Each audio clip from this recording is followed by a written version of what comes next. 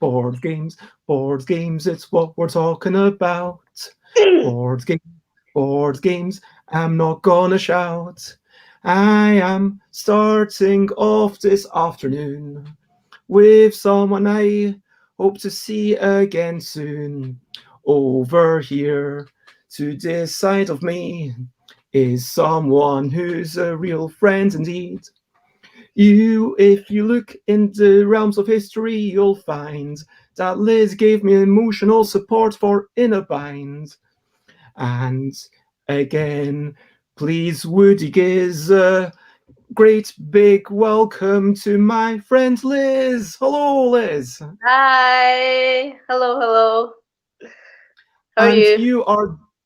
I am reasonably well. This is the second day of my extended live stream, and yeah, was like, this is, I'm so glad that I did not do what I originally thought of, which was just like doing like 12 hours or even 24 hours or something crazy like that. I think that would have been terrible.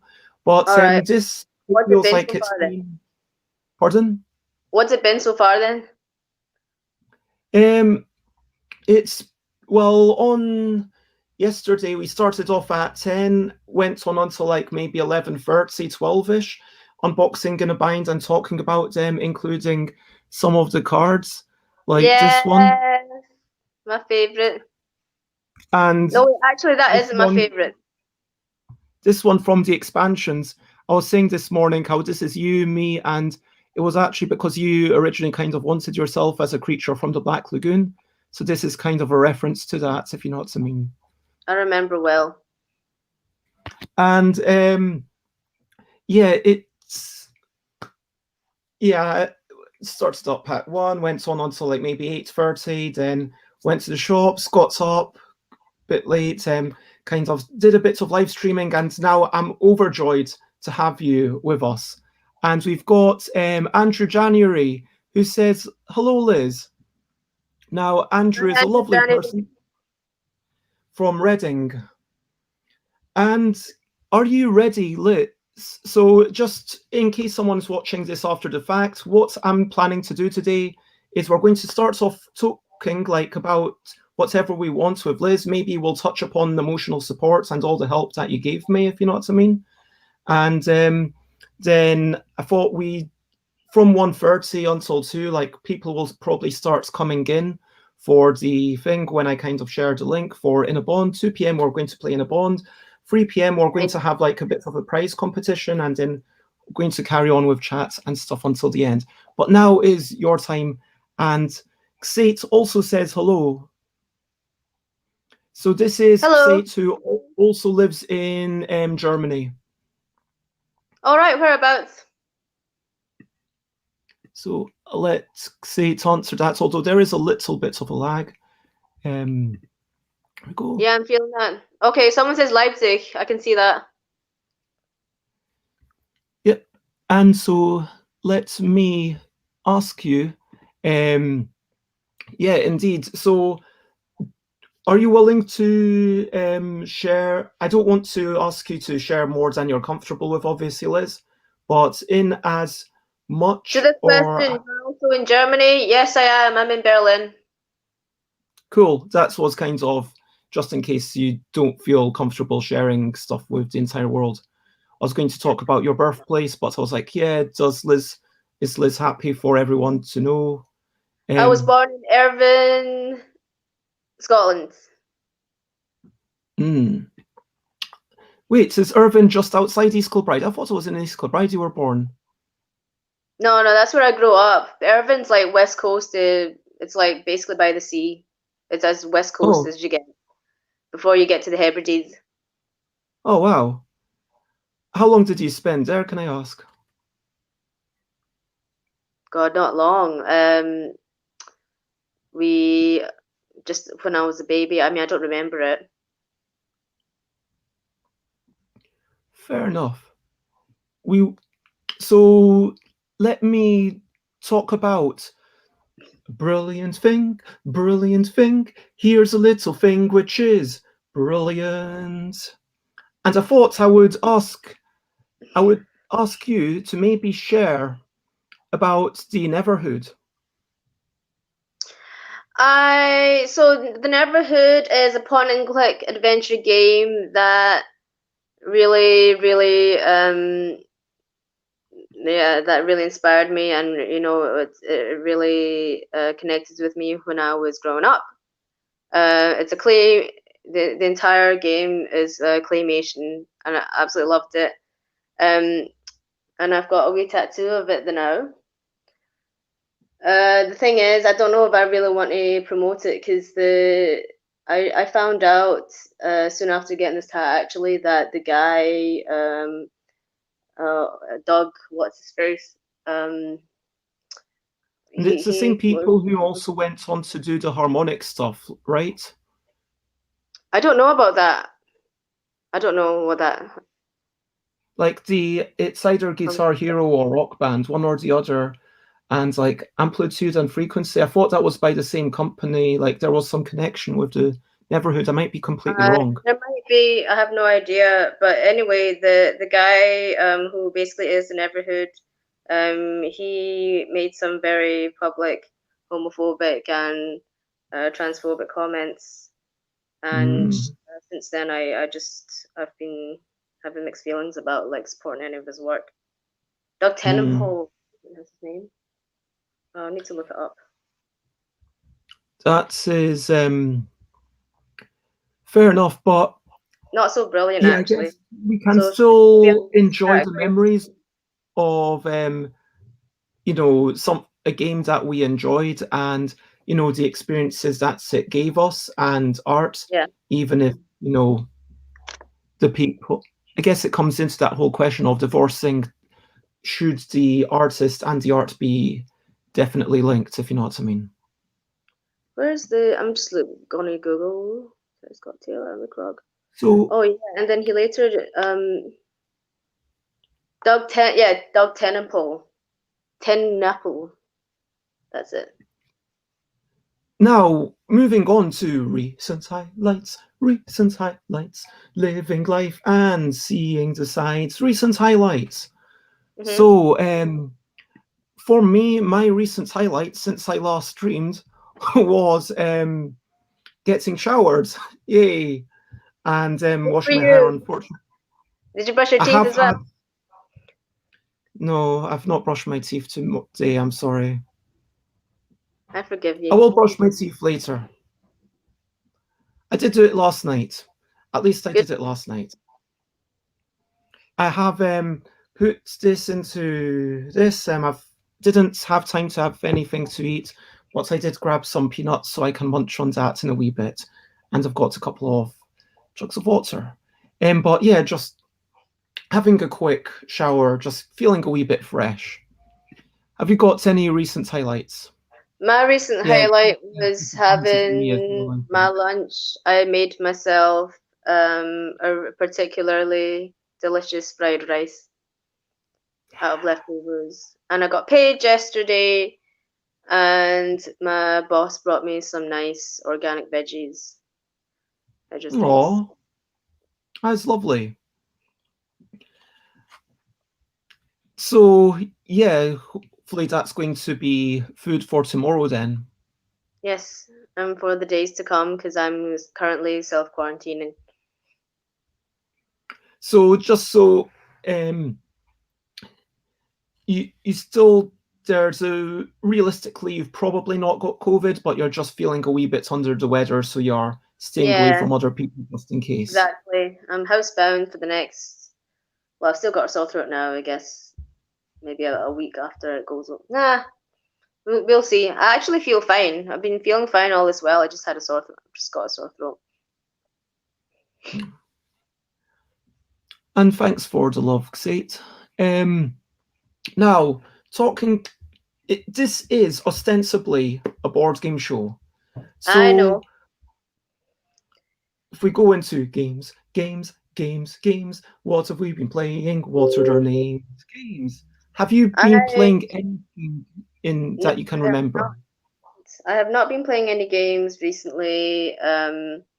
The last game I played was probably one of the ones you sent me, probably Kitty Cataclysm. I mean, you know fine well that I'm not really a tabletop game person. Yeah, and I think we should explain a little bit. So, Liz, just for a little bit of background, we met at a mutual friend's birthday party, Fraser Gibson, who Yeah, people might be seeing at 2 p.m. tomorrow, which I'm yeah, quite excited about. okay, Yeah, so Fraser is going to join in the Inner Bond, and which is the economic subversion of Inner Bind. all That's right. happening every day at 2 p.m. But anyway, so there was a birthday party. I went up. It was Fraser's birthday. Was it a sort of secret? Did Miquette set it up? Miket I would can't have, but I remember. don't think it was a secret. I think But maybe it was a anyways, secret that you were going to be there because you came up from London, didn't you? yeah. Yeah, so maybe that part was a secret, but the actual part itself, I don't think it was a secret. And so yeah, this is my wonderful friend Liz. Um, we met each other at that point, and then we kind of started chatting a bit more on the phone. This was back when I was working for an American supermarket company, um, until I think you found out that I was cycling whilst chatting, and then you didn't really want to chat anymore because you felt uncomfortable with that. I don't know how we even started chatting because I mind meeting you at Fraser's party and I thought you were rude and you rubbed me up the wrong way. But Mm. then yeah, there was a point we were chatting pretty much every night, always on your way home from work, and always yeah. And then I found out you were like biking and talking to me at the same time. What is that? um, can you say something, Liz? Hello, Oh shit, can you not hear me? my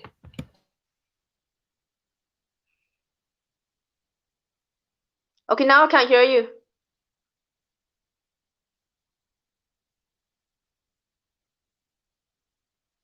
I can't hear you at all. Can oh fucking hell. texts. I would. Oh yeah, I couldn't hear you for ages. That you just like came in there. Oh, I put in the headphones. Maybe it's because they've got some microphone as well. That was messing things up. Okay, sorry about that. Um, yeah, someone's saying that they're hearing some alerts. I don't know if that's from your laptop. If there's any way you can turn that off, Liz. Oh no, yeah, that's what is from my laptop. Okay, I'll put that off. But anyway, so yeah, I do not text whilst riding. Would not text someone while riding. And maybe I'm on the side of the road or something like that. And but so let me take that off. And this is yeah. How did we then carry on our friendship? How did it evolve? Oh, the wonderful Liz. Aye, that's me. Um, I don't know. I can't. I can't mind. I think I probably started visiting you in London. I mind we went to Pride 2015. I think it was together. And then you probably came up. You came up to see me a few times. You came up when I was staying at mine when I was cat sitting in that flat in Edinburgh. You came out to see me then. We had a fallout. I remember. And you've come to see me in Berlin as well.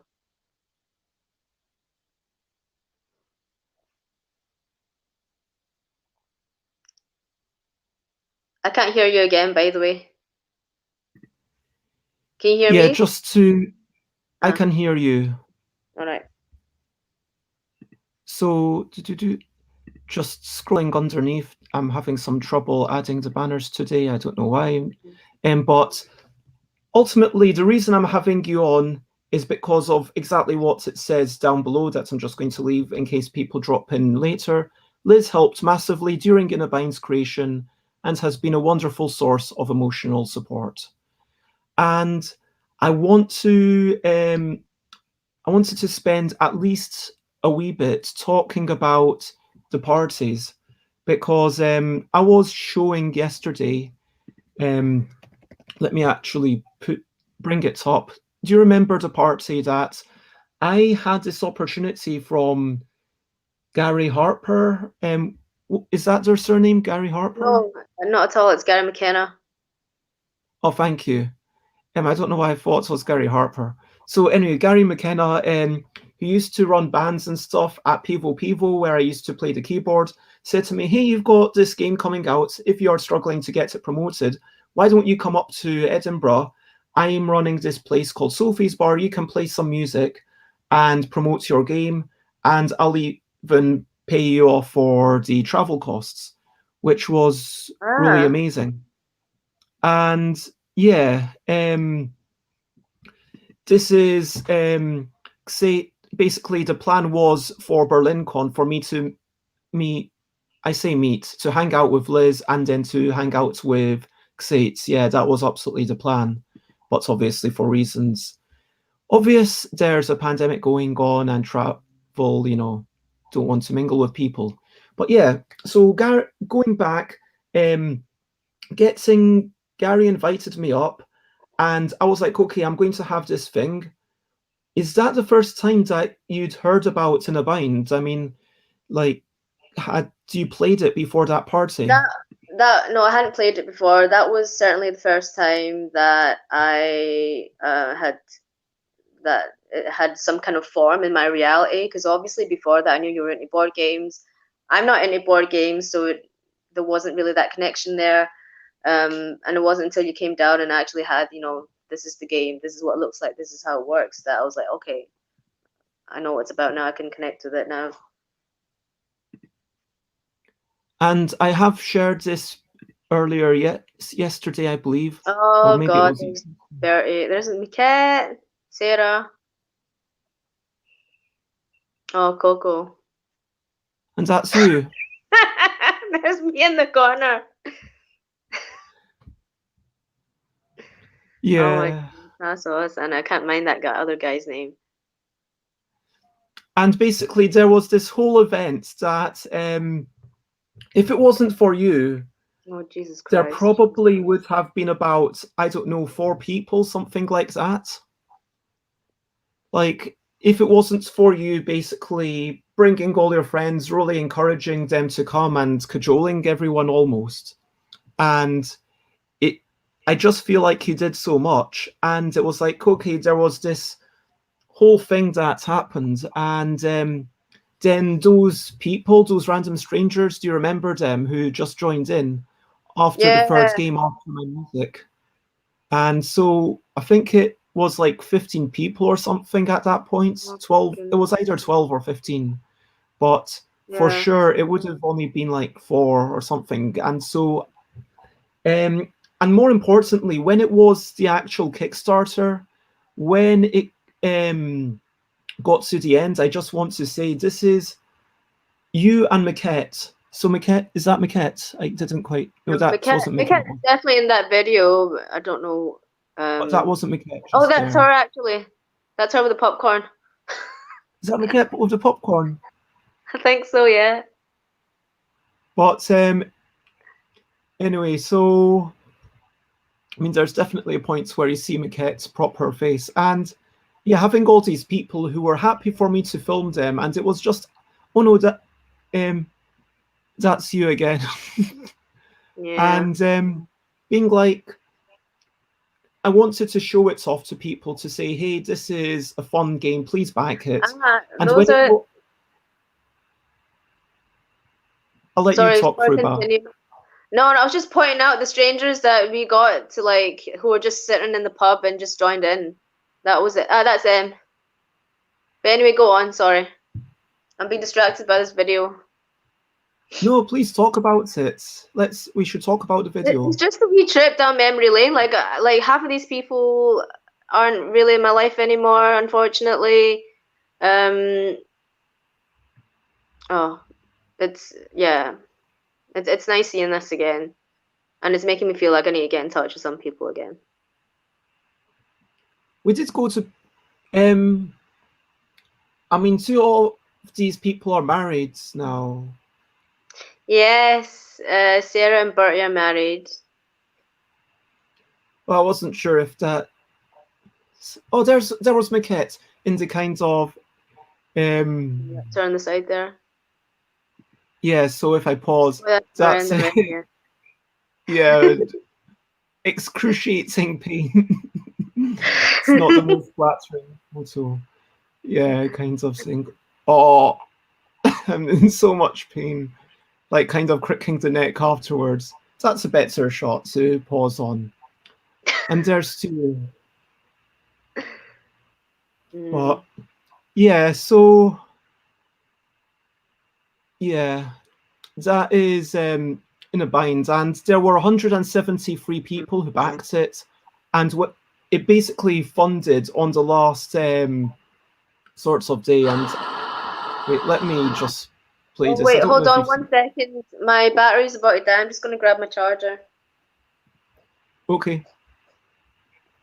And I just want to say that when it got to the day before the final day, so I had a 58-day campaign for In a Bind, and on the penultimate day, Liz and Maquette were saying, hey, don't give up. Let everyone know about this thing. Just tell people. And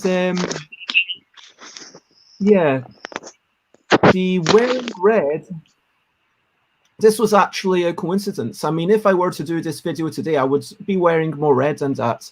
I mean, look at, yeah, I'm wearing like a blue and white shirt. That, but yeah, that's me with big shorts. I think, was either tights or leggings, and jackets and a shirt, and just going around some parts of London. That video as well. See, when you had that event at Sophie's, was that before or after the Kickstarter? That was in the middle.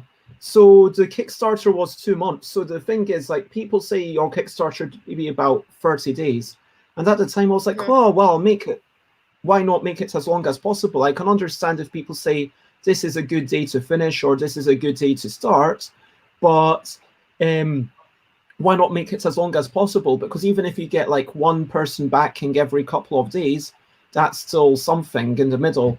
Because everyone says there's a spike at the start and then there's a spike at the end when people hear about it.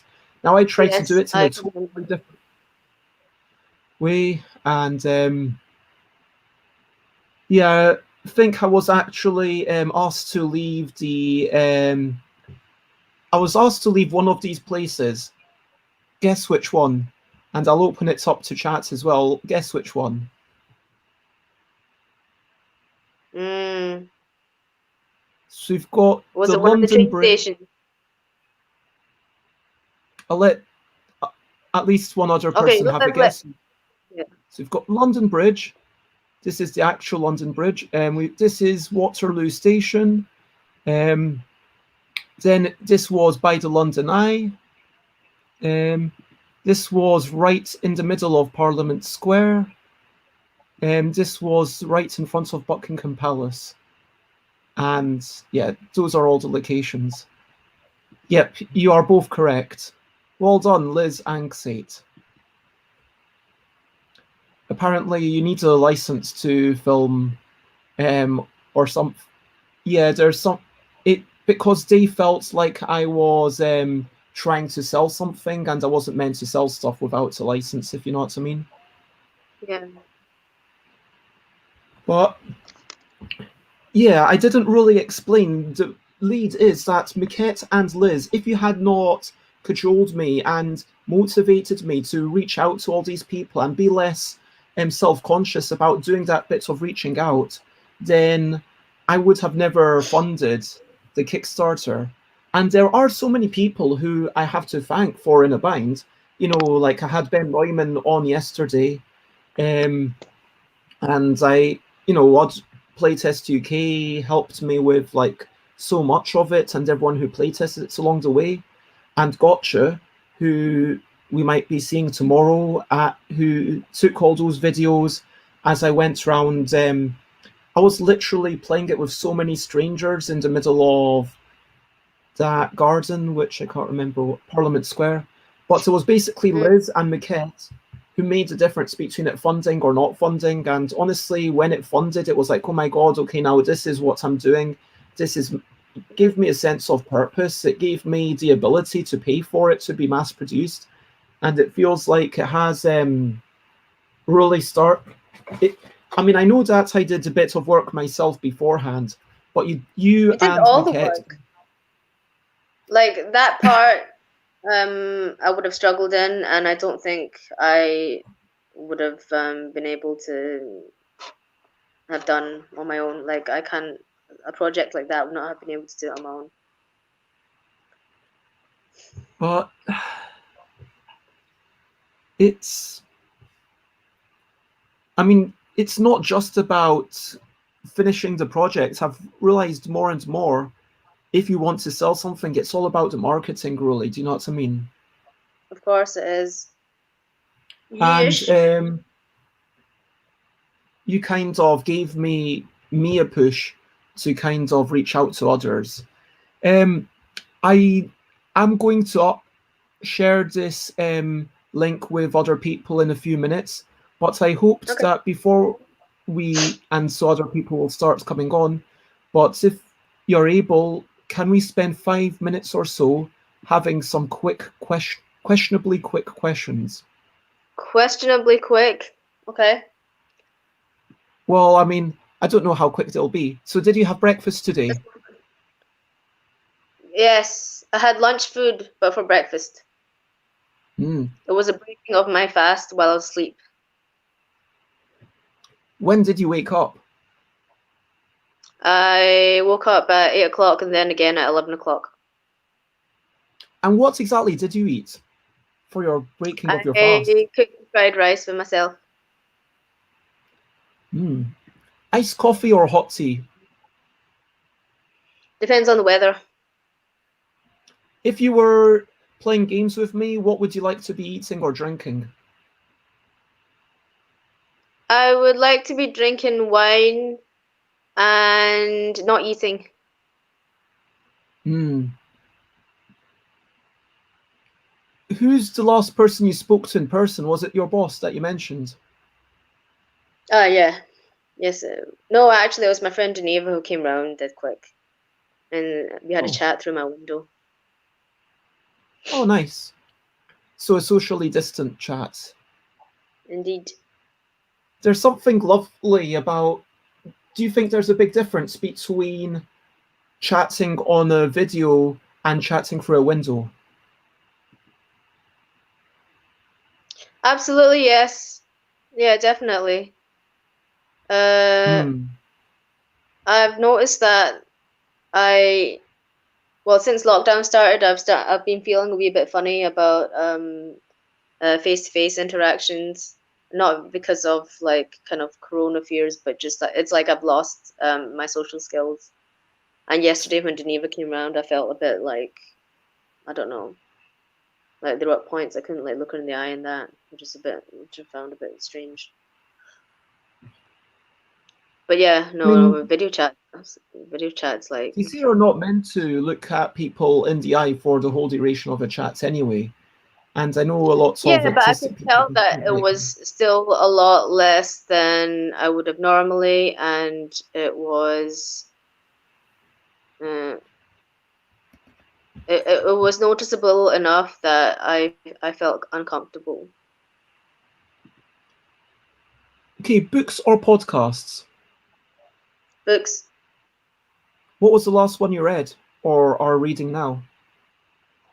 Oh God, the one I'm reading right now is that it's the tell-all book by Donald Trump's niece. Too much and never enough. Oh, Are you finding it? How are you finding that book? I'm not finding it particularly riveting. I regret buying it actually, but I'm reading through it anyway just because I've bought it. That makes sense. Do you remember the last physical game you played? Do you think it was Kitty Cataclysm? Yes, I it think you would have meant. been. If Mhm. you were playing a game like Pandemic and you had choices of colors, what would be your favorite color to play? I don't even know what pandemic is. That is how cut off I am from the games world. What colors are there in pandemic? Pray tell. But imagine you're playing a game and there's all the colors that you could imagine. What colors Oh, would you okay. play? I would pick pink because I'm going through a pink phase right now, as you can see. There is pink in Pandemic, luckily. It's one of the Okay, four there colors. I you think go. it's pink, cyanish, white and brown. Someone Oh, correct me. actually, cyan's a close second. I like a kind of turquoise color. So, do you have a preference between wood and plastic? Wood. Hmm. Art or rules?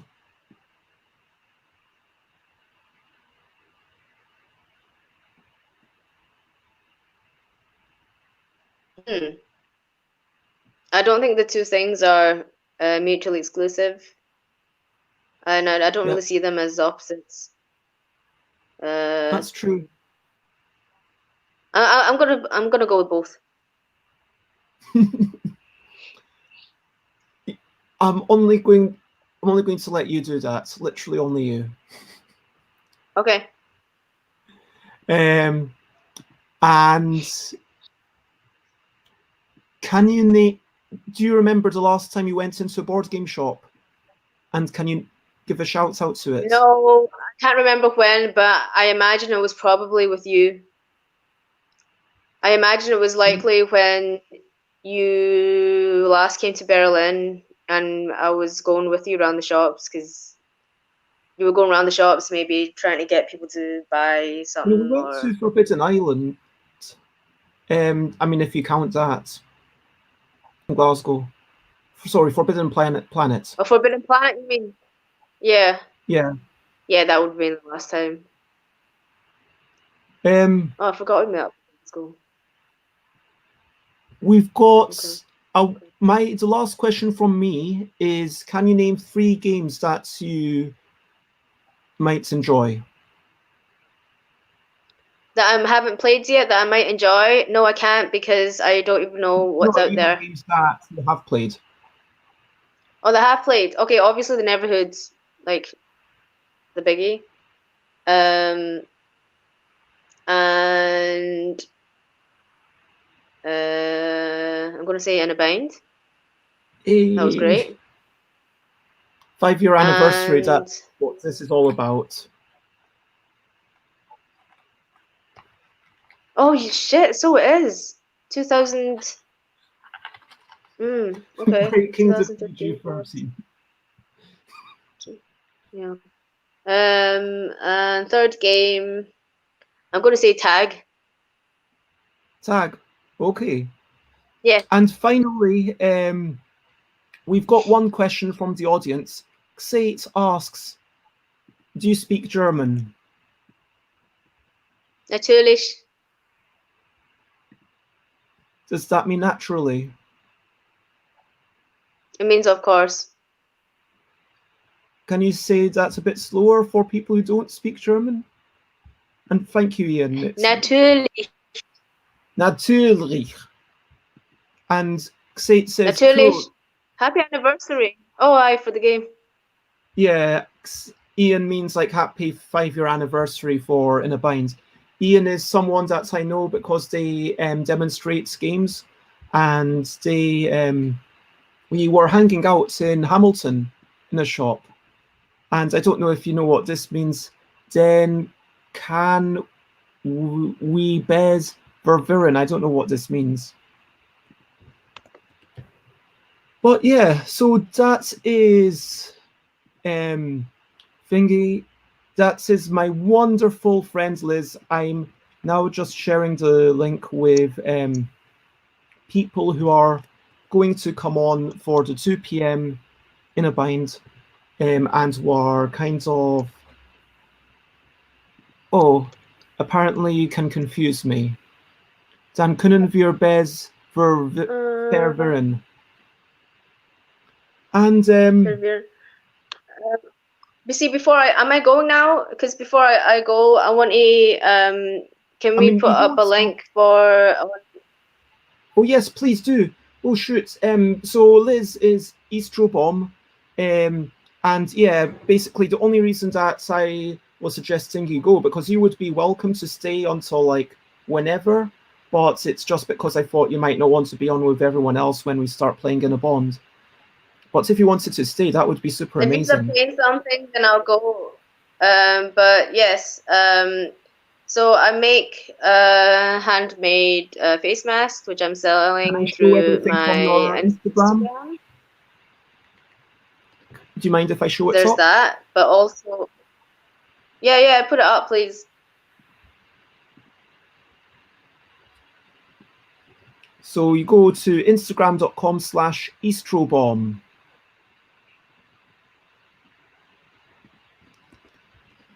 Then you're going to see stuff like this.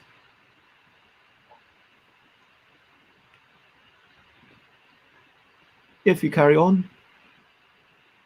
So how else can people find you, Liz? Yes, that's the best way to find me. Add me. Yeah, just start following me on Instagram. Send me a private message if you want to order something.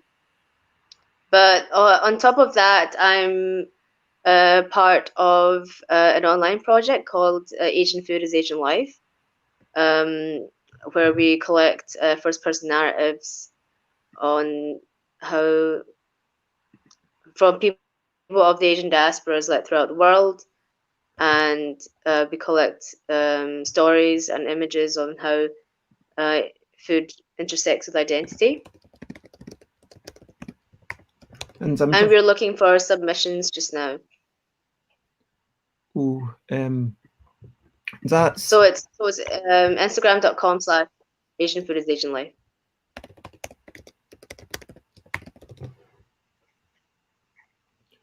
that's about yeah, sharing the stories behind the dishes. And what Some of it's about that, but some of it's about how perhaps food is a way to connect with places or to connect with uh, um, memory or cultures that are um, not available to you at the moment. yeah, and it's all in Uh, English or German. So if you speak either language, it's then in it's any amazing. language that you. Yeah, we have some submissions in German. We had someone from the Netherlands, but they wrote in English. It's really, we want to collect as many narratives as possible and show how diverse and far-reaching the Asian diasporas are. You know, some not all of them are in the big cities. Some of them are in like tiny wee villages and arse crack of nowhere. Um, we just want to like represent everyone. And I really love what you've done with this project. So Yes, yeah, and right now I'm trying to develop a zine. So right now I'm trying to develop a zine from this, and should be more on that soon if you follow the Instagram.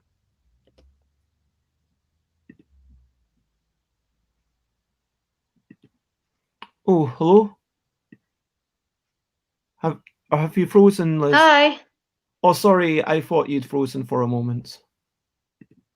I don't. And Ian Ah, says they're drooling now. That food looks delicious.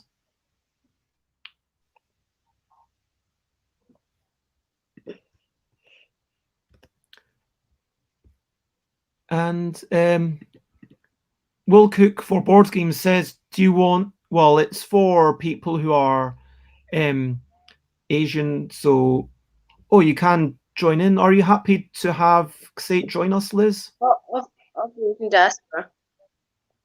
I'm just gonna go now, actually, if that's all right. But Sure. do you want to chat tomorrow as well? It would be Is that lovely meant to to be have the you on plan? tomorrow at the same time. Okay, I'll message you and we can do this. privately, let me know how you feel, like get me on WhatsApp. Lots of love. Thank you so much for joining us. And Yeah. yeah, I just want to share. I will carry on talking about this a wee bit after you head off. So bye for now, Liz, and lots of love. You're wonderful. Bye. Bye, Liz. Have I frozen? No, you're I not think I have. frozen. Okay, Bye bye. bye. So yeah, what I was going to say was, if you want, oh yeah, please follow the link if you want, Xate, and we can chat a wee bit as other people come in. Um, let me. So I really like this one, the one that Ian Cameron was talking about. The one that Ian Cameron was talking. Hello. Hi. Hey, how are you? Hot, but otherwise good. Does this one not remind you of a particular game? That's the one that I comment on, that I really liked it. It has a little bit of an Azul feeling, doesn't it? Oh, sorry, I mistook your picture. I don't always pay enough attention to the names, so I thought that it was Ian who said it. Yeah, that's what I was thinking exactly, like Azul.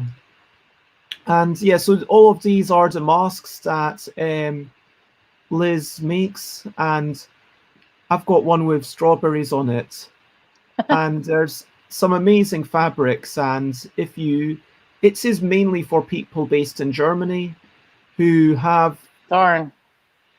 wee bits of money and are looking for a pretty mask.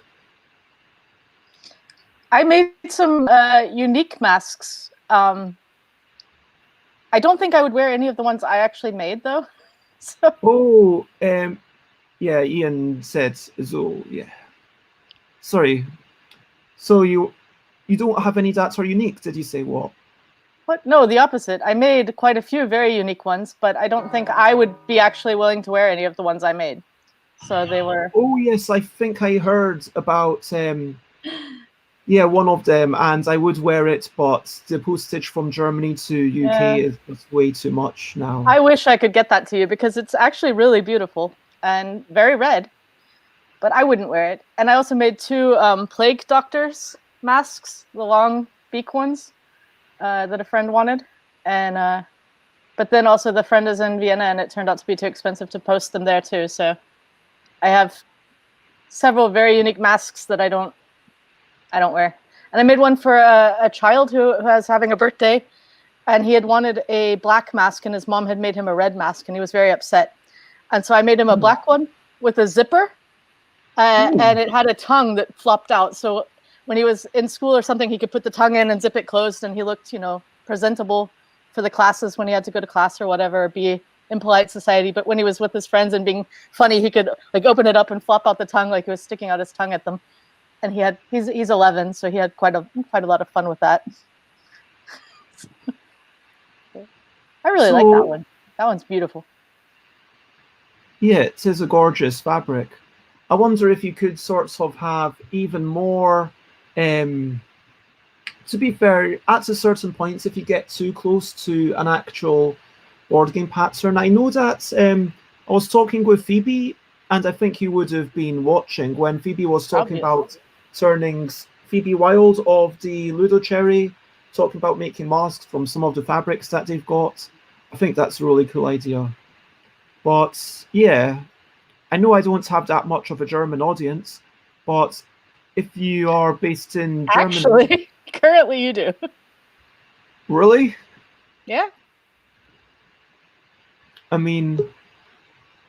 Don't know if any of them are online right now, but several of my German friends Matt. subscribed the last couple days. So hello, Matt. So Hi. this is Matt from the Offline Gamer, and That's right. We were just talking about masks, and this is masks from my friend Liz Chu, who supplies mainly Germany. When I say supplies, it's like a very small fraction of Germany. Like, these are all handmade, bespoke masks, and yeah. Do you have any pretty masks, Matt? I bought one a few weeks ago from Etsy, which is just a black one with lots of dice all over it, which is very nice. They are becoming more and more a fashion statements, aren't they? Whoop, we've got Tom loading up the thing. Hello. Hello, Tom. Your camera isn't working right now.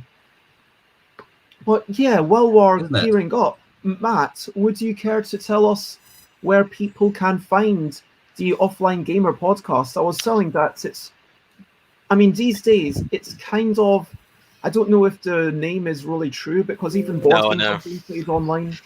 Yeah, it's too late. It's been 5 years now. I'm not changing it. Offlinegamer.co.uk or Togcast, TOGcast on Twitter, Facebook, Instagram. And this month is our 5th anniversary, actually. We started in August 2015, not long after we attended our first UK Games Expo, which was not long after we got into the hobby to begin with. Are you happy for me to flick through your Instagram quickly? Yes, go for it. Is someone running an old school printer? Yes, I heard that as well. Okay, so it might be a mobile phone. Let me put my phone over there just in case. There's Matt, and I believe that's Ray. That's Ray. Hey, that's 2018. How far back does this go if I keep... Oh, I don't know. I can't remember when I created it. We're going to have a trip down memory lane. Yeah. Ice Cool, that's a great game. Oh, it was fun. Do you remember when they brought that out that year? And yes, we had a nice meeting with promotion as well. Oh, that's going way back. Ooh.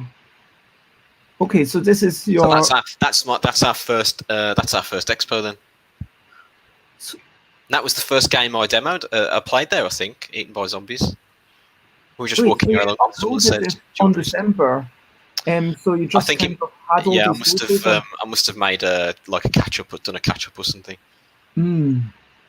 Certainly looks like it. That's my haul that I got. DVD. Did you get it from Doug, the person who made it? Yeah, I got him and the guy to sign it. I've got signatures as well. It's a great film. That is such a good film. The Next Great American Game. It's a film not just about board game design, but it's also about depression and mental health and kind of following your dreams. There's so much really serious stuff going on in that film. Well, that's the mental health aspect of it was. I mean, you've heard me talk about my history of anxiety and depression before, so yeah, that's what drew me to it as well. So. Yeah, I've got to be honest, like watching that film for the first time, I literally cried. I mean, it was just so much of it was resonant. Yeah. I got in touch with, they managed to get the game finished and it's published now, it's available.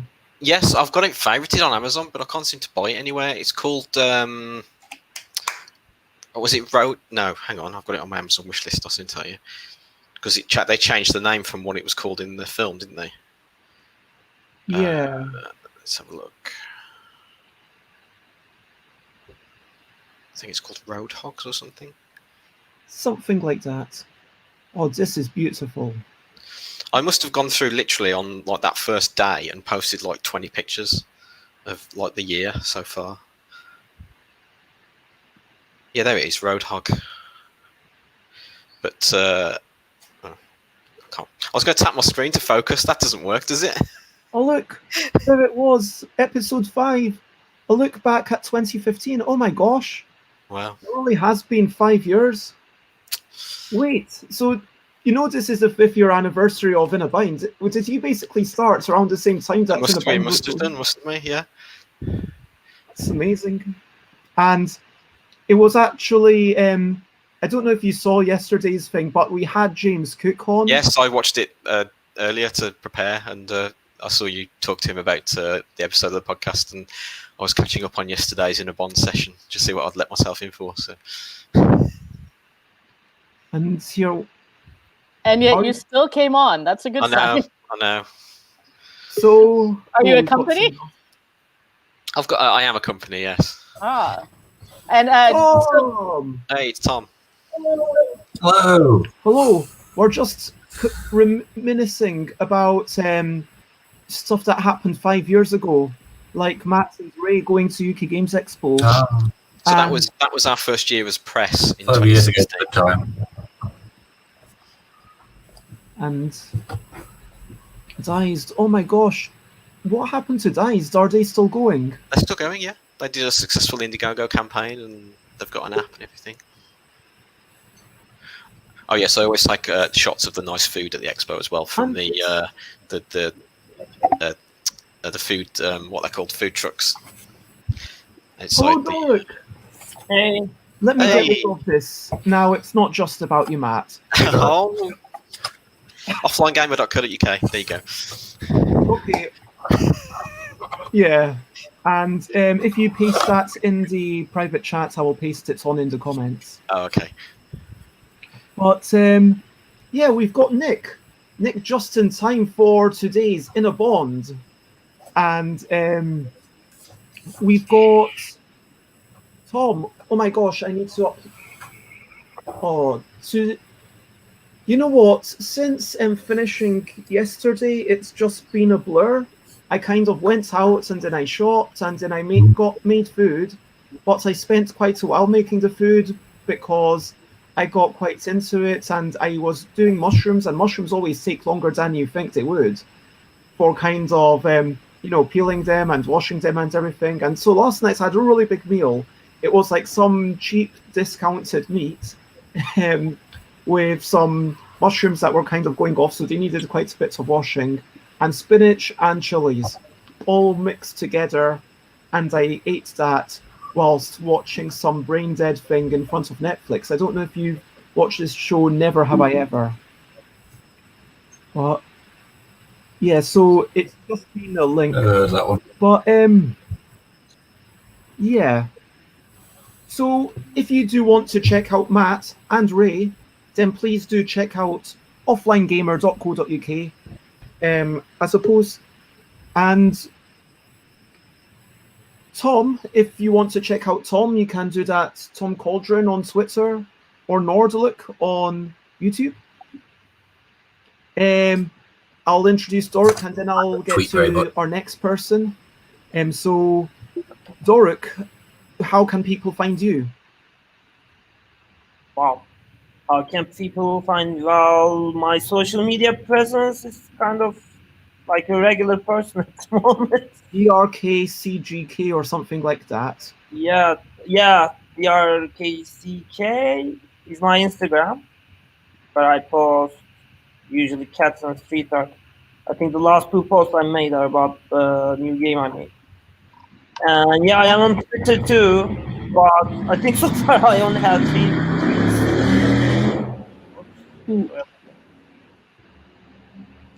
Yeah, on Twitter I am DRK Twits, TWRK. So this is Doric's game, which has been published. Many congratulations, Doric. Thank you. And quite new right now. there we go. Cat joining in, and these are games from Turkey, where Doric still hasn't managed to get back. Oh, there you are. Last Oh, it's a year. game about food. Oh. I'm excited. Yeah, that's from your stand in UKG 2018, I think, I think that's nice. or 19. Yeah, 19 it Not says. 20, sadly. That was the last outing of the Cat Gallery, possibly ever. We'll have to see what happens. Why? No, you could do that Because again. it takes about 5 hours for 5 people to put it up. That's why. Oh. Hello, Mandela. Hello. Hello. Good afternoon, everybody. Yeah, it's crazy times, isn't it? These times that make you forget what time of day it is and where you're meant to go and who you're meant to see. And, you know, if you're in the UK, you get told at some point late in the evenings that you might not be able to open tomorrow. I don't know if you saw Dave Salisbury's post on that. I did not. So if you're friends with Dave Salisbury or Fanboy Free, or even if you aren't friends, if you follow them on Facebook, Dave posts a lot. Dave is quite a socialist, and Dave is open with their opinions of the government, let's put it that way, and is willing to call someone, if Dave believes that someone's racist, they're going to call it. And yeah, there was some really weird kind of stuff being mandated to people in Manchester. Yeah, a real shame for those looking forward to celebrating Eid, I think. The way it was sprung on them, certainly. Anyway. I mean, that was basically the discussion of whether it was a xenophobic thing basically against Eid. I hope not. I hope not. Anyway, how are you, Bez? And a happy Bez Day as well. Thank you. I've worn some red in tribute. There we go. Yay, red shorts. So I got some weight. I wouldn't be allowed to work at my stand, but if you were to work at my stand one day, I would offer you a t-shirt. Just because, I don't expect you necessarily to buy your own. I'd be like, okay, here, Mandela, just to get you started, here's a t-shirt. Good contribution. No, I'm pretty sure I have red somewhere in my wardrobe. I'm sure I have some vibrant reds as well. In fact, I have. Yes, I've definitely worn all red in the past. I used to have red shoes, red trousers, and a red top, for which I remember getting shouted at in the streets of Dundee for wearing my pajamas about. I used to have to wear a red shirt in my day job, so never again. I used to work at PC World when they wore red. Oh. So I can show this picture, which is quickly, before we move on, of Mandela's new game. Now you are also a published board game designer. Congratulations, Mandela, to in your fact, I think I have a copy. Wait, there's what the finished version looks like as well. Dodging it around. Sorry. And so now, hello, Rose. Before we move on, Mandela, if people want to find you, where could people find you? Probably the best bit is on Twitter now that I'm using that, which is, I'm having to look at Twitter to find out my name, FG Mandela. Fairly straightforward. If you come across my full name anywhere, I don't think there's any other Mandela Fernandez Grandins in the world, so yeah, it should be fairly easy to find me on anything using that name. There we go, there's my Twitter. So feel free to follow me there. You have been followed. People are already starting to stalk you. I say that, sorry, that maybe I shouldn't make jokes about that. But and Andrew January says, hello, Doric and Mandela. I miss seeing you good folk at playtests. Oh yes, indeed. It's a real shame. That's one of the things I've really been missing out on with this lockdown, is not being able to have that casual catch up and see what each other are working on and see how each other are doing. So yeah. And Rose, did we meet at Playtest UK, or I think we possibly met somewhere else before? No, I think we probably met for the first time at Playtest UK because I hadn't done any conventions or anything before that. So, yeah. It was quite a long time ago now, like 3 years or something. When we met, yeah, you were an intern for Inside the box, company yeah. as Inside the Box. Yeah. And I believe also you've got something that's being released this weekend, right? Yeah, we've got a game about being a Viking and fishing, mostly fishing. But yeah, so that's been released by someone who's also a London designer. I don't know if he ever took it to the London playtest group, but yeah, it's called Scorer and it's on the ITB web store now. A bigotry plug over. And I got the chance to play that also at Royal Festival Hall. Oh, sweet. I think everyone here, I'm sorry, Matt, to leave you out. Tom, have you been to Royal Festival Hall, Tom? No, Okay, I don't think I have. so you're not the only one, Matt. Okay. I'm a bit too north. I mean, I flew over to London from Germany Oh, okay. only to go to Royal Festival Hall and play this I've got game. no with excuse friends. then, have I? just to clarify, I mean, that might be a slight exaggeration of the facts, but it's basically the story. that's what we're going with. Yeah. Okay, so Nick is all ready for this game with some coffee and 2 custard creams. Ooh. Only 2. Ooh, pushing the boat out. Well, apparently 2 is the right number. You don't want to go crazy with custard creams. But there's way Oh, more I than don't 2 know. of us. Did Nick not bring enough for everyone? Yeah. Yeah. I'll So, have a bourbon, please. I let like me- custard creams. I think they're a bit underrepresented. so But yeah. Custard now cream. that we've had some introductions, apparently it was free, but you start with 3 and then you kind of have one on the way and then you Ah. arrive with 2. So now we've got everyone here. I might be actually trading today. I know it's like a bit weird. I'm both hosting and running the game and trading, but I promise I'm not going to cheat. I might even pop my phone in just so I can pop my thing, or people can just trust me. I think I can trust you. Yeah, you seem trustworthy enough. I don't know. I mean, as a fellow trader, I think there's shenanigans. I think you should be a Everyone's- company, just to be sure that there's no shenanigans. Okay, let me. Maybe I will. Just because I've got now. Now I've moved it back. You can see that thing. I just realised that it's actually visible. Yeah, this is the place where I put the camera. By camera, I mean phone, and then it points down. It's the modern technology. It's holding things, and also phones taking shots. Crazy. Lightweight cameras. Are they not amazing? So remind me, who is Yeah. going to be a company? Oh, there's only 2 of It's only us. us. Okay. I'm happy being whatever. Could as well. Putting mats onto the bottom. Ah, Dork, you want to be a company? Sure. And Tom is going. Wait, who's a trader except for me and Sate? Is everyone a company? Could That's that work? fine. Yeah, let's do it.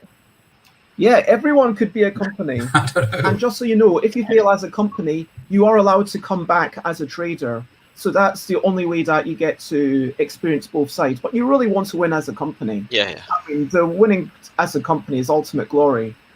So, I feel like I'm at a disadvantage. You know all of the companies personally, and I do not. Can I get some insider information on these people from themselves? Like, should I be betting on you? I work in IT. I'll let you figure so that no. out yourself. Next. Are IT people not known for their flexibility? Is that? I mean, I didn't generally realise that not. was the thing. Yeah, I mean, flexibility-wise, I learned to touch my toes in lockdown, so that gives you an estimate of how well this is going to go on my side. I certainly- I am not very flexible, but I'm Whether I very still- determined. Determination is good. Okay. Tom, should we be betting on you? Maybe. I don't know. I have weirdly sticky skin. That would be helpful, but I don't. That was important yesterday, definitely. What about you? I'm not sure how to pronounce your name. Doruk, or how do you say it? Doruk. Doruk? Oh, Do yeah. we have to pull that face when we say it, Doric? We're off to the side. Rastin, yeah, of course. Sure, why not? Should I? Hey, you can still see me. It doesn't matter that you see that and that. So this is the bits of paper. So I'm going to basically make a note of the companies and their colors. So the colors really do not matter, but we've got red, green, since I'm showing the things, white, yellow, Green. blue. Oh, wait, do I only have 1, 2, 3, 4, 5? 1, 2. Oh, that's the perfect number. Brilliant. Who wants to bag say the best color? Roses. I am wearing the best color. I feel because she's wearing it and the red background, it Yeah. only seems fair. This was not Yeah, that's fair intentional, enough. but very Really make appropriate it for Bed's Day. I thought you were trying to camouflage in there Yeah. in case it was an aid to the game. Can I have green? Yep. That actually, that does kind of influence my decision in who I'm going to be buying shares in. Matt, do you have a preference? I have like a whitish background here, so let's go white.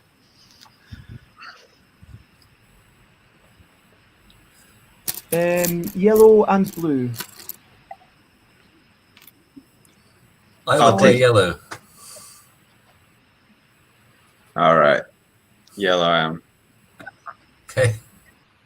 And I'm just going to draw some spaces to remember how much money and what stocks Sate and Bez. And are we playing?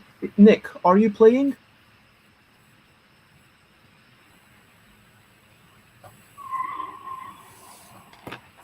Hopefully it will not take too long for...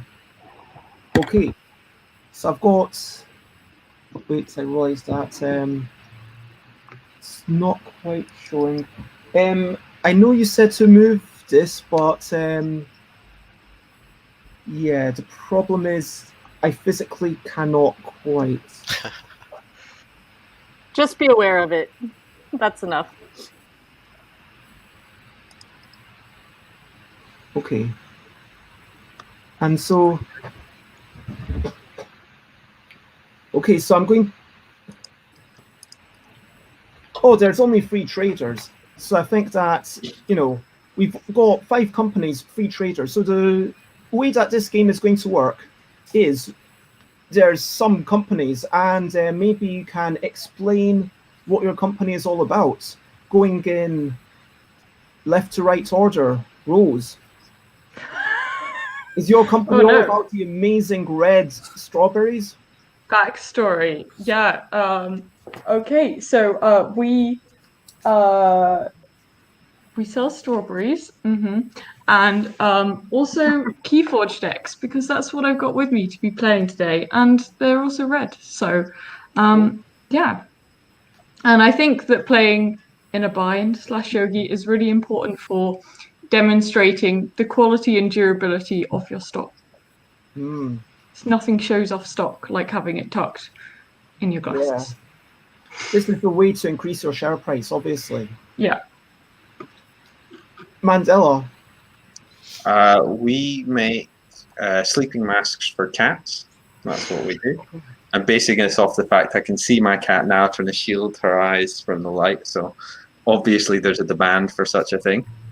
So we sleep in masks for cats, perfectly made to accommodate them. And today we want to show off how flexible we can be as a company, because we think that's important and should give any investors some confidence. Now, Tom, the blue company.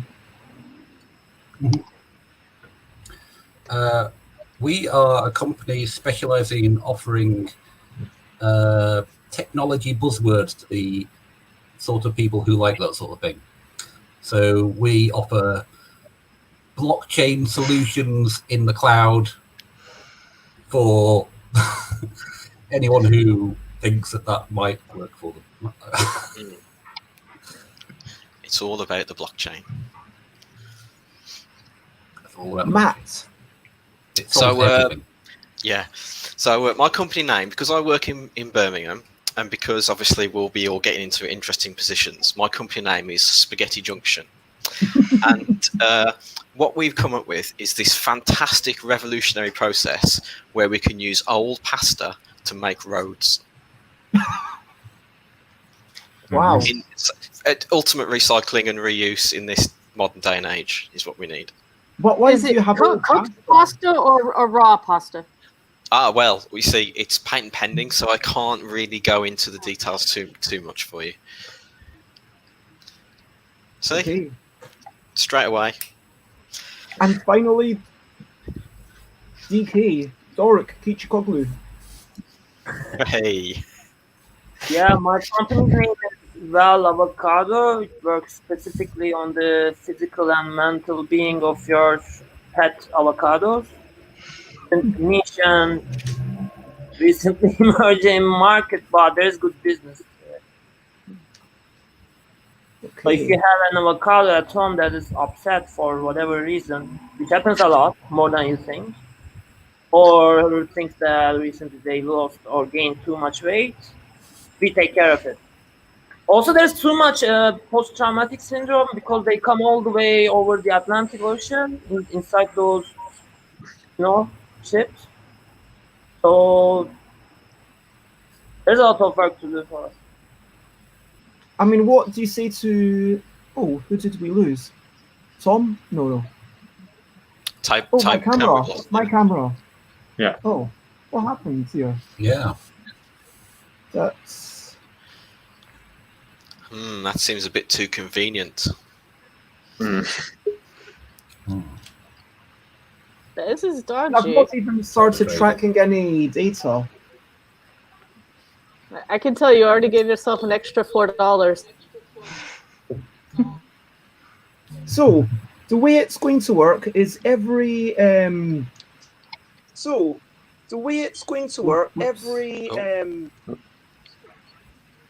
Oops.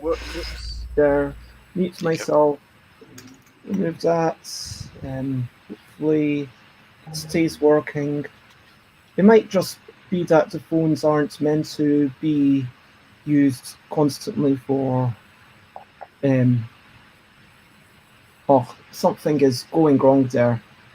I think you're just going to have to trust me, people. I'm sorry. As much as I did actually like the notion of showing you the information as it happens. And it did also mean that everyone who was not a trader was on the bottom. So, Yeah, that would happen.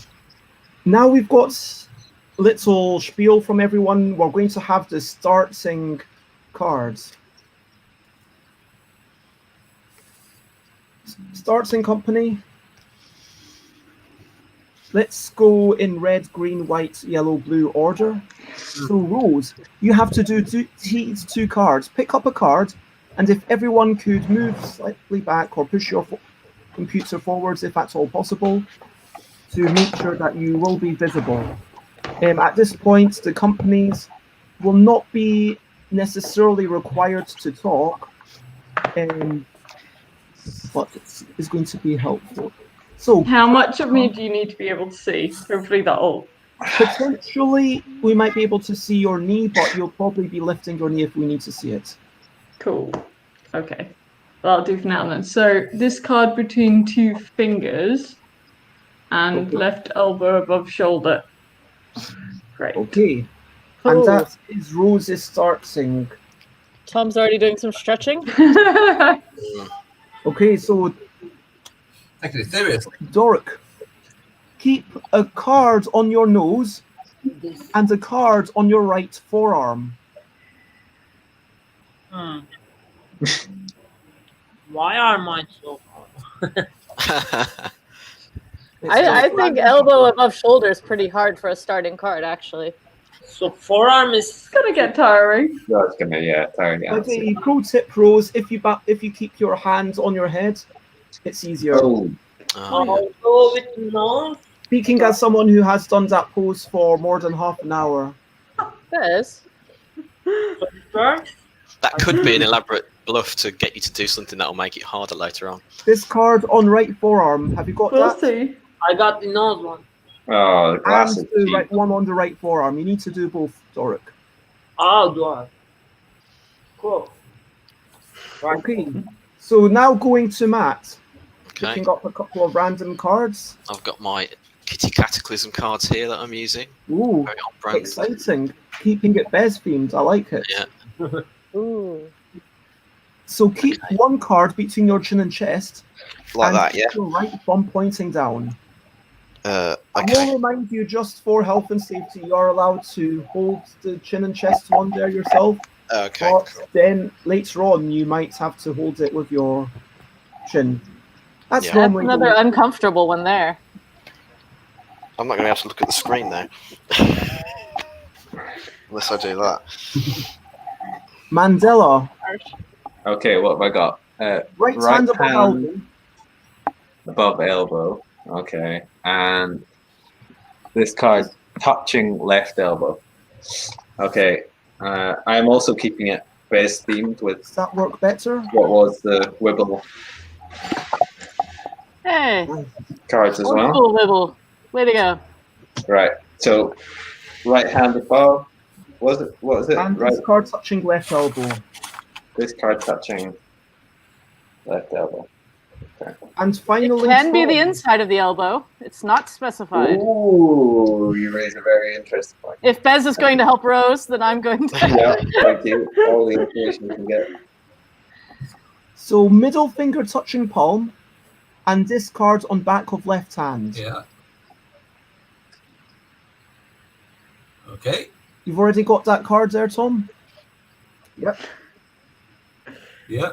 Okay. And Easy. hey, Andrew, let me know if you want to jump in. There's still time for there to be more people to come in and invest in these companies. Why would you I want to? agree, Andrew. Shenanigans. The camera went out, and suddenly. So, starting with Nick, who would you like to buy shares in? You're allowed to buy up to 5 shares. So basically, as a company, all you're going to be doing is doing the cards that you're told to do. And, companies are just fumbling through. That's the way of the world. And if you manage to get your share price to be 15, then you automatically win. Now, as a trader, we are trying to buy shares when it's low and pull out before a company crashes. If a company literally collapses, or even if they just fail or a card falls off, then that's it. And their stock price goes to 0 and you lose any stock that you had in it. So Nick is going all in on math. Oh, All right. wow. 1, 2, 3, 4, 5 shares. So the share price is dictated by how many cards you currently have. Andrew, if you want to join in, whoops, that's totally fair. So it'll be Nick, Sate, and myself. Sate, who are you sharing in? Whew, I mean, this is tough. I would like to take 3 shares in Mandela, please. Okay. Please stand And- on board. A share in Rose and a share in Tom. 1 share in Rose and 1 share in Tom. Okay, I'm thinking, oof. What happens if the market crashes and I lose everything? Did we have any rules for that? Am I just totally out the game? Yeah. You go Okay, broke. I'm going to have 3 shares in Doric and one in Rose, and one in Matt. And that's how I'm spending my money. Now, this game, we're playing slightly different rules to yesterday. The number of shares is not limited. Now, every turn, I'll be the first trader who's operating. I look at this card on middle finger and left hand above elbow. Who do I give these to? I'm going to give this card on middle finger to... I'm going to give both of them to Doric. I think you can do it, Doric. It's all... Use the power of the avocado. Okay, left hand. That's the easy one. Yep. And now... Oh, it dropped below the elbow.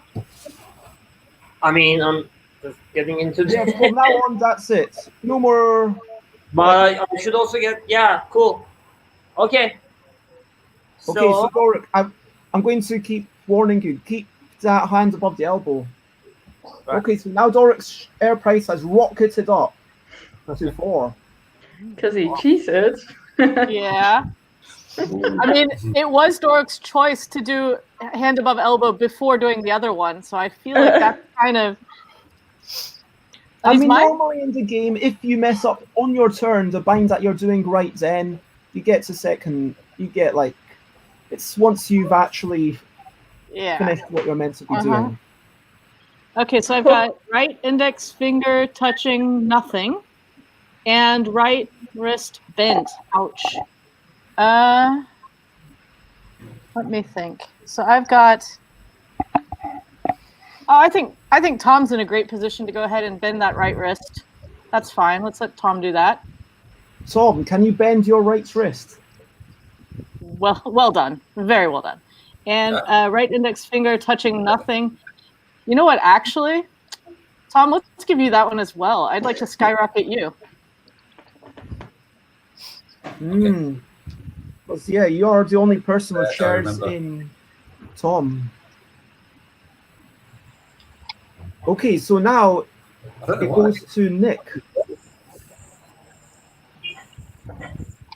Forgotten what my rule was. Elbow's just above the shoulder, isn't it? Rose is red, left elbow above shoulder, discard between 2 fingers. Yeah. So Nick, you've got to choose who has to do these cards. You can share them between 2 separate people. Ring finger touching palm and discard on right shoulder. Tom, please put a card on your right shoulder.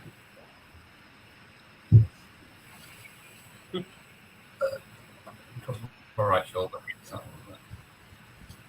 Trying to sabotage Tom, but it didn't work. Tom's gone up to 5. And who's getting ring finger touching palm? Oh, and then put your ring finger touching palm. Okay. So that's also on Tom. No, sorry, Mandela. Mandela doesn't have to collect a card. Mandela just has to have the ring finger touching palm. Which one's a ring finger? I have to look at the picture to remind myself. It's the one next to the pinky. This one. Next to the pinky. Okay, got it.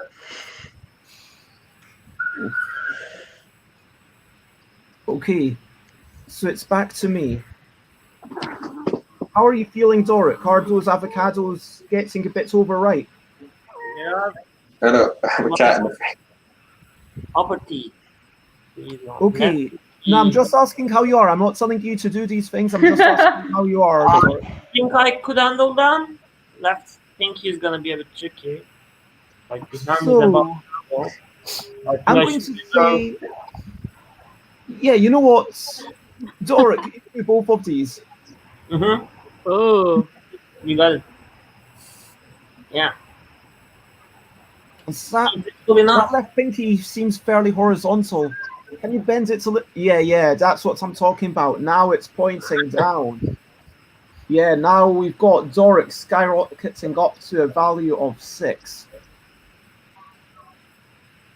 Oh, okay.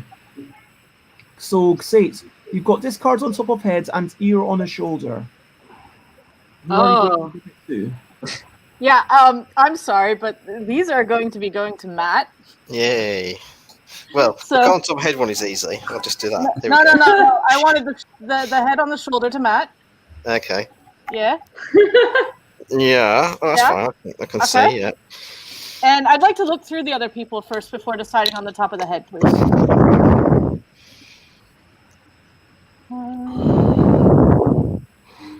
Okay.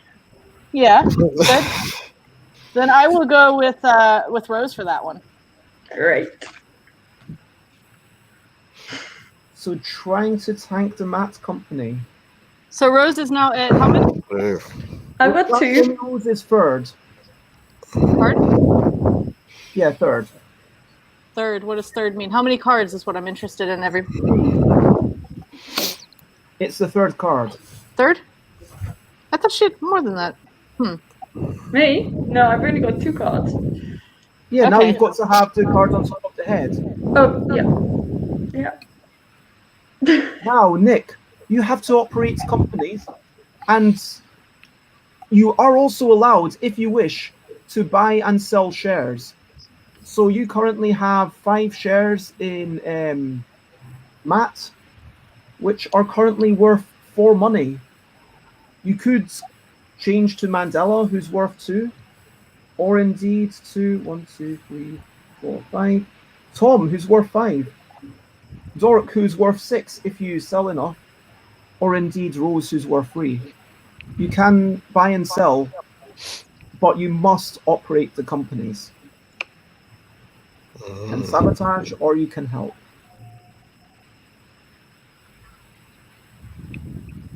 Nick's sticking on shares. Oh, great. Nick's got lots of faith in you, Matt. Yeah, someone has. So who are the okay? Omsi? That must be me, I think. So I'm not sure what this means. Omsi. Oh, Tom. Oh, Tom. Tom, please get 2 arms touching. Easy. You know, you just helped increase the sock value of Tom. You're just making life better for Tom and Xate. That's okay. I only have 1 share in him. It's no big deal. And right palm face down. Who's doing that? I could get that one, but it's already suitable position. Matt, get your right palm face down. Okay, so I've got my thumb down, so I'm going to have to go like Ouch. that. Yeah. Yeah, that's exactly what I'm talking about. Yeah, I'm putting it on my arm there. Are you okay? Like, just to remind people, Yeah. if you're feeling an actual physical pain, then please, do feel free to stop. I didn't be an numpty, as it does say in the original rules of In a Bind. Oof, I am so tempted to sell something. What? Wait, that was... So, Doric is on 6. Rose is only on 3. I'm going to sell... Actually, I'm going to first... So you are allowed to buy and sell either before or after operating the companies, is what we decided. Oh, this is the cards that was taken out of Yogi. Did we decide Doric, that? right hand, right of elbow. Technically, we said we were going to talk about it before we played again, and then we didn't talk about it again. But sure. Well, the rules are, just for clarification, because there were a couple of things that weren't quite clear. At the end of the game, the companies that are surviving, you get that amount of money automatically, and you're allowed to buy or sell before or after you operate the companies.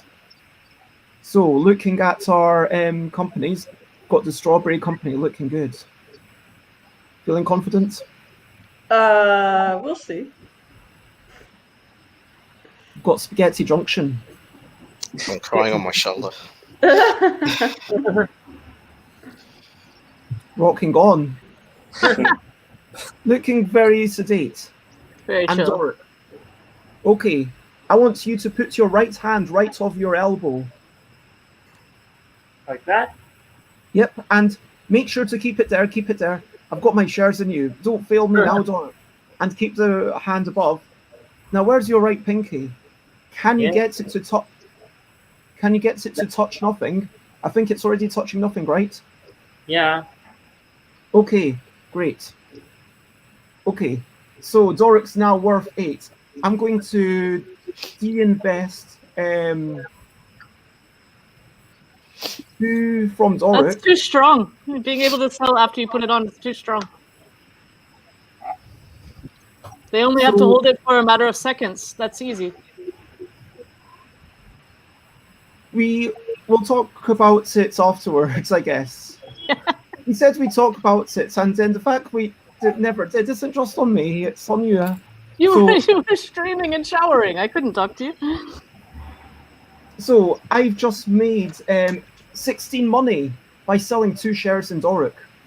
And using that 16 money, I'm going to buy 5 shares in Rose.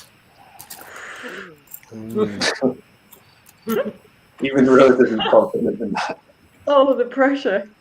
And I get 1 money left over. So now Nick and I need to tank Rose. I didn't want to tank Rose, but... So now it's Sate's turn. 1 finger touching ear and... What's the other one? Right elbow touching torso.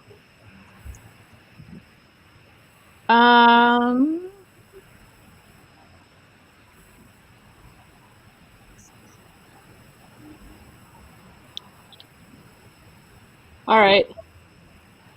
Let's give right elbow touching torso to Tom. Okay. And I'd like to give... So Tom, have you got your right elbow touching your torso?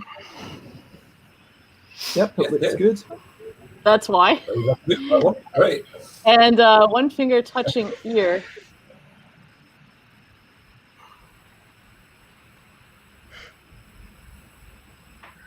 I would like to...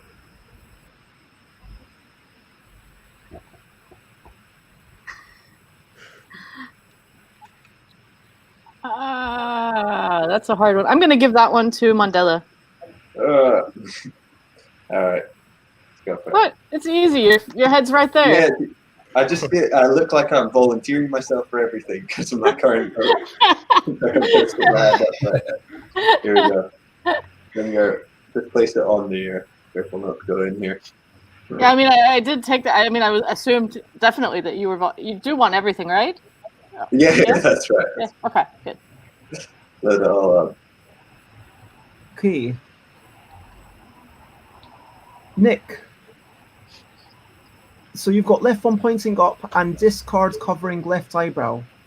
And Nick makes the point that Mandela looks like a BBC reporter. Just I do. This just in from the desk. Okay, so if you're selling and buying now, you can't sell and buy afterwards. So you are selling 2 shares in Matt. Let me double check. Sensible. Someone's So going Matt to is take that. worth 5. So selling 2, you've got 10 money. What are you going to do with that? So just to clarify, Doric's worth 8. Rose is worth 3. Mandela's worth 3, and Tom is worth 7. Are you wanting to buy anything? I've got another... For 10 money, I'm going to save 5 and spend... 5. No, Mandela's only 3. So you could buy 2 in Mandela and save 4.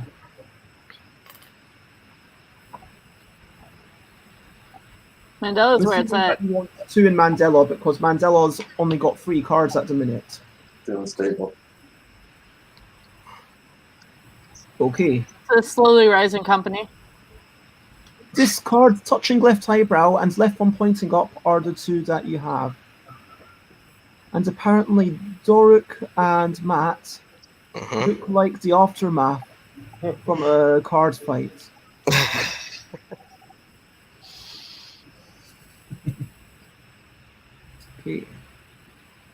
So left thumb pointing up, discard touching left eyebrow. Rose, Oh no. please Okay. get the card and puts it on your left eyebrow. Oh, that's not so bad. The Yeah. right arm is just for moral support, by the way. There we go. Are you sure that sense, like, can you jam it? Well, I'm just giving you random tips. to jam it. That's okay. Capitalism's not fair. Okay, Rose managed to do that. Now, who's got to do the left thumb pointing up? Matt. Yay. It's already done. Thank you One for up, one not down. making me do that. One up, one down. Look how enthusiastic he is about it. Yeah. I don't know, he's kind of split. Okay, so now it's my turn again. I'm starting to slightly feel sorry for Matt. I haven't been able to look at the screen for 10 minutes. Whoops. So, hand on a knee and one finger touching nose. Okay, I think Rose, I reckon, how do you feel about this? Hmm? I think you could do both of these, right? Oh my god. Okay. Maybe. What? Hand on knee, one finger touching nose. Okay, well, I need one hand to keep this on my head. No, you don't. You have headphones on. I do. Okay. Let's rearrange a bit then. Okay, so that's under my headphones. One hand on knee. Yep.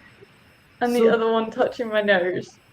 Can you sort of, maybe you could sort of do this. Pro tip, like, if you do that, it might be more Oh. comfortable, I don't know. Very, oh. No!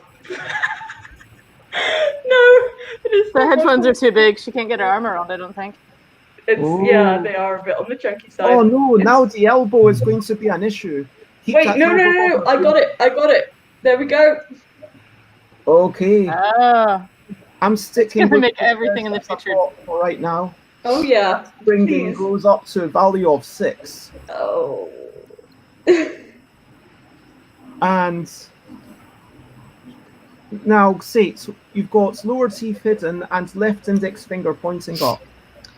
first, Mandela's still at 3, right? Yep. Okay.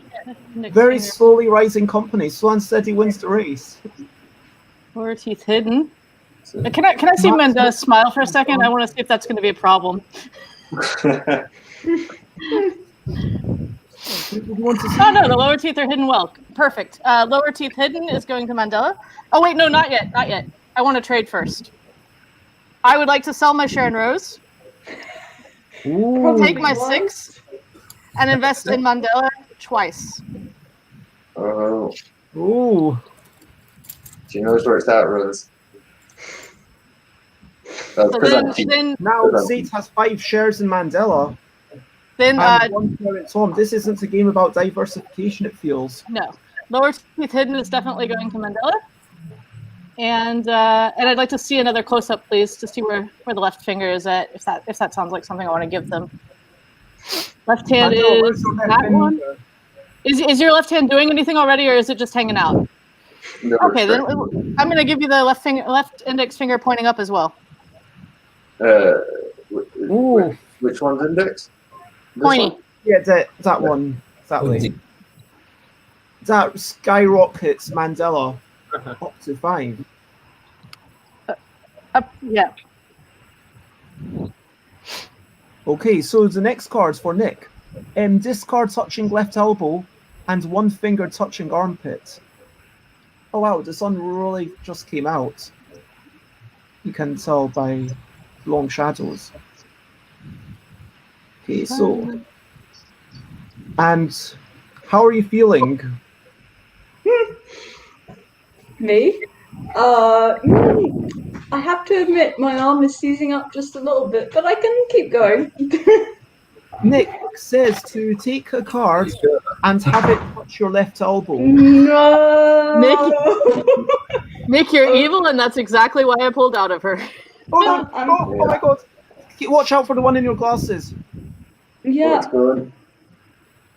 I believe in you, no. Rose. I believe in you. Come on, Rose. Oh, I don't know. You can do it. I want- Come on, Rose. Come on, Rose. Part of Do me it. wants Do you it. to succeed, Come on, but Rose. also no. Rose, do it. You've got this. Don't laugh too hard. The one in your eyebrow's gonna fall. Be very, very serious. Come on, this is a serious game. Don't laugh. You can Be do very it. serious. Okay, I got a card, but now I have to get it in my elbow. That also has to stay above your shoulder, which it just didn't. It fell below the shoulder. Oh. I think I might have to call that a loss, but hey, I nearly got it. You had And hard I ones. just lost 6 shares in Impressive. rows. You had some really hard ones in there, so I'm impressed anyway. But That was good going, Rose. And we'll wait to turn, and if you would like, you can come back as a trader. That sounds good. I'm about to. Well, I can't get my revenge on the traders, but I'm going to inflict it on the other companies instead. Yay! So one thing that's happening, armpit. Matt seems very okay with that.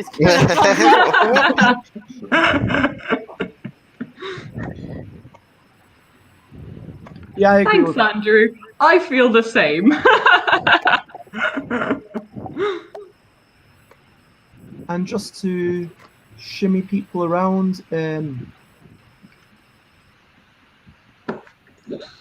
shimmy us, we might drop our cards.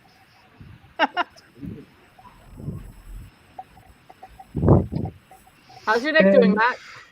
Matt, It's alright. get a think finger you need to clean my touching your glasses. armpit. Keep in mind, your one arm doesn't technically have to be that low, so you could always go back and massage your neck if you need to. Yeah, it's just because I'm resting on the armrest. What was that? Sorry, have I got to do something? No. Finger touching your armpit, please. Any particular finger? Any finger touching either armpit. Okay. I'm going to keep this hand doing that. So that hand's doing that as it should be, and then I'm going to put that finger in there and keep my thumb. There we go. Give us a thumbs up if you want more cards, Matt. And that means that Matt is on 7. 7? Company. Okay. Actually, that's a bit better on my neck because it's put the angle. Okay.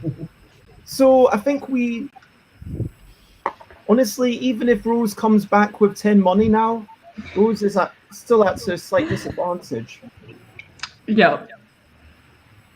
It feels like, well, to be fair, I've technically got.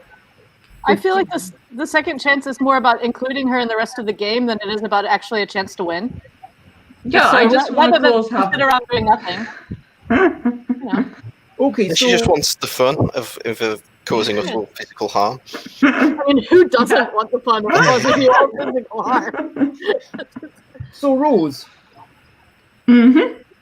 I'm just going to get you started. I'm just making up these rules as we go along. But Let's do it. Doruk is on 8. Mm-hmm. Matt and Tom are both on 7. Matt and Tom are on 7. Mandela is on 5. Okay. You can have 2 shares. And anyone? Yeah. Okay. You Dork can't looks. sell them this turn. I have to sell them this turn. You cannot sell them this I turn. cannot sell them this turn. Cool. Can I just take a look at everyone quickly? Because I think there is some people looking very chilled, and Matt is looking not at all chilled. So no offense, Matt, but I will not be taking any shares in you. That's perfectly fine. How about Tom, Tom? you don't look any different. I feel like Tom always Tom looks like even that. playing the game. There's some really judicious Tom stuff going on from Xate, who has the only Tom share. I will also take a share in Tom then. Tom's not worth investing in. You know, just kind of ignore him. I would really push Doric get is 15 doing well. I'm the only person with a share in Doric. I'll take one in Doric as well. He looks pretty chilled out. And what you could have had is Mandela. Look at this thing to be. Here's what you could have won. To be fair, it's quite a toss-up between everyone that isn't Matt at the moment. Oh, that feels sad for Matt. No, I mean, I'm a bit. He's just looking quite contorted. Everyone else is having a much easier ride here. So Alright. now you can give these cards to whoever you wish. To and Andrew says Tom looks like Tom's just saying hello there. Exactly. Okay, this card touching two hands, and what's the other one? Sorry, the other one was card touching your left ear. Okay. That looks like, I think card touching left ear might be possible for Doric, so I'm gonna ask him to do that. So you need a new card touching your left ear. A new one. Yes. No. And be sure to keep the right hand right over your right elbow. Yeah, good work. Oh, nice. There we go. Nailed it. Yeah, we've got one more for Doric. Doric's now on 9. Okay. This Who's card... having this super difficult card?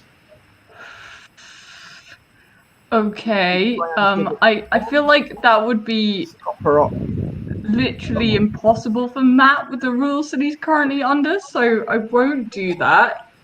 I mean, you could do that because then that, or just so you know, Nick's got 3 shares in Matt and 2 in Mandela. Sate has 5 shares in Mandela and 1 in Tom. And I have 1 in Doric, 1 in Matt, and you have 1 in Doric, 1 in Tom. That looks like it's going to be too easy for Mandela to do, and I don't have shares in Mandela, so I am going to give it to Matt. Oh, Sorry, that's Matt. right. It's all right. I sort of wasn't Okay, listening to Matt. what we're doing. You need to Sorry. hold a card between both of your hands, with both of your hands. I dropped the Yeah, card. I don't think I'm going to be able to do that, but let's see what happens. Oh yeah, that's nice. There we go. Rest of it. Well done, There Matt. we go. Nice work. Meanwhile, Thanks, Rose. I'm afraid I might be out. Darn. Who? I dropped the card, I'm afraid. Tom? Oh, I dropped Oh, it off the Tom! back of me. Wow, Tom just I know. went off. I'm You didn't have to move at all. You just had to sit there pretty till the end of the game. Can't believe this. I know. Oh, Tom. Fitting. Oh, Oh, man. you let me down big time on that. That's, you I know, had you just sitting one share. Nice and comfortable. Oh. 7 cards Yeah, sorry. out of the game. At least And you get then to there pick. were 3. I'm only just doing it, but yeah. There we go. At the bottom of the screen. So Tom can join in at the end if he wants as a trader. We've almost got through the entire deck. There's only that much left. So I'm thinking, well, I'm going to look at what I've got. Ooh.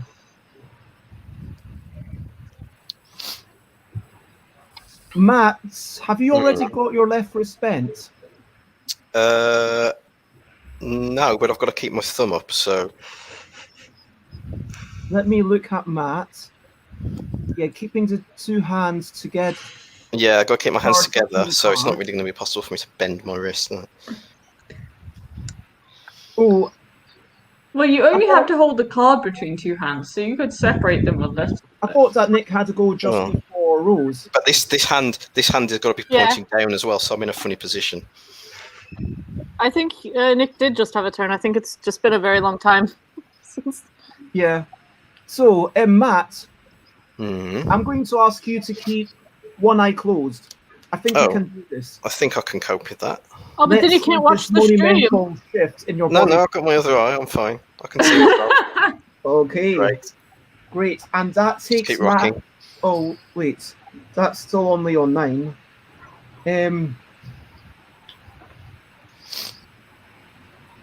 Okay. I'm the world's Matt, most messed I'm up pirate. going to ask. No. Okay, Doric. Yeah. I'm going to ask you to bend your left wrist. Like that. Yep, Well, that exactly like that. hurts me to watch. And that takes Doric up to 10. Cool. And I am. Oof! I already had 1 money, so this means that I can sell my 1 mat share for 9. Pull out of mat before it gets too bad, and I'm buying 2 shares in Mandela. Before it gets too bad. Well, it's bad. I don't understand it's very bad, but it's not so bad that you've given up yet. You are at liberty to give up anytime you want. Oh, I know. I don't know. Matt's starting to look a little bit more attractive. I mean, the amount of dedication he's giving to his company currently is making me consider investing. I mean, Oh yeah, I mean that's old spaghetti. Serious business. Face down, and this card touching right eyebrow. So yeah, these would have been great for Tom, but no, Tom had to crash. So. Which one's Mandela? Which one's your left hand?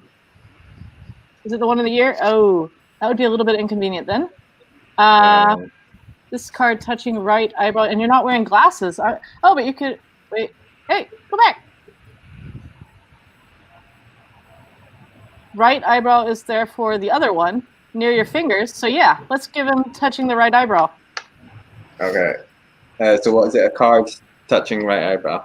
Yeah. Cards like picking up card bit that we might. I believe in you, Mandela. I believe in you. Oh, I forgot about the elbow one. I maybe should have positioned these. I couldn't see your elbow on screen. It was off screen.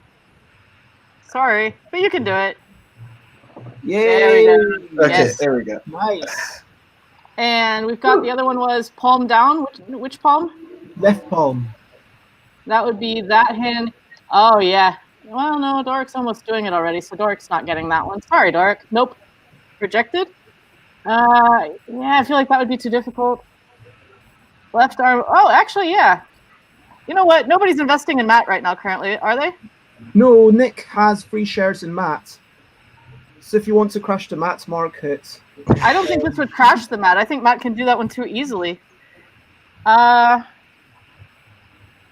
going to have to go... Oh, gosh. I don't think Mandela can do that one, so I don't want to give it to him. You know what? Sure. Is anybody still investing in Doric? Me and Rose. With how many Bez? 1 each. That's not too valuable, but decisions. Go on, give it to Doric. I'm gonna give it to Doric. Doric's not worth 11. Yeah. You're probably doing it anyway. Yep. Yeah, so was Matt. So I thought about giving it to Matt, but please no. Crazy. You're already doing it. You wouldn't have to change. Well, I'm not, because I've got to keep a card between my two hands. So just to clarify, if Doric manages to get to 15, that is an insta-win and end of the game. Oh. Now What's our Doric on at the moment? 11. Oh. So we're giving Rose an additional turn because Rose just jumped in last time. Then it's going to be Tom if Tom wants to jump in as a trader, and then it will be Nick. Going left to right. Cool. This card on left forearm, this card touching thumb. Okay. So to clarify, I can sell before or after my turn, but only one? Only one of those? Both. Okay. Doric, I'm gonna gamble on you being able to do this, but can I have this card touching thumb, please? Okay, so I need a new card. Yes. Yep. Keep the card on your forearm. Touching which thumb? Any thumb. Any thumb. Okay, can you see it? I've done it already. Boom. Yeah. Yeah. Okay. So, And the other one, this card on left forearm. not I am going to make Matt get another card. I don't know. I'm going to manage that, but let's see. Well, Come on, Matt. Matt. Yeah. Matt. Yeah. Wait, did You- you do We it? want you to succeed. It's so absurd now that we want you to win. On which one? Sorry, left forearm. left forearm. Yeah. Oh no, it's not going to happen. That's That's happening. right, You got it. You well, got that's it. fine. I'm just going to try and. You've got two hands touching. Well, as long as the card stays between them. Oh yeah. They don't Oh. have to touch. The card has to be there. Oh, There we go. That's good. Yeah. Nail it. No. Hey! Oh, it's gone. Oh, Matt has crashed. Yes. Oh, That's the end of Spaghetti Junction. Never mind. An I wish it epic- was. Epic Uh, attempt. I'm gonna sell my shares in Doric because I think he might be close to. Your share singular. Sorry, Nick. Yeah. So you've got 12 money. All right, I'll take some shares in Mandela since it's the cheapest. I'm sweating like a pig Team considering I've not been Mandela. doing it, not been moving. Team Mandela is the most you can afford. And Okay. Nick, I'm sorry you just lost your free Is that a cat? matching. I think that's a cat. Hello, Alex. So, Tom, Yes. yeah, it feels at this point, when there's only two companies, it doesn't feel like someone should be able to jump in. No, maybe just the first person who fails. Are you okay with company. that? Tom? You didn't fail as a person. You only failed as a company. Too late. It's more like the ending fair, though, and they're sitting out for very long. I mean, we're going to finish soon anyway. Let's say that if there's only two Yeah. companies left, then you don't get to do anything, or should Tom get to run stuff just to cause chaos?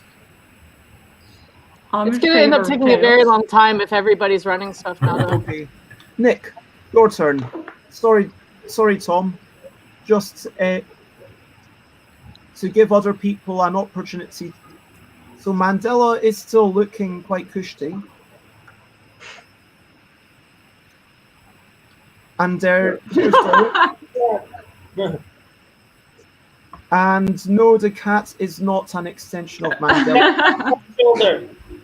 The cat's just strategically hiding rules violations. Please take a card and put it on your left shoulder. Okay. So there's no way for me to get a card on my left shoulder with my right hand because my right hand has to be right of my elbow. So I need to do that with my left hand.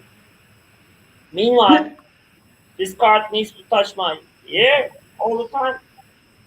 So I'm gonna twist it to the right hand. Oh no, Doric! Yeah, that was it. Doric, you failed. You had to have your hand above. Oh You yeah. had to have your hand There above. wasn't way for me to get that. Okay. I'm sorry, Doric. That was it. That's the end of the game. Out of I lose my shares. Oh, Doric. right, I can You were safely so come out of the I feel like you mess. still could have done that if only you'd remembered to keep your hand above the elbow. Very good. And that means that Mandela is the winning company. So, Hey, Mandela, Changed it. you've already won. Oh, I was going to say you've already won as the company, but if you wanted, you could go and try to beat Catherine's attempt yesterday, but you Yeah. already. Really? Yeah, I think we can't say you've won until we've already said hold that pose a few times. People forget. So, well done. You won. Out of all the companies, you were the last surviving company. And you ended up on a stock price of 6, which means that Rose ended with 12 money. I also ended with 12 money. And I bet on the right guy.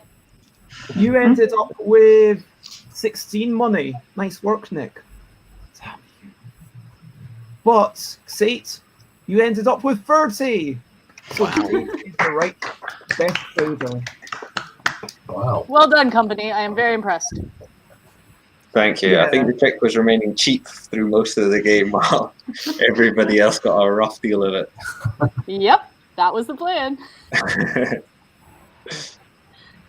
I was trying to do it with Tom as well, but Tom went and dropped a card. I know, from nowhere. Surprise. All eyes were on Matt. While not doing anything. The crash. Was and it then... just a win? Snuck in there. Such a crazy upset. Aw, Aqua made it. Yay! Now it's a party. And yeah, apparently you love to win. Yeah. Are you shocked by this? Yeah, I want to do my normal wind down before people start going, and it is free, which means that we should actually remember and do the competition time now, because I did say it's 3 p.m.-ish is the competition time, and it is now 3 minutes past 3. So let me finish off by firstly, where's the banner? Oh, wait. So let me do a quick recap. So does someone else want to do a recap rather than me talking all the time? Rose or Xate or... I don't know if I remember, but I can try and do a recap. I would love to hear it from Rose's point of view as the only, since she did get both roles and yeah. Yeah, and I didn't see the screen for most of it, so I definitely can't do it. Okay, so we started out with 5 very promising companies selling a diverse array of products. But as you'll see, this year has not been a good one for the economy. And I was out fairly quickly. Turns out nobody wants to eat strawberries anymore. The pressure of keeping my hand over my head was just too much. I tried not to be a numpty, but it was quite sore by the end, I have to say. But so we had, oh God, traders. Traders traded things, much like in real life. I've got no solid clue what they were up to for most of the game until I became one. So we had some very safe bets. Well, they looked risky bets on Matt, but he just wouldn't stop. Kept holding onto those cards and shriveling up into a smaller and smaller ball. It was looking pretty neck and neck between Tom and Mandela for a while because they were able to just sit there, sit back in their chair, just, not sweating at all. Doric was looking a little bit uncomfortable, but surprisingly, for absolutely no clear reason, Tom went and dropped a card, and really all I can say, Tom, is that one is on you. So Tom let down his shareholders, which includes me, which is why I'm salty about it. And I think, Zay, did you have shares in Tom as well? I was the original investor in Tom. I did everything I could to build up that company, gave him the most inconspicuous of all tasks, let him just chill out like an old man drinking whiskey by the fireside. But no, I guess it was too much whiskey by the fireside. Sometimes you treat people like family, and how do they repay you? Like that, Tom. So, Tom lost too late in the game to come back into it as a trader. So at that point, we had Matt, who genuinely at this stage looked like he might be able to save the day and win, just because he was so compact that everything was already touching everything else. So the cards were starting to get very easy. And then, Doric and Mandela was still looking pretty chill. But then it was like domino effect. And by the end of the game, Mandela was the only one left standing. And Zate... Did Zate win? Did Nick win? I won by being the big investor in Mandela. I had 5 shares of Mandela Company. Yeah. I believed in them from the very beginning. The real lesson is that slow and steady wins the race. So there you go, guys. That was a good recap. And I just want to say thank you, and oh, hello, Duchess, and thank you everyone who's popping in. We are going to have a competition time in a moment. Thank you, thank you, Nick, and thank you Wait, for joining in. What was Rose accused yeah, what are you at, Aquasulis? Aqua's name is actually Alex, if that helps. And thank you, Andrew, for your encouragement during it. And yeah, thanks Ian for popping in earlier, because it is the 5-year anniversary of In a Bind. For those who are still somehow unaware, they've stumbled onto this stream without realizing that. Wait, And what's in a bind? Well, In a Bind is quite similar to what we just played, but without the trading parts. Subword. Alex Cannon. Yeah, Alex Cannon. Yeah, that makes a lot more sense now. And so I want to give a major thanks to Xate for being here yesterday and today, and also for helping design this game. And I did come up with the first idea and kind of stuff, but definitely some of the later design, if you can. I mean, this is more of an experience game. It doesn't feel like it is going to ever be particularly well designed, if you know what I mean. I don't feel like this wants to ever be a commercial product. But I mean, if I ever play In a Bind, I'll be playing In a Bond instead, because I couldn't physically do the company part. I mean, this makes the game enjoyable. People about That's a bit of a backhanded compliment there. No, I really like it. It's such a twist on the original game, and yeah, some people just don't want to do the flexibility bit. Yeah, sure. I mean, if I'm allowed to give official stuff, we can throw it up on BGG at some point in the not too distant future. I might end up playing it on my birthday. Who knows?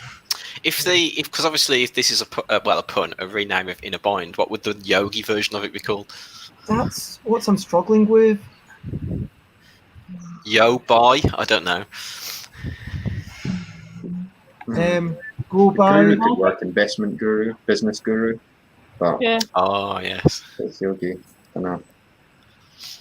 I think you should pitch it to business schools, Bez, as a model of economics and Yeah, very Feedback. serious simulation. yeah. But I do want to give a thank you to everyone, Rose, Tom, Mandela, Matt, and Doric, for coming and joining in this ridiculous thing, which this is like the second time we've ever played it. Great. And I would like to quickly, where's my L deck? I can't actually. Oh, there it is. It's underneath a sheet of paper. So, competition. And that wraps up the section, and it moves us on to the next section. And if people do have to skedaddle, that's okay. If you are happy to hang around for 20 minutes, I'm going to be running competition time, and then we'll have a wee chat, and then Rose is going to be the person in the spotlight for a bit. I mean, I say in the spotlight, it's just... I'm going to head off, but see you again tomorrow. That's a bit less pressure, thank you. Okay. Right on. Bye, Tom. Thank you so much for Bye, Tom. hosting. Lovely to have you. Okay. So, it's competition time. Competition time. This is the song for competition time. So let me ask, what is a Bez-tastic thing? That's going to be the word for today. That feels like... oh, I'm starting to lose my voice. What is a Bez-tastic thing?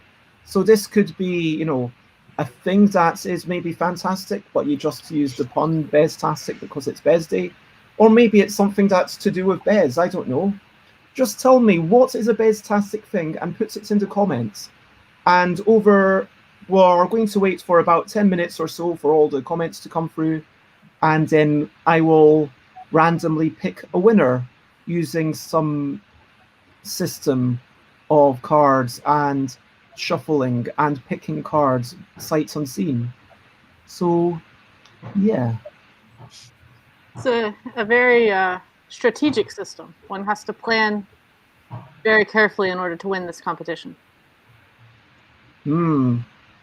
This is one of the most serious competitions. And just to clarify, it's a completely random draw.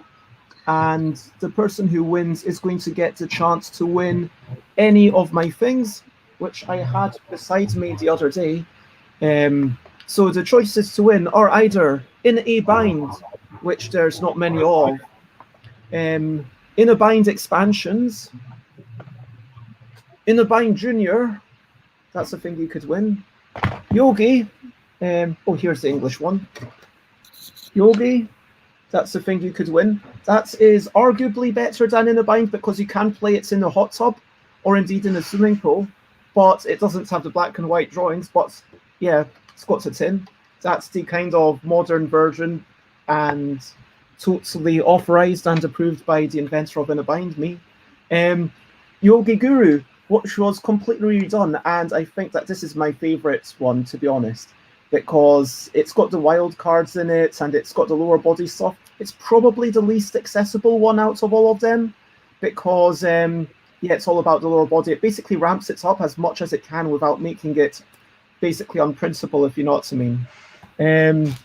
We've got Wibble ++, the original deck, which is possibly one of the things that I'm most proud of, and today is also the 3-year anniversary of this deck.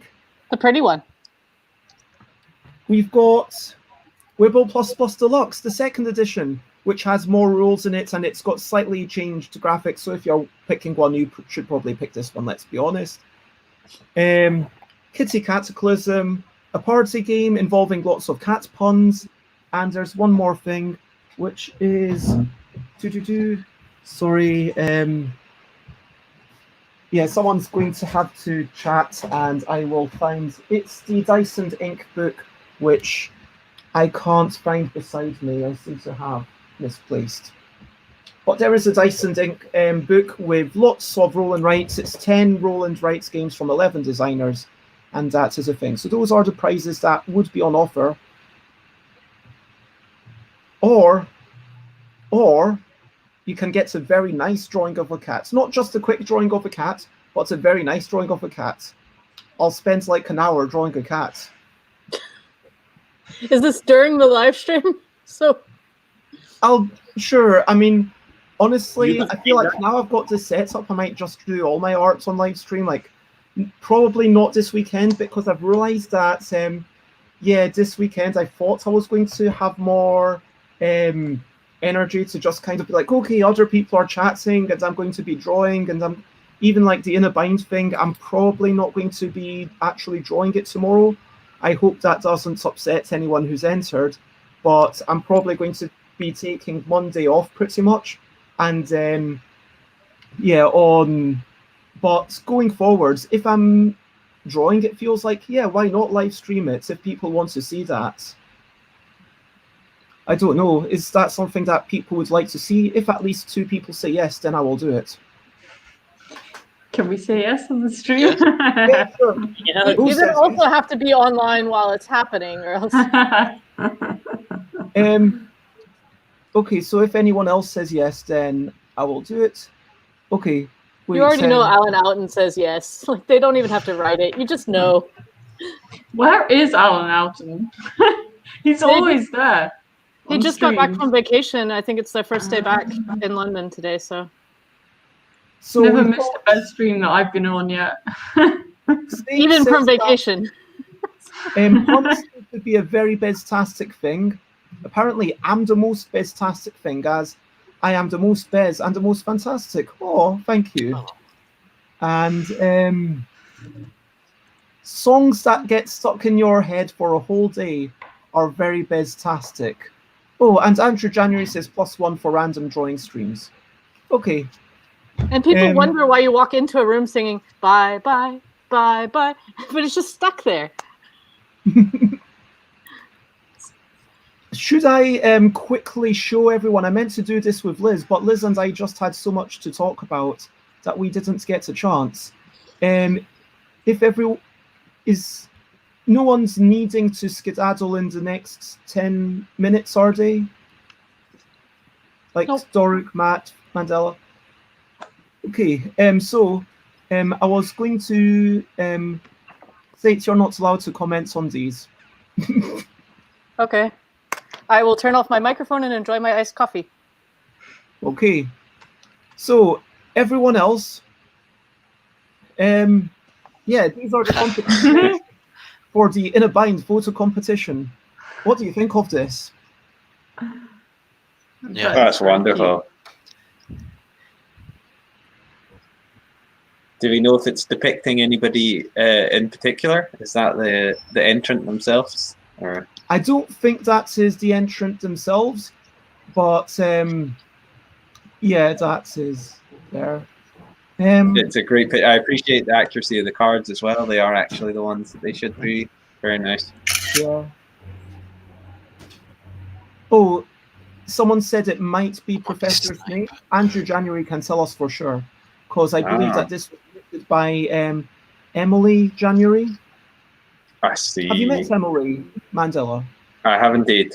Yeah, I've met Emily before. I mean, you are biased, but the next pick. Anyone else got any comments? Rose, Matt, Doric. I mean, I'm biased towards anything knitted, so I like this one. It is Snape. Okay. It is Snape. The next one, this card between two fingers with a beautiful painting in the background, kind of mirroring the mermaid theme. Very nice. Ah. Doric, any thoughts?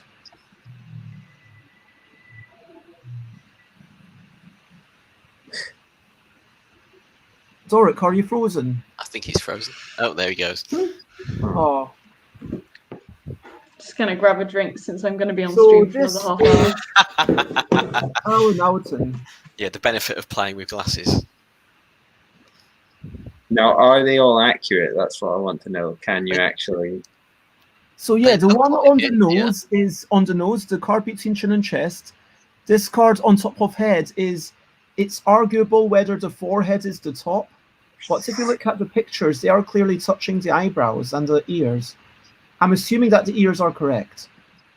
Mm-hmm. Yeah, I like the ingenuity. I think if somebody showed up to play a game within a bind wearing two pairs of glasses, I'd feel a little bit cheated by that, but it's a good look. Now we've got, this is a two-parter. I can't remember how many forwards I need to skip, but look, it's cards touching two hands, card on right thigh, card on left forearm, card on chin, which is not a real card, card touches left eye, which is not a real card, card on right ear, card on right cheek, which is not real, card on left cheek, which is not real, but like on forehead, on left ear, on neck, and on nose. And then the second part of the two-parter, I believe, wait, here.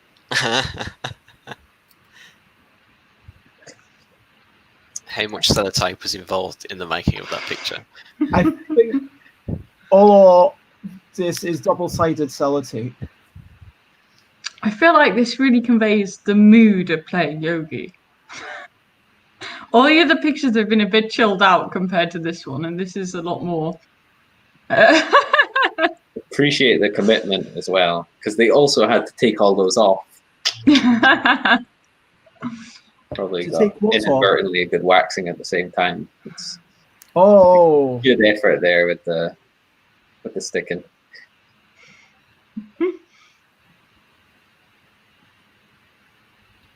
I should go back. So this That one, was like what I had. this one is based on Xate's alter ego. So Xate's alter ego is Oma Groot. I don't know if you know Groot from Guardians of the Galaxy. Yep, indeed. So this is meant to be Groot playing in a bind?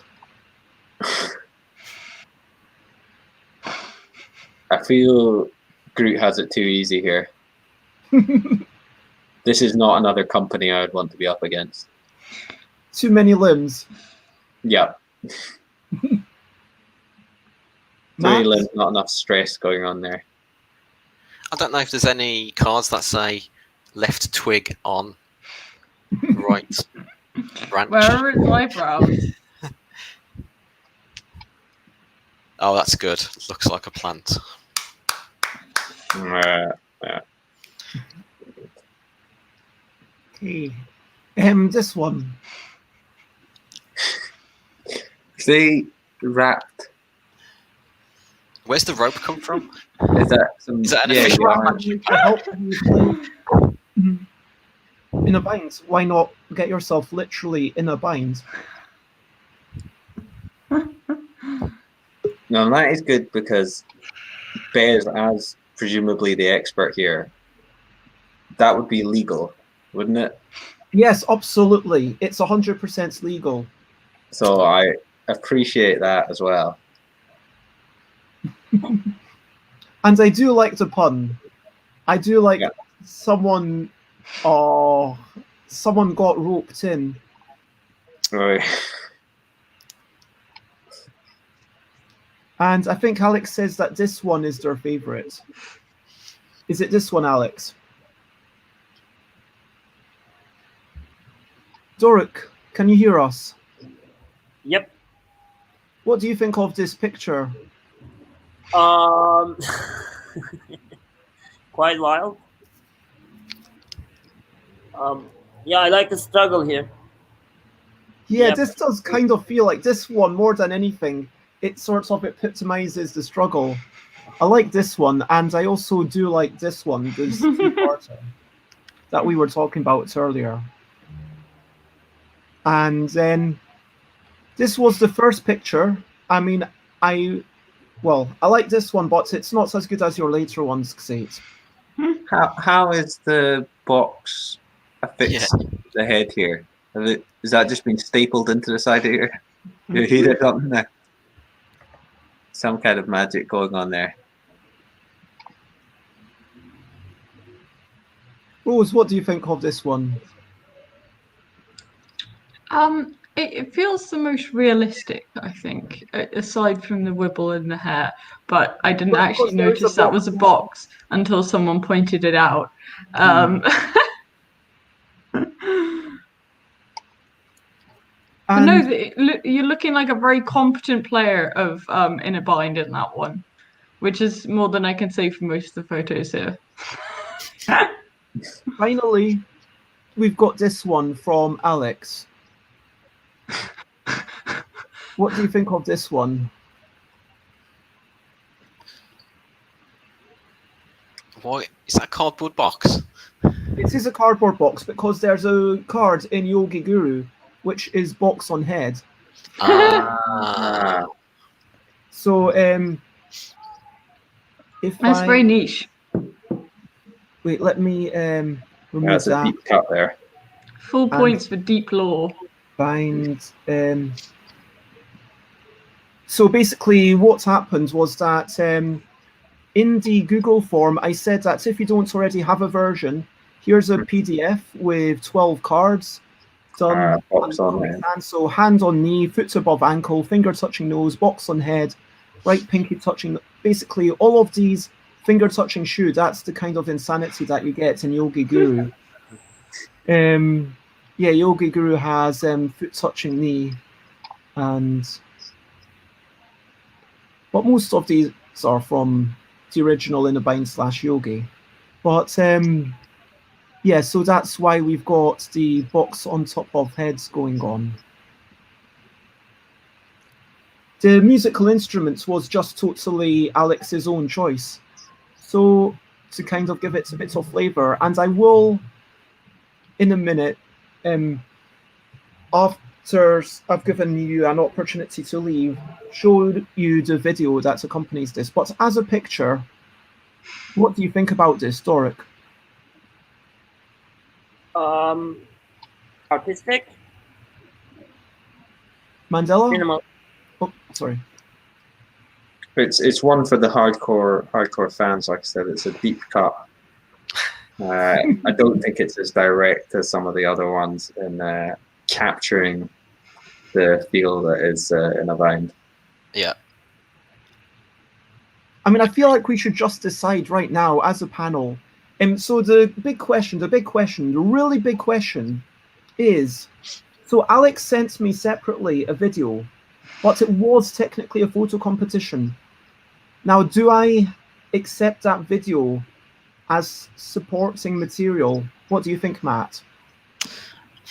I'm very strict on the rules, Bez. So you think it should not be allowed? I think the photo should be judged on its own merits. That's just me. What do you think of this photo on its own merits, Matt? Like Mandela said, I don't think it's as good at conveying the essence of Inner Bind as some of the others. But it's a good photo, don't get me wrong. Oh yeah. And Rose? Yeah, actually that's a lie. I have played Yogi Guru, but this immediately made me think of my own company inside the box rather than Yogi, so probably not the best. My own that makes it sound like I run it. To be clear, for anyone watching, I do not run it. But yeah, it's just giving me the wrong connotations, you know. I would love to see the video anyway. I would like to go through. Let's start with Doruk, then Mandela, then Matt, then Rose. I mean, my decision's going to be final, so I might go with something totally different. But out of everything that we've seen, actually just yell out when you see the one that you like the best. Who likes this one the best? Doruk. Doruk likes the cute puppets the best. Okay. Who likes this one the best? Sorry, that's me scratching myself, not raising my hand. Who likes Alan Oughton's double glasses pictures the best? Rose. This one's pretty good. Yeah. It's a tough choice between everyone who's actually used the cards on themselves. But I feel like it's kind of cheating because I've met you. Who likes this one the best? Ooh. I mean, who likes the true one?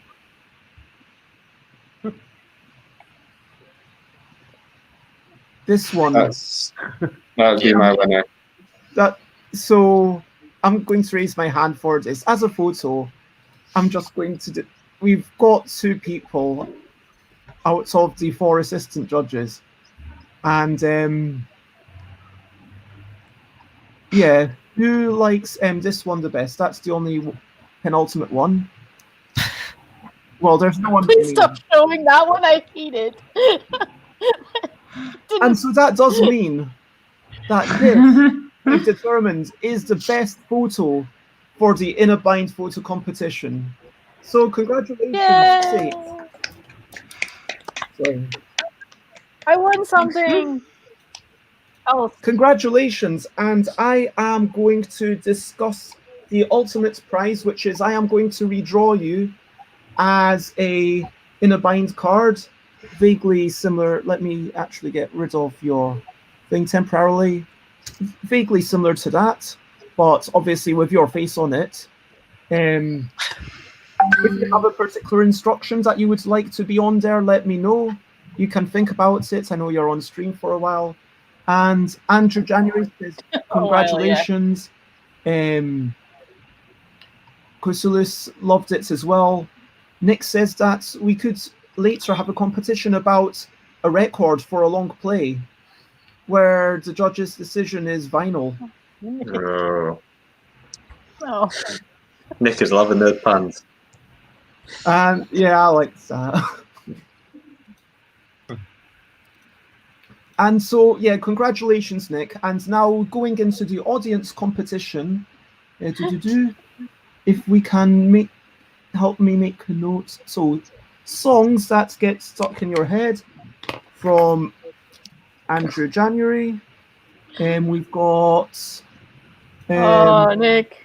Bez from Aqua, and Puns from Seat. Well, I kind of feel like now they're Nick-tastic instead of Bez-tastic. I mean, And Nick, you're not entering. You should enter the competition. But we've got a card for Andrew January. Look, it's Andrew January's card. We've got a card for Sate. So basically, just need to say what is the best-tastic thing. I think I had it. Yeah, as it says on the bottom. Explain why it's best-tastic and use the word best-tastic in your comments to automatically enter. You've got about 30 seconds or so. IQ. And so what cards do you guys think I should be drawn at? As any suggestions? I don't actually have the game, so I don't know what options there are. I think you should create a new card. Is that an option, Bez? Yeah. Pardon? Is it an option to be an entirely new card? Yep. That makes it even harder. Put this on one of your leagues. I don't know. Then it would give. Card on the knee is already a card. Give Groot the option. No, he said leaves. It could be one of the cards that you said, like this card touching cheek, because you invented that card. I just did that because I was trying to make Bez smile. That's why all the entries. And I wasn't going to enter it otherwise because I play physical games because my body hurts. But I just I just decided to send one in, as many as I could think of. And so Groot had to play along, of course, because I was having a high pain day and couldn't do anything myself. So Groot got to play. And then the covering my whole face one was so that Bez would stop showing the one of my whole body, because I didn't like that one very much and I wanted it to stop being on social media. So I covered my entire face in cards just to get a different picture out there. Okay. I've got one of these cards for each of the three entrants. I've got this card. I've got the other card, and I've got the last card.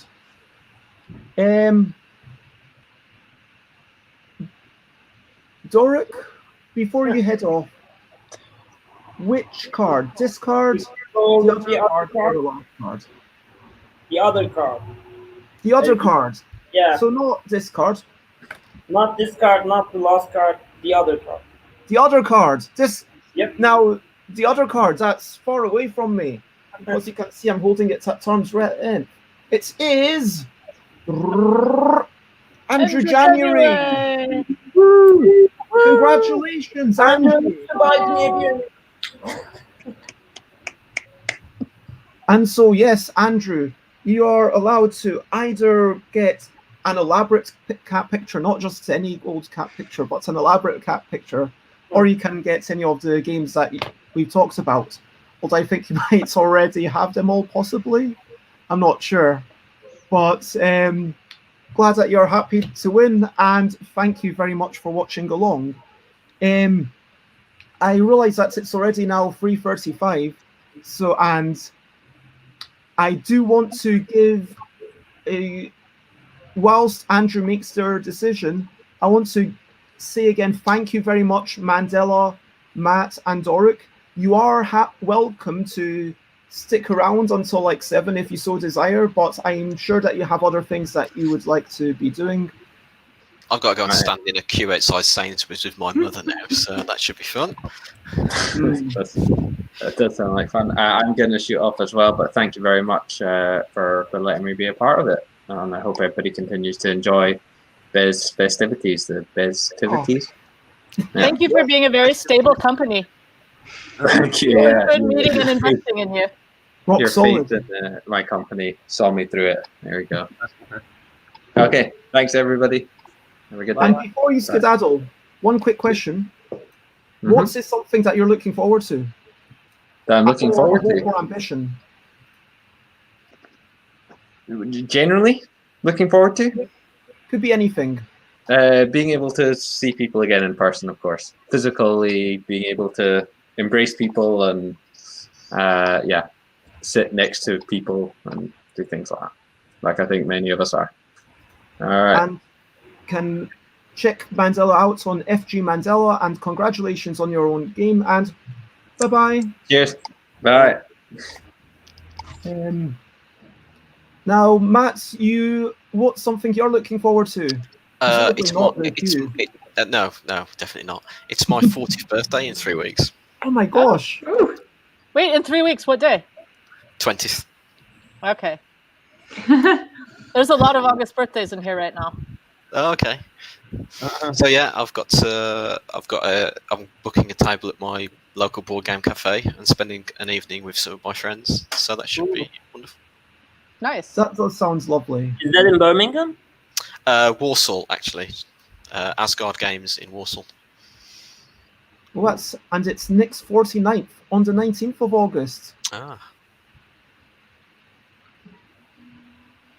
And Sate's 41st on the 15th. Oh Well, dear, I just realized also it's my ages. friend, my good friend Laura's birthday today. Oh. But I didn't realize that when I started Thursday, which is kind of sad. But to be honest, I don't know if I would be comfortable going to they were talking about doing something in a park somewhere, but not 100% sure how I'd feel about that anyway. Yeah, I don't know how to do a birthday in Corona times. We're gonna have like every little family is gonna be on their own table, so it's not gonna be a real party, but at least it'll be sort of the same building. I'm thinking of doing an online birthday party. Just open a Zoom channel. Yeah. I don't know. Everyone eats their own cake. That could be a And business. if you go to offlinegamer.co.uk, that's the way to see all Matt's stuff. But marginally confusingly, all the social media is Togcast. Yeah, the offline gamer cast. We came up with that ages before we did the website, so. I mean, have you considered having Togcast.co.uk just redirect? I'd never even considered that. But yes, probably. It's probably available. It's lovely and it's also the older generation, apparently. Oh, Thank right, you, okay. Matt. Bye, everyone. Bye. Happy birthday. Well done tonight. Are you sticking around or are you skedaddling, Doric? Well, I need to go. Well, it has been lovely having you. Thank you so much for joining us. Nice to see you guys. Yeah, nice to see you, Doric. Yeah. What is something you're looking forward to, and where can people find you? Well, at the moment, I'm looking forward to what Andrew is gonna pick. I'm really curious. Oh no, So Andrew's already picked. While we were chatting, Yay, Andrew would love the cat picture. Are you? So if you want a cat picture, you can pick the colours, and I will try to do those colours.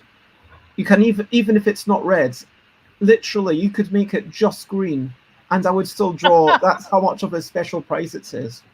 Why the green hatred? Green is a beautiful color. A very wonderful color. The opposite to red. I guess we are kind of opposites. You're right about that. Or maybe it's actually with light RGB. I guess it would be more of a cyan is really the opposite. One of my favorite pictures, actually, of myself even, is the picture you and I took together that first weekend I met you, where you're in all red and I'm in all green. I love that picture. So, hey Alex, and Doric. Yep. No, So, it wasn't. Oh yeah, it was. Well, around actually, it almost was. It was December. Basically December. It was just before December. It was whenever Dragon Meet. 2nd of December, 2018. 2nd and 3rd of December that weekend, because I missed my wedding anniversary to be there. Oops. To be at Dragon Meet. Yeah, I booked a week-long vacation to London to go to a one-day convention and to hang out with Bez a lot. who I didn't know prior to this, and I realized while in London that it was my wedding anniversary, and I had come on a trip to celebrate by myself. So yeah, that didn't work. But looking back, no regrets. Baz, by the way, to answer the previous question, you could share my Twitter account. How people can get in touch with me. I'm kind of new there. Do we follow each other though, right? I'm sure we do. DRK Twit. Yep. And this is Doric. Make humans great again. Is With a picture of a cat. I like those photos. There's props. So is the cat the one making the humans great again? Sure. Oh, there's me. Oh, you've got a photo of me. We write the story there about. There's Leo, who's going to be on later today, and there's Paul and Fabio and Dave Brain and Denim and someone whose name I don't know, but I clearly was sitting beside at some point in time. Yeah, David Brain is the other day. Oh.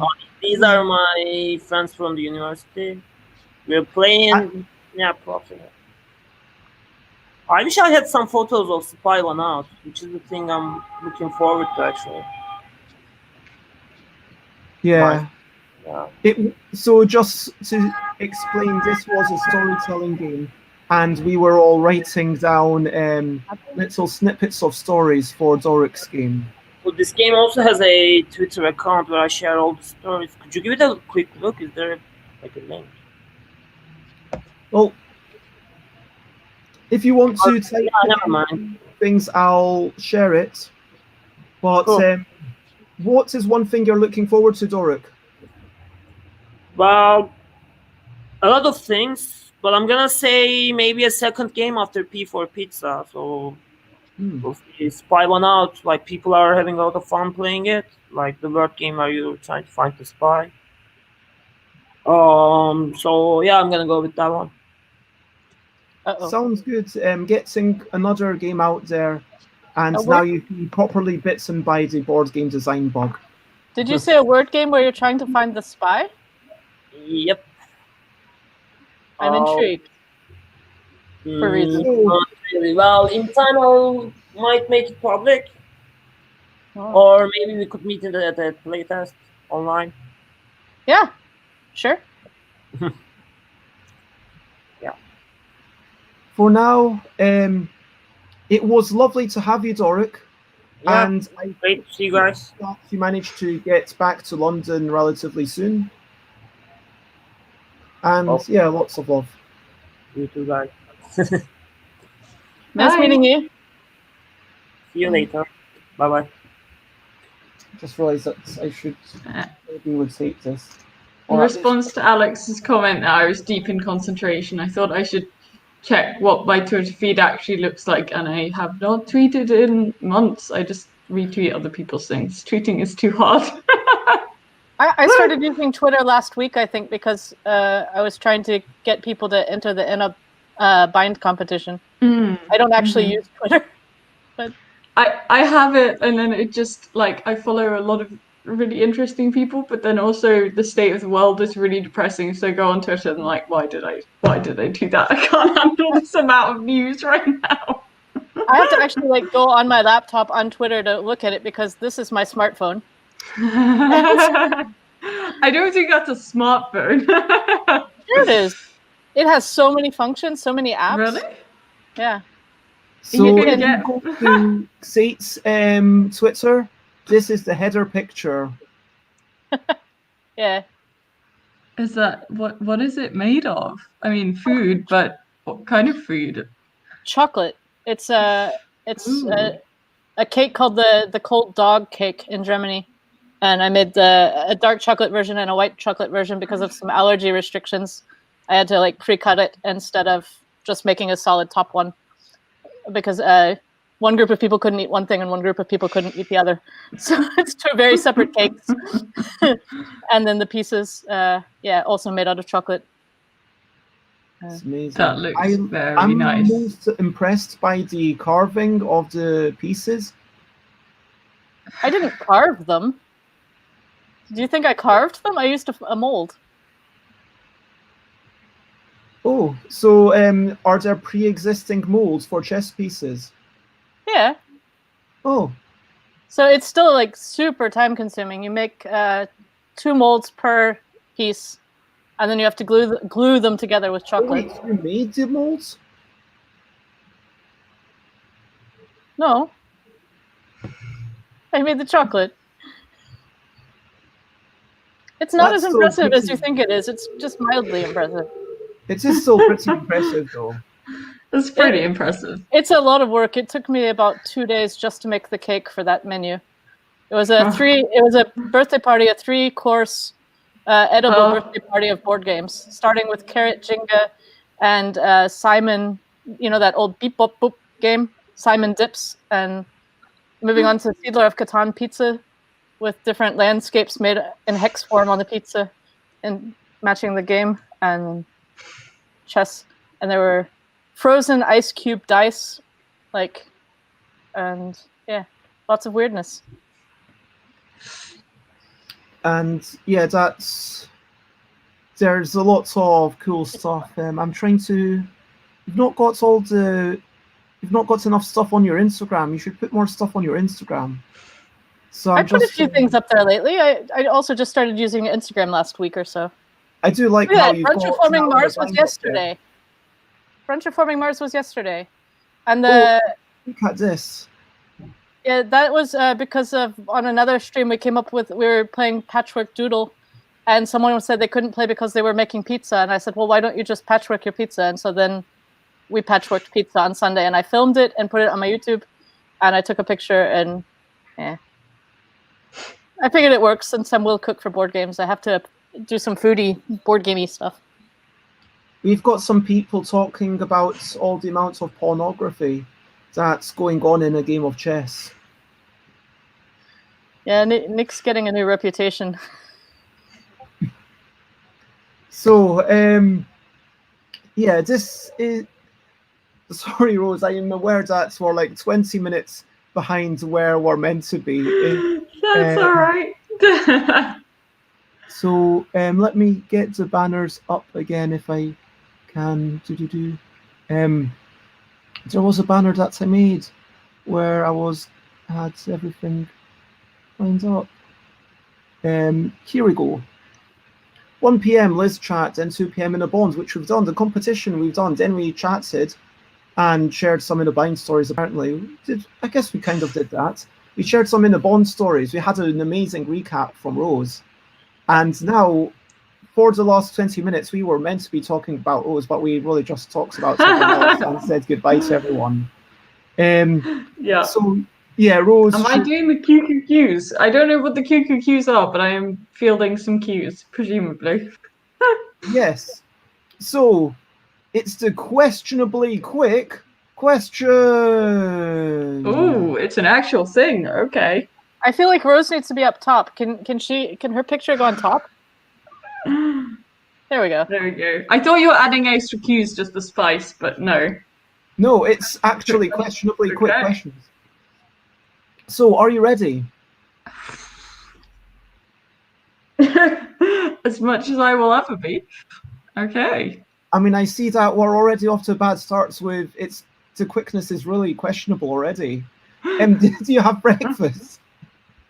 Did I have? Yes, I had breakfast. I had cinnamon porridge. It was very nice. I've not had lunch though. That was a bad idea. When did you wake up? Oh my god. Like 9:30 before my alarm, which is a shame because I'm tired.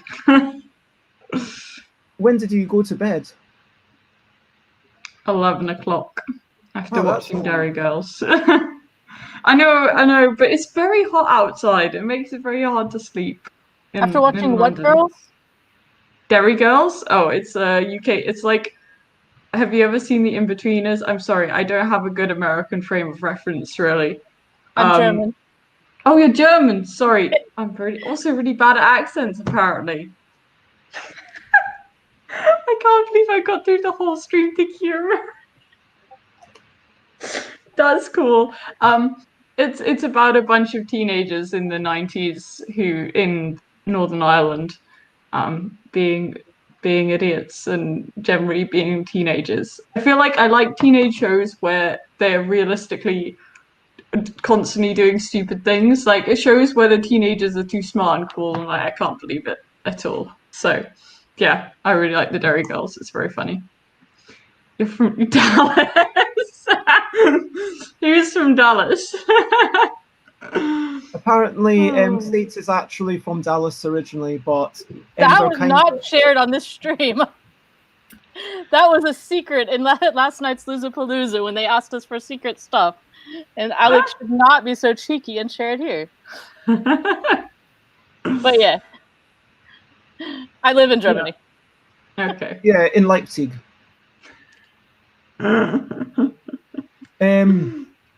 But so, what was the last thing you ate?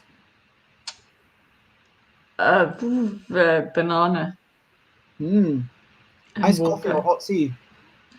Oh, always hot tea. Like that's my favorite. It shocks me that when I've been to Gen Con before, that you have to specifically ask for hot tea in America. It's extremely weird. What I you mean do you like have to iced ask coffee, for but it hot has tea? to be sweet. So As in, it's normally lukewarm? no, they just iced tea is the default, and you have Okay. to specifically ask for Only tea in to the be South. hot. Well, Iced we tea were is in the- Indy. I've never been there. What do you think? Maybe it's is the just a best- steak and shake thing. I mean, it might just be a Gen Con thing.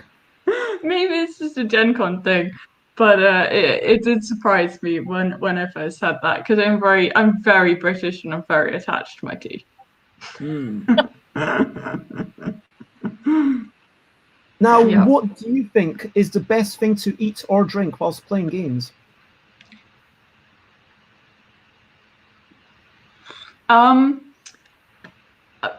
Beer. Beer. I'm a fan of a good chilled out night drinking and playing board games. Not drinking too much though, because otherwise it gets hard to play board games. But yeah, I feel like anything you eat seems like a good idea, and then you realize that you have to actually. There is nothing that will come off your hands fast enough to then play board games without making them all grubby. So yeah, Oh, hi, no Bray. food, only beer. But you can, if you want, hold food with one hand and play with the other hand.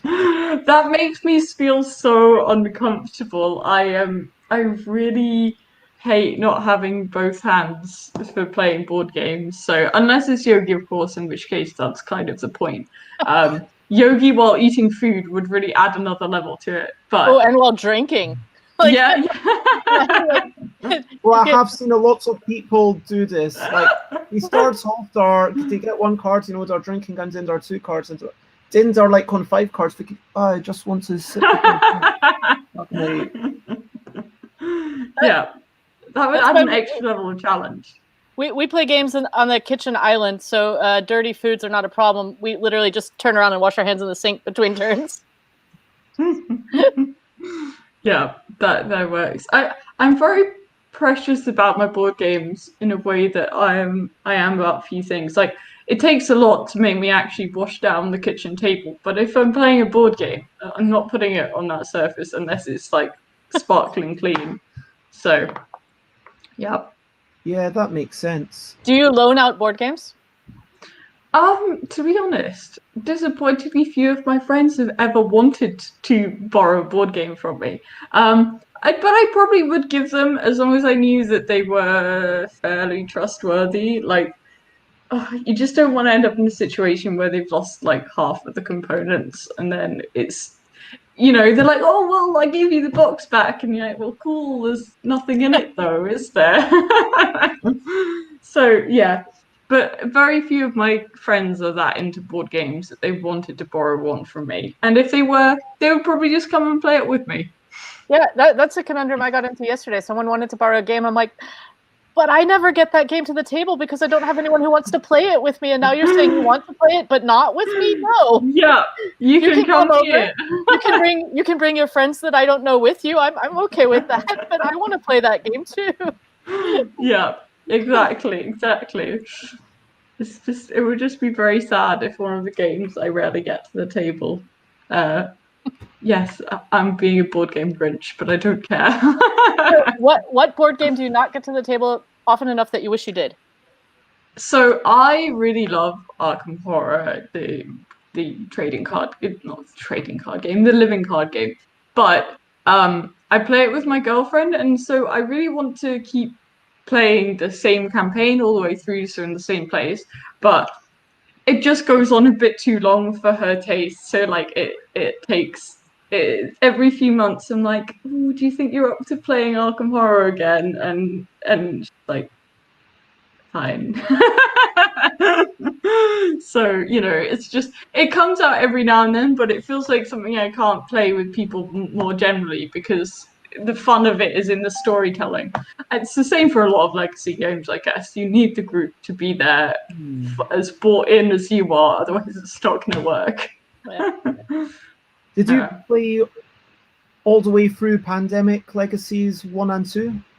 So we played all the way through Pandemic Legacy 1 in the office, but it actually started before cry.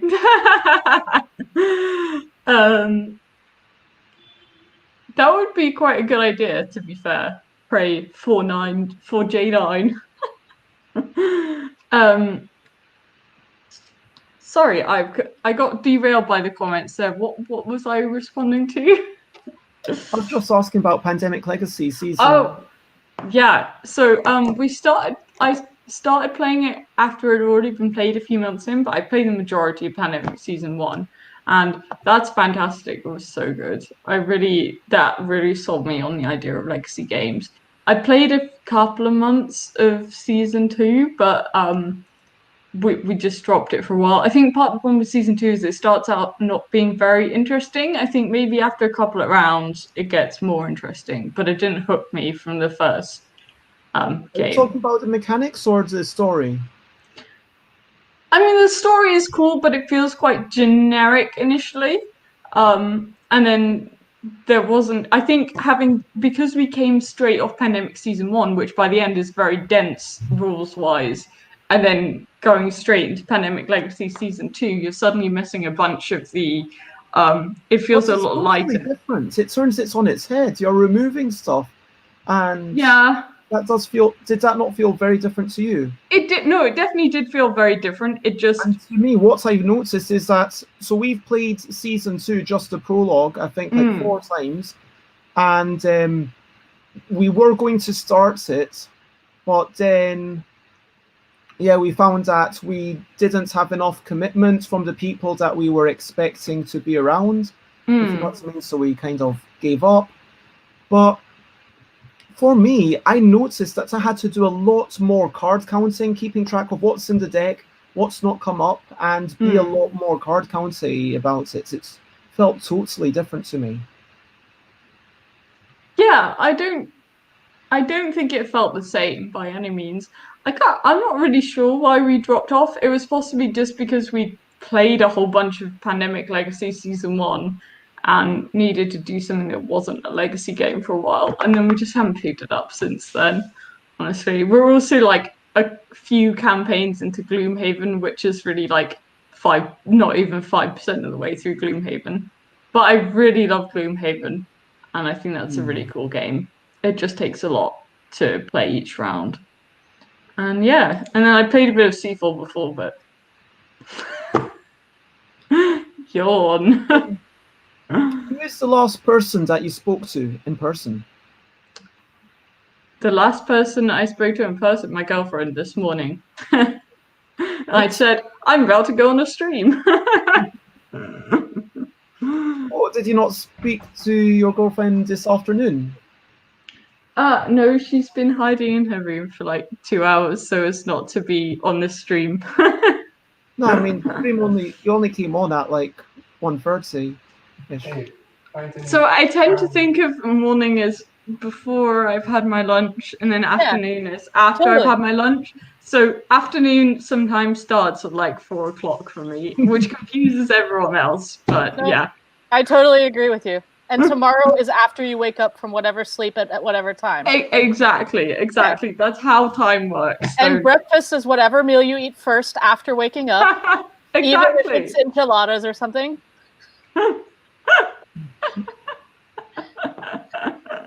No, I'm what sorry, happens if you Beth. pull an all-nighter? What happens if you have a nap? No. If you pull an all-nighter, it's just a really long day. All those people Yeah. who say they wish the day had 25 hours, well, guess what? It can. Yeah, and I just like, I don't think naps count. I'm not much of a napper. I have to No, be naps very count. tired to nap. There's a length of sleep that is required for it to be like a break between days. Yeah. Yeah. And if you nap that long, you made a mistake. Yeah. I think that might be one of the first times I've ever managed to outnumber anyone with this opinion, but Books or podcasts? books. Because sorry. No, go on. I like having podcasts on in the background, but they have to be like fluff, fun ones because I lack the concentration, like through hearing, to stick to anything complicated. So, although I do really like having YouTube videos on in the background, but they are usually shorter than podcasts, or I can watch what's actually going on. So yeah, it's a book. Go for a book. Well, I put all my stuff up on YouTube. I'll add that to the background listening list then. I should actually. But Bez's morning show is great to do the dishes too. Just saying. And if you are watching on Twitch, as I think pretty much everyone currently is, feel free to go. I don't know why you pasted that on my YouTube page. That was a bit silly. It's the second time you've done that. You always post the link to YouTube on YouTube. Just have it. I love it. See, I can either post it only to one place, or I can post it to everywhere. And posting it to 2 places would mean having to do more work. And I think that YouTube comments, because I don't know why, but because like with the Dice Tower stuff, the comments stay afterwards. Like there's a live stream type thing, but with mine there isn't. Maybe because there weren't enough people or something. I don't know. Yeah. Or maybe you need a certain number of subscribers or something. But regardless, if you're not You're following so them, prolific. There's a lot of videos on there. Yes. Every morning. At 10 a.m. For just 1 hour-ish. So, what is the last book that you read? Yeah, I'm getting that. The last book I read, well, so I'm in the middle of rereading Dracula at the moment, because I love What We Do in the Shadows, and I wanted to revisit Dracula, which is a bit of a more serious take on the vampire genre. But yeah, really enjoying it. And what is your last physical game played? Do you remember? So we played Tokaido a week or so ago, which has been sitting around since my girlfriend and I's anniversary, actually, because she got me it as a present. But yeah, it's been really fun. Apart from that, I think we played Tussie Mussy, which is a really good quick game to play. By Elizabeth Hargrave.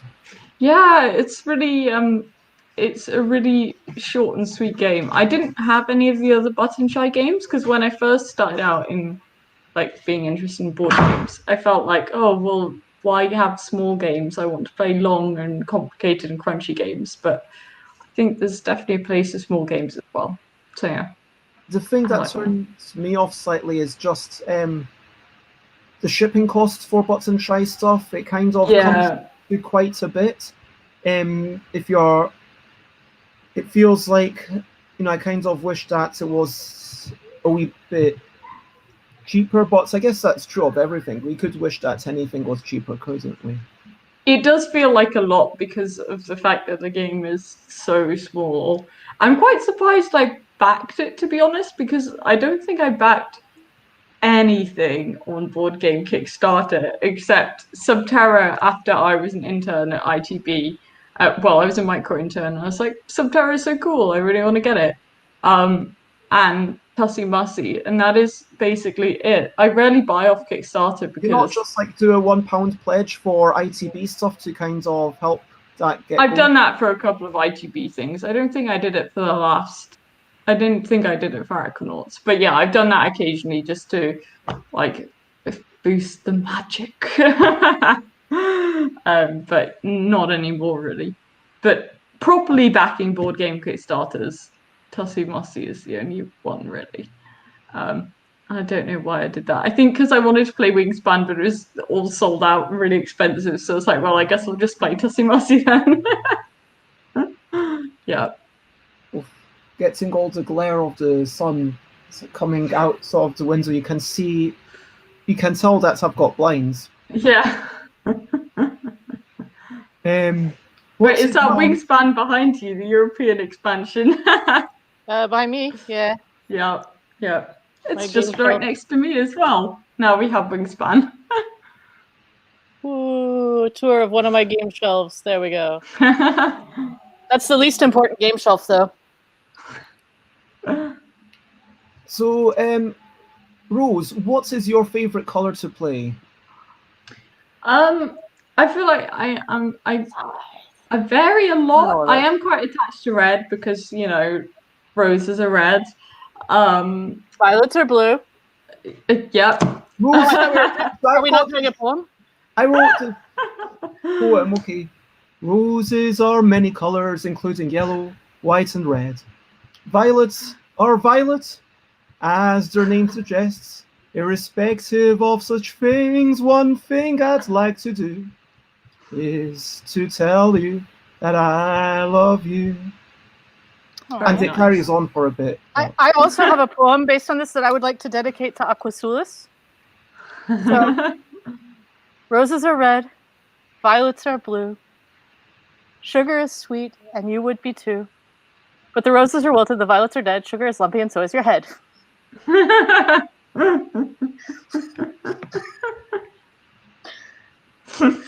So, is red actually the main color that you go for all the time when you can? Usually, I have to say, I don't think I'm very loyal to any one particular color. You know, depending on the shade of blue, sometimes it's just a really nice shade of blue. But other times it's a bit meh, you know. So that makes all the difference. I'm very attached to particular shades rather than the color in general. Yeah, I get what you mean. Like, especially with something like blue or pink or even red or the wood tone, the style that it is can make such a big difference. I like really like deep blue midnight purple. That's one of my favorites. So if a game has a color that's like that, I might take that one instead. Or a really vibrant orange rather than yellow orange. I don't know why, but there we go. So let me ask, cards or cubes? I like having the maximum amount of artwork on things, so I think I would go for cards. But there is nothing like having a massive stack of cubes in front of you in like Terraforming Mars and being like, yes, I'm so rich. So powerful. If you've got some economy, then having, you know, an actual pile just reinforces that so much more than just having a small stack of cards. I mean, I love Tifa Tashin, don't get me wrong, that's a great game. And you want to having your economy hidden is part of that. But in a game where it's meant to be open, you want bulk. You love feeling just powerful. As the stack piles up and you're like, yes, I am. Even if you don't win, you feel like you're winning. So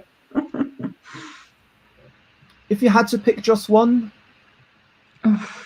Okay, I will go reverse my initial decision and go for cubes because Ooh.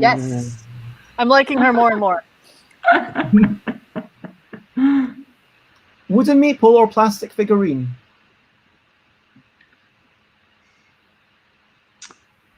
I sometimes find that wooden meeples are a bit cartoony. Like in more serious games, they're really not my vibe. But I prefer the feel of wood, so I'll still go with a wooden meeple. Also, plastic makes me sad. Yeah. You know, when you open a game full of plastic things, the first thing you think is, "Oh my god, this is so cool," and then it's immediately followed by, "Yikes, more plastic." So yeah, no, head and heart are conflicted over that one. Tell me art or rules.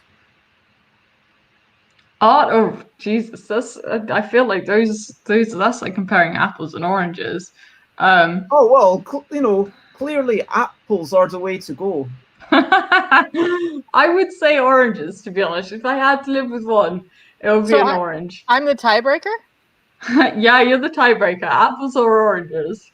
Mango. No. Oh. Well, I feel like if rules are badly written, then it's still Yeah. not the end of the world because it's a pain, but over time you'll get used to it, you'll work out what the rules are meant to be, and then you need never look at the rules again. Whereas if the art is bad, you're gonna be that's gonna stare at you in the face every time you try and play the game. Have you So ever go like for the art. Have you ever like changed up the art in one of your games because it was so bad that you've just been like, oh, this needs an overhaul?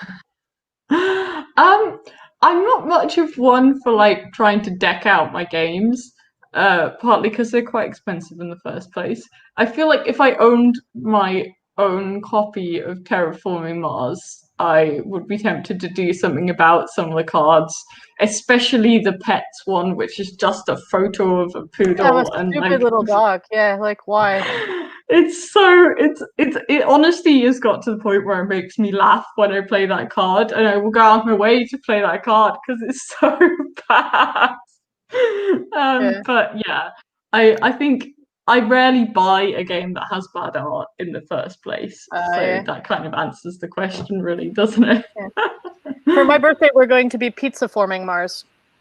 Ooh, very nice, very tasty. Yeah. Oh, I'm hungry. I should have had my lunch. Forming often discussed at this refusal to answer the apples or oranges question. I can't understand you because your opinion doesn't agree with mine. Sorry. Just gonna have to decide that you know, no audio from Bez, so we're just gonna have to agree that mango does win. All right. So moving on to the next quick questionable question. Okay. Tell us 3 games that you love. Oh, okay. Arkham Horror, Terraforming Mars. It's just going to be rehash of stuff I already said, and then I feel like a short game should come in third, but which one? I really like Anomia for party like situations. I'm really a big fan of shouty party games, and I think that one takes the biscuit. So yeah. Tell us 2 of your favorite games that you have worked on. Ooh, that's so tough. So on Subterra 2, because I like Tim, the designer of Subterra, does loads of the development work as well. So I wasn't as involved as I have been on some projects, but that's been really cool to work on because it's Subterra is the one that glows in the dark, kind of, right? Yeah. Okay. Subterra glows in the dark. Subterra 2 will not glow in the dark, but yeah. I played that in Florinda's when I was in London. I got to play that when I was in Florinda. Yeah. Yeah, so I'm proud of having had anything to do with Subterra 2 because like I guess that's like our most mainstream successful game, and it's also a really cool game to boot, so I'm glad I got to take part in that. And then I am really so I have a puzzle game that I've been working on, which is my own so it initially started because my boss was like, oh, a puzzle game would be cool. Let's do a puzzle game. What about if some of the puzzles linked up in this particular structure? And I was like, okay, awesome. And then I basically took over the project and designed it and developed it, and it's really my baby. So that's something I really can't wait for to hit the real world. Yeah, Cryptex, there we go. It's a game about archaeology in ancient Egypt. I learned so much cool stuff because everyone is a fan of Right. Egypt as a kid, and it meant I got to just read loads of books and dive in lots of deep internet holes about Egyptology and doing things like reading abstracts of papers about the makeup of Egyptian makeup and all that kind of thing. It's just really, really interesting and learn loads of new stuff along the way. Like, for instance, it's thought that the chemicals in Egyptian eyeliner, because it contained a lead compound, would actually have prevented eye infections because of the way it reacts with the compounds in your eye and produces effectively an antiseptic effect. Wow. I thought that was really cool. So yeah, that's special to me. Bringing it back to me, a special final Thursday questionably quick questions. Yes. In order, what are your top 4 games Okay. by me? I'd buy this. All the L games, you cannot count them all separately, obviously. So I think the top one, which is, rare and vintage Bez, because it's not actually published, but I really love a game wherein you blether. Yeah, there we go. Because that one is just so funny, and like I said, I really enjoy shouty party games or ones where you have to talk a lot, and yeah, I think that one just hits the nail on the head. It's really funny. Then I think probably Yogi / Yogi Guru, because I really like the added challenge of the legs. Like, the sillier the better. So I like that one, and the animal noises and stuff. The animal noises coming in Bind Junior. The animal noises were never done in those ones. So, So if you want all the cards, you basically need to mix all 3 of these things together, which I know that James does. James K, who's been on the stream a couple of times, they just mix all the cards together because they say, well, it doesn't really matter if you know you're getting an In a Bind card or a Yogi card. It's not that serious a game. Mm-hmm. Yeah, so I would put all of those in at second place because, it's just very funny and lots of good memories playing it at your board game get-togethers. And then probably Kitty Cataclysm, because that's a nice chill game and the art is hilarious, and also I love cats. And then I guess everything in the Wibble deck, I'm quite keen on Categorical, probably because it's in a similar category to Anomia, like I mentioned. But I like games that are a bit trivia, but not too serious, because as soon as you get into games that require too much trivia, it gets crap because one team knows more than the other and is boring for everyone involved. So I feel like that's a good level of requiring you to think quickly without setting up too big a boundary between different teams. Yeah, and just to say, the other games I did design, and obviously Kitty Cataclysm is published, and I did also do the developments, I guess, and artwork, but Categorical, there's going to be a dedicated Categorical deck coming soon. But Tom Cauldron did a design for that. I think we've pulled. I used to call that the 2017-2018 design competition, but we decided this morning that we're just calling it by the year that it finishes on. So it's kind of a bit less confusing. So basically, Tom Cauldron won that thing. There was a fair bit of development work that went into it. And for me, there was another game at the same time, Rings a Bell, by Chris Bocke, which was another kind of categories game, and someone submitted another categories game this year, but it's been very much a wow, you can do all these things with this deck. And it's really cool. I found a few things you could do with it.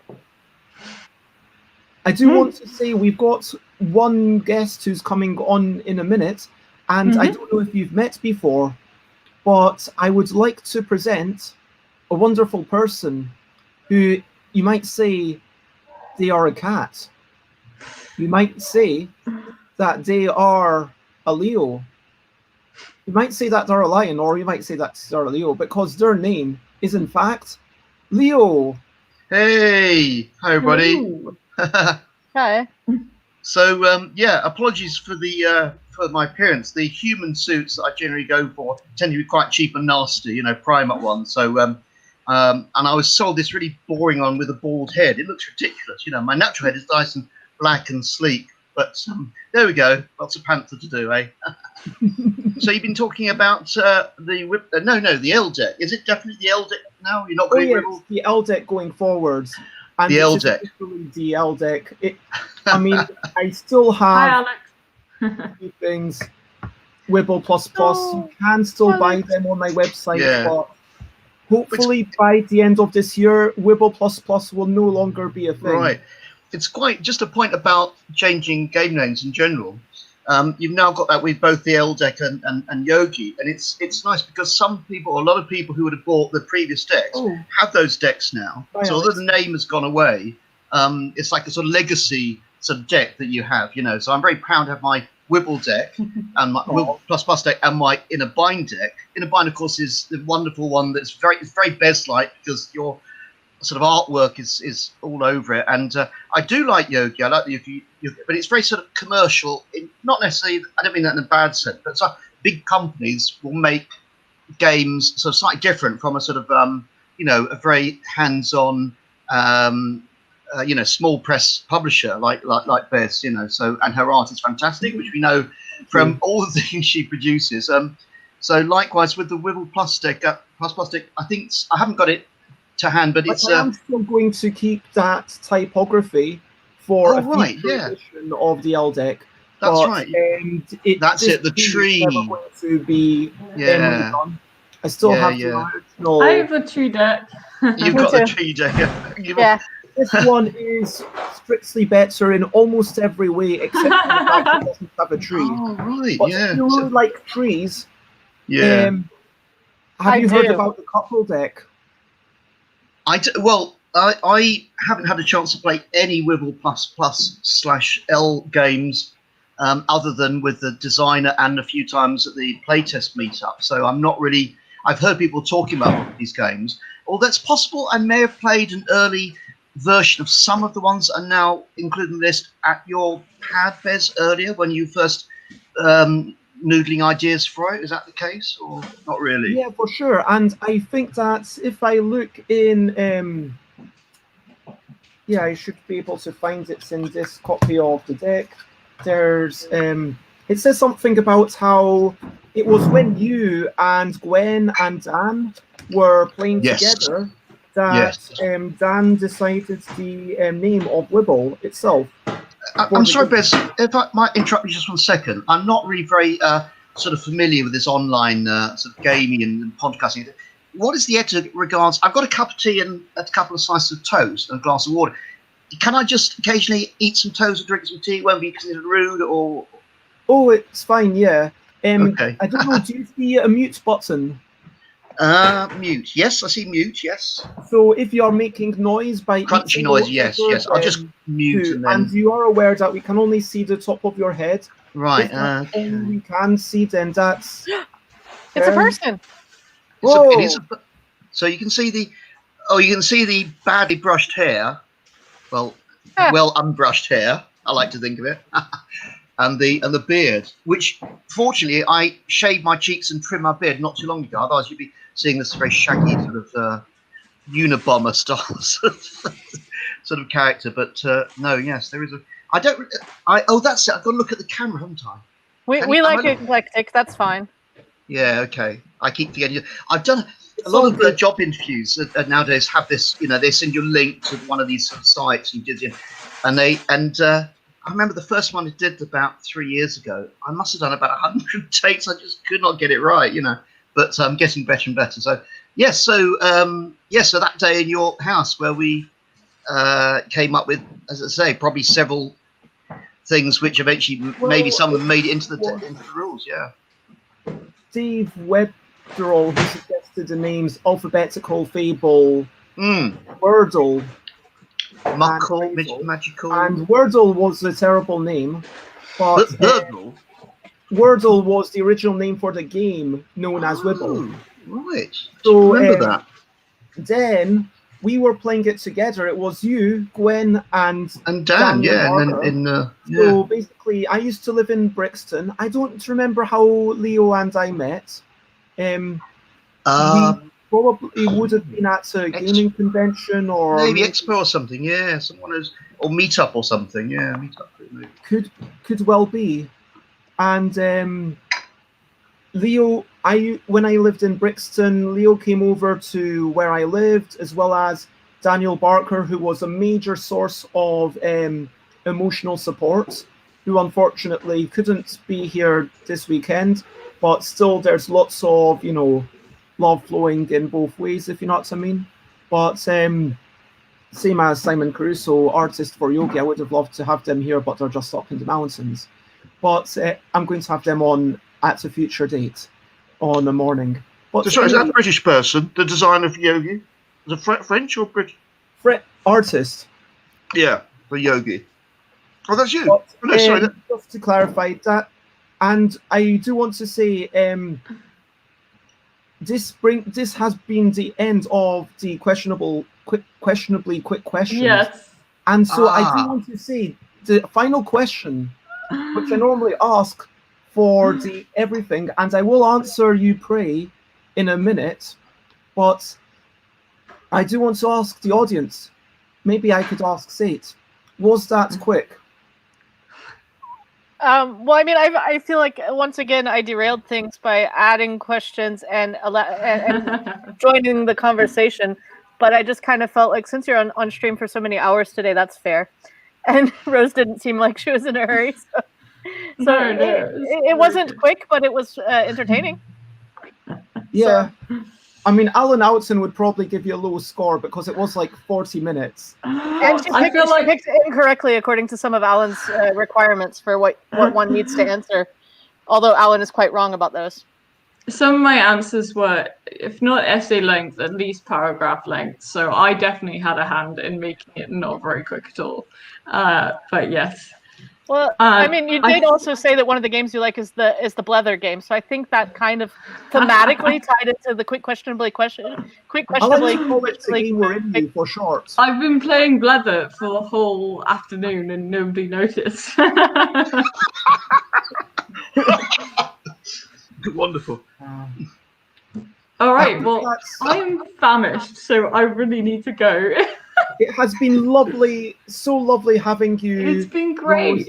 Thank you so much. Such a perk of lockdown that I'm not in Indy for Bez Day this year. Like, it's an unexpected bonus, but it's been really fun. So, yeah. Nice to talk to you, Rose. See you again sometime. And I believe, I've got to double. I've been quite bad at writing stuff because honestly, it's low spoons and stuff, but yeah, I believe I'm having you on at some point in the not too distant future with some people in the morning, and to do 3 things.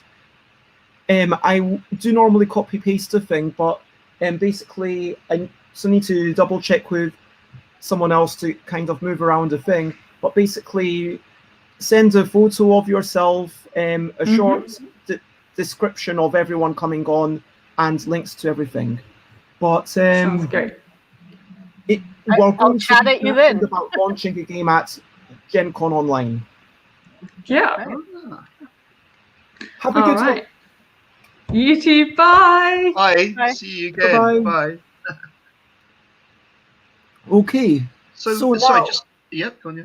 Oh, sorry. Did you want to introductions, Leon? Well, you just briefly. So I've probably seen. Is it Sate? Your name? So yeah, so Sate and Rose. I've probably seen, but one or both of you on sort of Facebook threads and message, but I'm not sure we've met or with. Nope. So, I mean, are you sort of generally on the UK board gaming scene, Sage? Nope. Or no? Right, okay, that's cool. It's cool. I live in Leipzig, Germany. So. Oh, right, Leipzig. Yeah. Interesting, because a friend of mine, a role-playing friend of mine, I've known for some time. I think you met Dan. There's I asked him to look you up in Compulsion years ago. Is possibly going to relocate to Germany because his sister has been living there for some time and is recently married, and he loves it, and he's not very happy with his job here. And I was asking because she lives in I'm not sure if I pronounced it right, Schönfeld in Potsdam, and he said, "Oh, it's been amazing with the Citadel and all the museums and so on." And I said, "Well, I think I remember that Potsdam is actually sort of in the form of Eastern Germany, and how does it still seem a bit Eastern?" He said, "Oh, well, my sister lives in one of these communist era blocks of flats, but apart from that, it's kind of, I mean, because Leipzig really definitely is East Germany, isn't it? In the sense of it's much further east than." It's not further east than Potsdam, actually. But it's not. Okay, Potsdam, right. My geography is quite hazy, but would you say it still seems like Eastern Germany, or is it now also just Germany? Would you? Well, I mean, it seems like modern Eastern Germany because Right. obviously it doesn't feel like the DDR, but it's yes, of course, but I've only lived in Leipzig since 2011. Before that, I was living in Western Germany. And, okay, right, okay. There's I do feel quite a difference between East and West, and also between North and South in Germany. So, like, depending on where you're living, it's more diverse than just the East-West question, and it's also still noticeable in some subtle ways that I think maybe someone who maybe doesn't speak the language very well wouldn't notice some of the things, or if you're not as familiar with the culture and the things going on. But there's definitely, I mean, it's 40 years of different political. Sure, it doesn't go away automatically. But of course, like, I mean, one of the main things that you notice here in the eastern areas are that people are more used to trading and to taking care of each other and to doing like that part of culture. So the sort of communitarian aspect, like the first week I was living in Leipzig, I moved in the winter and I had an apartment that had a coal heating oven, and I had no time to get coal yet. And every morning someone would knock on my door with a bucket of coal and say, "Hey, notice that you haven't gotten yours yet, so here's some." And that's something very unique, I think, to this area that I wouldn't expect in the West. No, so neighbours kind of really look out for each other and sort of interesting. I mean, we'll go back to the topic of the, but just on the point of that sort of culture and so on. Of course, I mean, ask that question, people, from the UK, think, oh, Eastern Germany, but of course, the UK is the same because we've had centuries of United Kingdom. I mean, united in the sense of Britishness, but if you go to parts of the northeast, Yorkshire, Northumberland, you will still, I think, if you stay for a while, notice that there's still some sort of holdover from the Danish Viking, and their people are more friendly. People always say that in the north, the south, they're more sort of reserved and so on. So it's probably, oh, there we go. I've got a nice headline, a subtitle. Wonderful. But so nice to meet you. So how did you meet Bez then? Is it online or some Facebook group? A couple of years ago, I received one of my permanent resident status for Germany, and always when that happens, I do something to celebrate by leaving the country because I know I can get back in.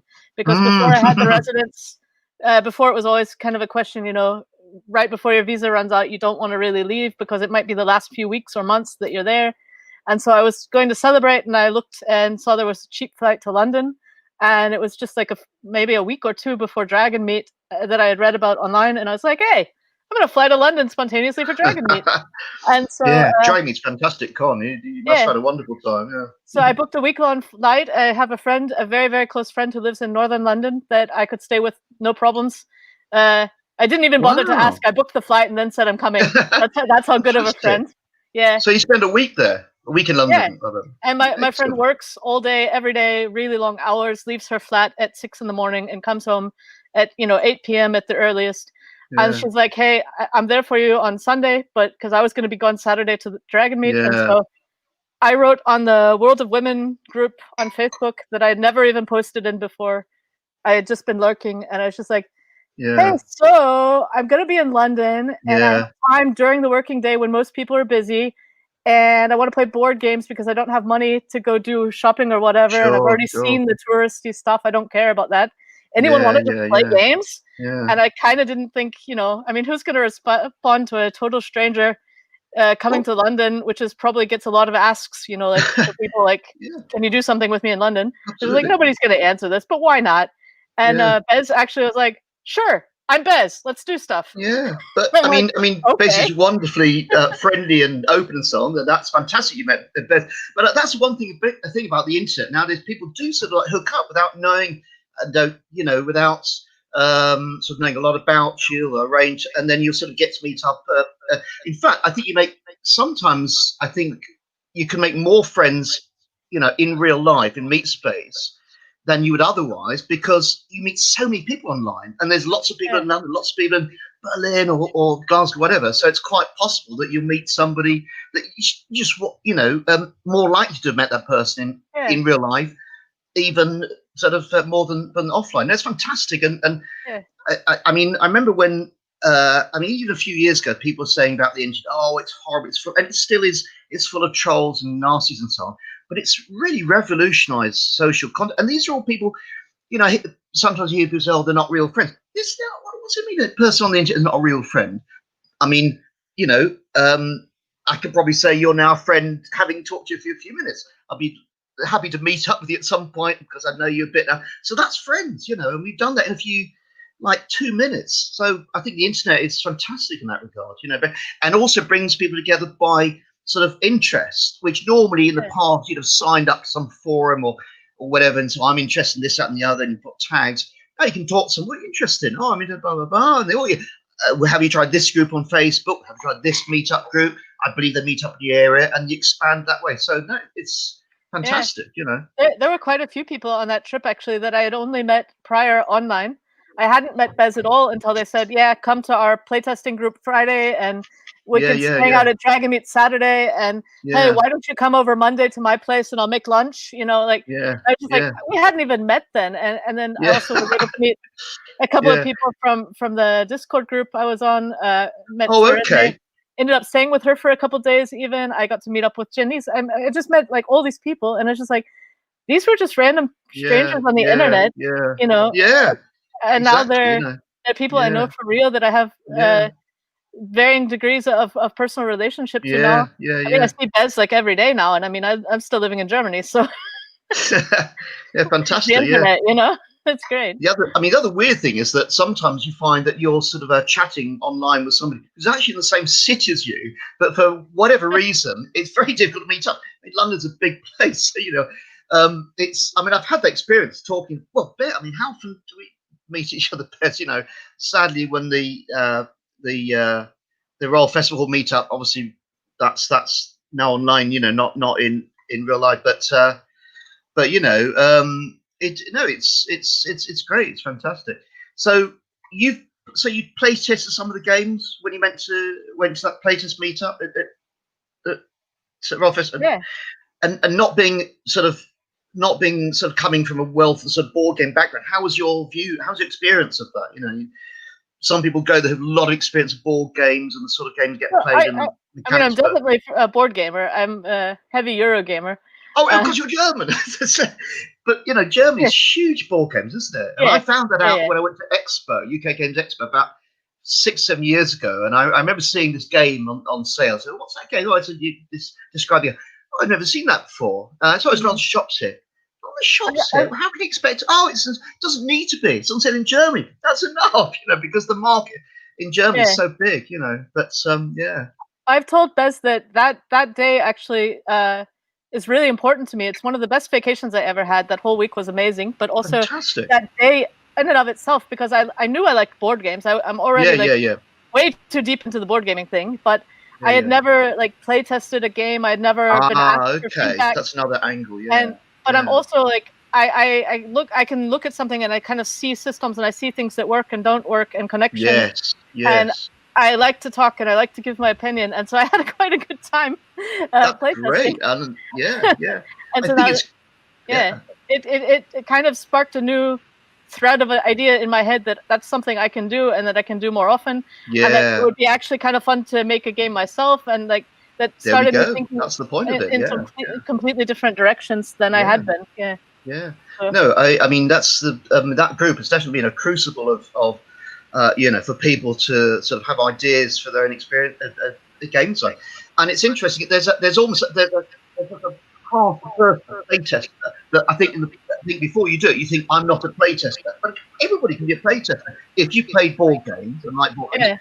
You're a playtester, and you can, as you say, with experience of having played various games, you can say, "Oh, I'm not sure about this." But what do you feel? I think some people might be. I think a concern be some people might be put off. I'll use the word criticizing, but criticism is not neither good nor bad. Pointing out things that might not work. To voice a critique of the game to the actual designer, who may be a designer of some experience. Yeah. Is it a bit intimidating or reluctant or shy? How do you feel about that? I was lucky. The first person who I playtested their game was Denim. I don't know if you know him. Yes. Yeah, great game. We had a brief encounter prior to the playtesting. Okay. Because we both arrived at Royal Festival Hall at the same time and made beelines for the same table. And I beat it. I beat him to it. And there's a game in itself there, isn't there? Yeah, he gets there first. Yeah. He cussed me out under his breath, but I heard him. And so there's no mute button in real life, is there? Right? And so I already had that baseline going into playtesting his game, which made it a lot easier to just kind of laugh and tell him my thoughts without, I'm like, well, you already called me this, so I can say this about your game. But I actually did very much like his game. But yeah, it gets complicated. There was one designer who desperately needed people to playtest their game, and I said, that's exactly the opposite of anything I would ever be interested in. I really don't want to test that game. But somehow they didn't have anyone else, and so I ended up playtesting it. And they knew that I was totally not interested, totally didn't want to, and that I was opposed to several things about the game. I was like, I'm totally the wrong person. And still then when I said something slightly like, well, this is kind of not quite the way it could be. And I was like, well, you're just biased because you don't like this type of game. And I'm like, well, then you should have asked me to playtest it. Exactly. If you're not either you admit that, it's not my type of game, you don't have anyone to playtest, darn, or you listen to what I'm saying about your game. So I think sometimes it's hard. I mean, I so far I've just playtested one game there. My game Shingo, hopefully going to be published soon. And I think there were probably one or two times when I perhaps got a bit upset. I don't sort of, I mean, I hope when there are times I might got a bit upset. I didn't sort of like to be too extreme about it, but it is sometimes hard. And I think I've definitely got a problem that I have to sort of overcome with being fixed on something and then eventually having to say, yeah, okay, these guys are right. It is wrong. I should change it. But sometimes it can be hard to do that, to say, I mean, this guy was totally out of order saying that because obviously he wants you to play to again. He's invited you. And so he's in a sense invited criticism, literally, but it can be hard. And I think for people, I don't know if it's harder for people who are new to board game design or for people who are more experienced at it. I'm guessing maybe those more experienced will be more used to handling difficult criticism. What do you think about that, Bez? I think that anyone could. I think that you're quite good at giving and taking criticism. I don't think that I don't think you were ever overprotective. That's very kind of you, Bez. Possibly. I think that it is sometimes we can say, okay, this is what I think would be better, and for someone to say, oh no, I just don't want to change that, or I'm worried about it. And there is sometimes a reluctance to change things. That can happen for sure. But I do think that, and I think that parts of being an efficient designer is also parts of being an efficient playtester. Yes. Sometimes you have this tendency to do what a lot of people do and say, hey, let's make only one change for every playtest. But if you think about it, even if you can't just do one thing and then playtest it a lot, change one thing, okay, playtest a lot, because we all have finite time. And so part of the skill of being a designer is kind of there is a web of, okay, was this playtest, did it go well? Was it enjoyed because I was at the table, because I infused it with some joy? Was it because people wanted to enjoy it because I'm playing with Chris and McCall and Chris and McCall love me? Is it because I played it with people who are more into this kind of game than last time, that it was just a better fit for those people? Or is it an actual better game? Even with a second playtest, even with exactly the same group, maybe it was a bad day for one of them. All sorts of things could have happened. And so in Magic the Gathering, I know that we don't have the resources that Hasbro have, but I think that it's important to take so many design lessons from these people like Mark Rosewater, head designer of Magic the Gathering, who is still sharing with their information. Honestly, listening to Mark Rosewater's podcast, and say, I've already linked to ages ago, like the 20 Years, 20 Lessons podcast. Have you watched that?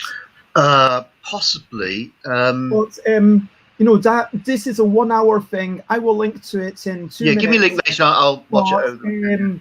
I'll link to it so everyone can watch it, hopefully after this one. I'm not, I mean, that's just the pre-recorded YouTube thing. But yeah, and hi Prey, lovely to have you back. And we've got some lovely comments just to say from Nick also, who's got a lot of love for everyone on the screen. And I'm loving Leo Grin. I've no idea who Leo is. Well, let me tell you, Nick, I have very little idea who I am either. So, you know, we're in the same boat there. But I love this. When I first started sort of delving into this sort of online podcasty type stuff, I was very worried I don't have the good camera and cans or the rest of it. But I love new technology. I'm a bit like Stephen Fry, and if you know, he loves new technology. I'm really good. And I'd love to play with the thing, you know. So I'm seeing this caption. I'm sort of interacting with this caption. It's great, you know. It's fantastic. Well, we'll collect Nick's thoughts in a second. I mean, maybe. Oh, right. What's this? Support. Share this project. That seems like a familiar face. Pledge. So this is the In a Bind Kickstarter that was launched 6 years ago today. Wow. Oh, that's very nostalgic. My goodness. So that you can see Leo over there with Gwen Mott. Wow. Hoovering up some coke there. Oh, no, cards, yeah. That's what I thought the first time. I'm like, can you show this? You sure you want this on the internet? That's what gives us the edge. Oh, it was brilliant. I love being a part of this game. I really did. I mean, it's what I was going to say. I was thinking, you know, and everybody gives a slightly different sort of angle to it, and it's fantastic. Yeah, and it's great. Yeah, go on. Yeah, sorry. Yeah. No, you go. No, I just I love the idea of this game where you have these sort of it's a social game, but it's very unlike, you know, most if somebody said to you, do you want to play a social game, you'll think, you know, Dead Last, you know, Avalon, Saboteur, whatever, and Werewolf. But this is very, very sort of, because I think the last time I've seen anything like this was I thought somebody probably came up with Upper Body Twister, which is sort of, but it's more. It's not just people sitting around the table with cards and pasteboard. It's actually people using themselves as part of the game, which I think is fantastic. It really makes it good fun. You know, you are a component of the game. You know, in a way, and everybody has their different sort of quirks of dealing with sort of physical activity in terms of, you know, in terms of games and sports and so on, and reacting. The people's reactions were fantastic. And I think that's why people love it so much. It's actually, people are actually really getting involved in a very, very genuine sense, you know, which is great. One thing I don't remind me, the early playtests, I think you have rules now, the dickish rules. Was that not the actual rule in the past though? Because I seem to remember the early playtests, you actually did lay a card on somebody. Like, or did you? Or how did that work? I can't remember exactly. I'm looking I'm for gonna give- here it is. So I've got a deck somewhere, but I have to dig it out. Sorry. yeah, I'm wishing that Leo had. I'm wishing Leo had been here for in a bond earlier. That would have So been fun. this one says dinner be an umpty. I don't. Yeah, there we go. Dinner be a numpty, yeah. Dinner be a That numpty, was right? the Okay. original one.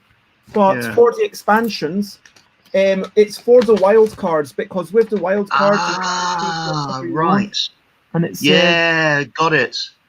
Let me do it. Yeah. Okay.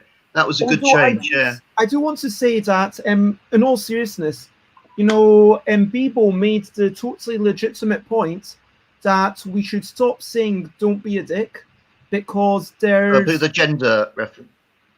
yeah, it's kind of it feels like a bit of a shame. And Bebo was basically saying, "Hey, I'm with someone who's really feeling bad about their genitalia." Yeah, and yeah, exactly. Frankly, this is like Yeah. It's a bit of a trigger for them, yeah. And it's like, why should that be it? Why should we use the C word or dick or whatever, or the T word, or why not just say don't be an arse? Don't be an arse, yeah. Don't be an ass. Don't be don't be a pooper, don't be a pot, don't be a party pooper, yeah. Or how about turning it around and just keeping it positive, Yeah. Yes. Be we always have to warn away from bad behavior. Yes, exactly. Make it positive. So don't be a star. Be a atmosphere. Embrace the. Embrace the fun. I like that. The fun. Be the fun. Be the fun. Brilliant. Yeah. Be the fun. I like. If you're not being dick, you're being the fun. Be something. I think that "don't be a jerk" is as good as we can really get. Yeah. But I do like what Sate says. I like that a lot more. I mean, yeah. Sometimes the fun is being a jerk, of course. Like if you're playing Kitty Cataclysm. In the right group, it's okay. But then it's also not jerky because it fits and it's okay with everyone and it works. Yeah. It's still fun, so that's fine. Yeah. Be adventurous, yeah. Be adventurous. I love embrace the fun. I'm going to write that down right now. Be the fun. No, embrace the fun. Oh, embrace the fun. Not everyone can be the fun. I mean, no, sure. So embrace the fun. Yeah. If everyone's being the fun, that's going to get competitive. Embrace the fun. Yeah, embrace the fun. That's great. There's that works for me because I'm also into role playing. Yay! We did a thing today. That's brilliant. Finally, we've been here for 4 hours and we finally did a thing, guys. We should have got Leo in here sooner. But isn't that brilliant? But that's the great thing about these sort of like brainstorming type meeting up people and it's lovely that over a course of time, over a meetup group or a games design, you have these moments. So like in future, that was the moment when Embrace the Fun, took off. Fantastic. The stream day, steamboat, whatever it's called, session of Best Day. Oh, it happened on Best Day. This is Best Day, isn't it? 1st of August. Yeah, it's 1st of August. So what is Best? What is Best Day? I've never heard of Best Day. Over to you, Best Meister. What is Best Day? Best Day? Nick, but sorry, I keep doing that. You can be the pun, mate. Nick, you already are the pun. We established that quite a while ago. We established that. But it's near your birthday, but not actually your birthday. Is that right? Your birthday's the 13th. For those who want to know, I am willing to publicly share that my birthday is on the 13th of August. Sorry, spoiler. Beg your pardon. Sorry.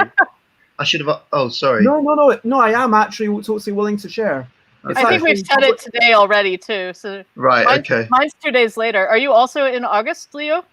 I'm in April. April 8th. So yeah. Unfortunately, not in the club. No, no. But Best Day. When was the first Best Day? It wasn't with the early in a bind, was it? I thought so. I know that Sates was just joking. I'm sorry, Prey. So right now, it's 5 p.m. So In a Bond started 3 hours ago. I'm sorry if you came over here for In a Bond. You've missed it today. We are having it one more time tomorrow. like it's like a big event thing. 2 p.m. UK time. I don't know where you are based, but it'll US. be what's 24 minus 3? It's 21. It'll be in exactly 21 hours. Will be the next one. But without me. Sorry. Yeah, Xates Oh. won't be here. So I you have won't- an in real life gaming group that I have to go to. Okay. Have to get to. Yeah. Oh, sorry, Prey. You played it before you What? woke up. So Prey, did you get to watch In a Bond, Leo? No, I didn't. I was sort of like getting up, making lunch, becoming vaguely sort of semi-human. I did. Well, I mean, also because I think you said it'd be odd if I was on camera, which I agreed with. So I decided. Oh yeah, like I wouldn't want someone on camera and Yeah. because Leo was saying that they might not want to actually play, but No.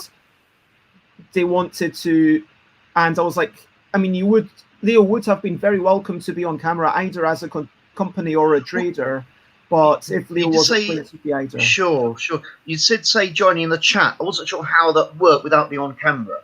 I'm not So sure. joining in the chat, you go Written. to twitch.com/stuffbybez, and then you just chat. Oh, right. Okay. Cool. Right. Okay. Yeah. So That's where I'm yeah. normally hanging out. I don't normally come on camera either. I'm normally just hanging out in the chat being annoying. Right. Basically, what happened? I mean, so, I'm doing that now too, but Sure.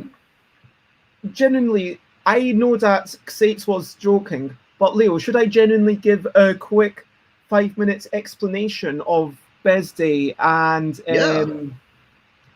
how this all happened? Yeah. No, it's an interesting thing. Yeah. Okay, well, going back in time, going back to when this was launched, Right. you'll notice on the bottom, this is completely coincidental, but the funding period, I don't know if you see that. Yep. a fundamentalist. Oh, It just says. It's actually, so there, Yeah. 1st of August 2014 to September 29th, 2014. Oh, right. 28 days. Oh my God. Okay, so that was the funding period. Right, I'm with you. Yeah. So I launched the campaign for In a Bind, and there is a very early version of the logo, Yeah. Lovely. Yeah. which I improved it. So I hope you will agree a fair bit for. Yeah. It has developed. Yeah. Very nice. And then, so I made this game. I managed to kickstart it thanks to people like yourself, Leo, Dan, and Liz, who I had earlier on. Yeah. And I love this joke. Thank you. But yeah, so I'd made In a Bind. I took a bit longer than I really hoped to get it done, to get it out there, to get the. Honestly, finishing the stuff in here was a source of anxiety. And that's why when it got to here, this one which I unboxed this morning, that was like, okay, I'm just going to go for it. I'm just going to make things, and if they're rubbish, so be it. This is just going to be the way it is. It's going to be a one-time thing, and boom. And so then I got the games done, and I was finally sharing them with people at UK Games Expo. Such a wonderful moment. Yeah. Now, I was going to try to get this into shops. I knew that was possible because people like Leo had forged this path before with such wonderful games as. Oh, well, could be Licardo you are thinking of there. Yep. I was kind of setting you up there, you know, Yeah. two-parter. But Licardo. yeah, Licardo, a great sort of word game where the cards aren't letters. The cards are fragments of words. They're kind of actually words that put together in English to have composite words. And I've had some joyous games of it, not even according to the rules, just kind of, we just kind of, no matter where you put it, you just have to give an definition. It's that's in fact. I mean, I remember once I played it with some school children, not in a school, but at some youth group or something, and they were just going crazy with it. And I thought, God, that's really cool. As long as you can come up with an interesting explanation, you know. So but yes, so I did. So I was I knew past that that- trail. it was possible, even for little designers like us. Yeah. And what I did is I went over, I kind of looked up all the shops, I scoured the internet, I phoned them all up, and I was like, okay, how am I going to get this into shops? I want to have a bit of an event. I want to tell people when they can get it. And so I thought, okay, well, I'm going to send it off to everyone in June. It'll hopefully get to even the Americans or the Australians. Hopefully it'll get to them by July. And so I want to get into shops, after that. So let's say the 1st of August, the 1st of the month, that seems like a good date. And honestly, the fact that I chose 1st of August to release In a Bind, and In a Bind, the Kickstarter was launched on 1st of August, that was complete coincidence. I didn't realize that. I thought that wasn't a coincidence. No, that was a complete coincidence. Right. That's how I thought it happened, actually. But then, this was not yet Besday. This was just a launch event for Yeah. So I'd phoned up lots of shops. Some shops had agreed to take 4 or 6 copies. Yeah. I know that Leisure Games, they said, well, you can come in and show it to us. We might get some, but we'll be unlikely to take more than 6, even for a really popular game. And I went there, I sat down, I spent the whole day, 1st of August, because this was the only shop in London selling board games that I could really sit down in. Treat it. I cycled maybe an hour and a half to get there, and then I sat down the whole Saturday, the 1st of August. Wow, it's become a Saturday, 1st of August again after 5 years. There we go. Wow. So it was a Saturday then? Leap years. Wow. But Fantastic. anyway, so I was there Saturday, 1st of August, 5 years ago, and that's how it started. Then next year, In a Bind Junior, I wanted to get it into shops. I'd gotten it to backers around the UK Games Expo. When am I going to send it? Oh, I don't know. I should pick a date. Oh, wait a minute. 1st of August, I could start a tradition. This idea sparks in my head. And then it was when I was speaking to, do you know Mike, Who Dares Rolls? No. So Mike is a video person and a podcasty person. Okay. Their show is called Who Dares Rolls, and Mike was talking to me at UK Games Expo. That was the first time I was ever in the UK Games Expo as an exhibitor. I was there with Dan, with Miquette and Stuart and Gotcha. Those 4 people were my helpers. I had like the smallest. I had one of the starter stands, which is very small compared to what I have now. I think I actually had a 2x3, something like that, 6 square meters. Whereas nowadays I've got like 16. So we were doing this, and then I was like, oh my God, this could be a thing. And I'm trying to get Wibble++ ready. That could be 1st of August. This could be like an ongoing thing. Right. So when I went to Essen, I told Eric Martin about it, and it became a thing. Oh my God, Eric Martin from Board Game Geek. Eric Martin knows about it. So if you ask Eric Martin when is Besday, Eric Martin would know. I mean, Eric Martin also knows that it's his Gen Con, which is unfortunate because, damn you, Gen Con. If I'd planned it, I would have probably picked a slightly different day. Maybe, I don't know, 1st of September, maybe kids are back to school. I don't know, maybe 1st of July. Because Gen Con is like the 20th, is it something like that? No, Gen Con's literally this weekend. Oh, Gen Con is this weekend. Anyone watching, and I can see there's like 15 people watching right now across all the platforms. I want to say thank you, everyone, because there is stuff happening at Gen Con, and I know that Gen Con is just, but this is it's just basically it's partially an egocentric trip to say, yes, I'm releasing a game, but then it became a thing where, okay, now I do arts requests and I try to do stuff, and I do give away some stuff, and then it became, okay, I've got a free game available and I need to get the rules for puzzle out tonight, although I'm sorry, they are going to be version 0.8 because they've still got the photos in them. I wanted to change the photos, and I wanted to order the thing properly to properly sort the 20 things, but I'm going to get them into the Google Drive literally before I finish this stream. So, Sage, if you can hold me to that. Sorry, Well, can I just pick up on something? Yeah. The idea of people doing artwork themselves for it, I think, is also a brilliant thing you did, which you also did with Titty Cataclysm, didn't you? You had that, I think, at Essen, you had that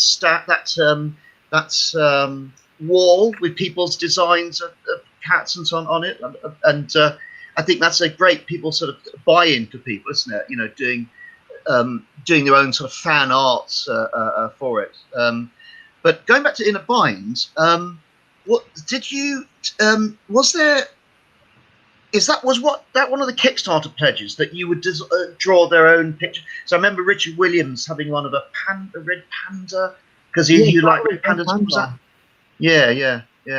But no, I think you drawing sort of custom images for people submitting their own images is great, because it's sort of, again, people sort of, well, that is people embracing the fun as well, isn't it? Sort of joining in. Speaking of which, hey, there we are. also supposed to remind you. Lovely. I love that wall, Bez. That is fantastic. That is Bez, I'm awesome. also supposed to remind you that you were going to be drawing the things that were tweeted at you on the live stream today, while more verbose people than you spoke quite a bit. And I think we've got some very verbose people currently on. Guilty as charged. Oh my God, that's fantastic. How many panels? 2,500 cat pictures. I am not exaggerating. What happened to them all? Do they get taken back by the people that designed them, or you've got a stack of, always a stack of them somewhere? God, that is amazing. Oh, and there they are in that box. Wow. So I actually helped put those up, even though I'm not in this picture. And it was a lot of cats. I mean, that was an excruciating number of cats. Of about 2,500 cat pictures and a bit of blue tack on each one. It's fairly heavy. I can imagine. God. Do you know that's in like sort of 10 years' time, if that went onto eBay, whoa, you'd really clean up. That's a fantastic artifact. What are you going to? So what? Obviously, you're not going to be at Essen. Oh, is Essen doing an online version this year, or obviously not physical, is it this year, Essen? But hopefully next year. They are doing an online thing. They've not really given any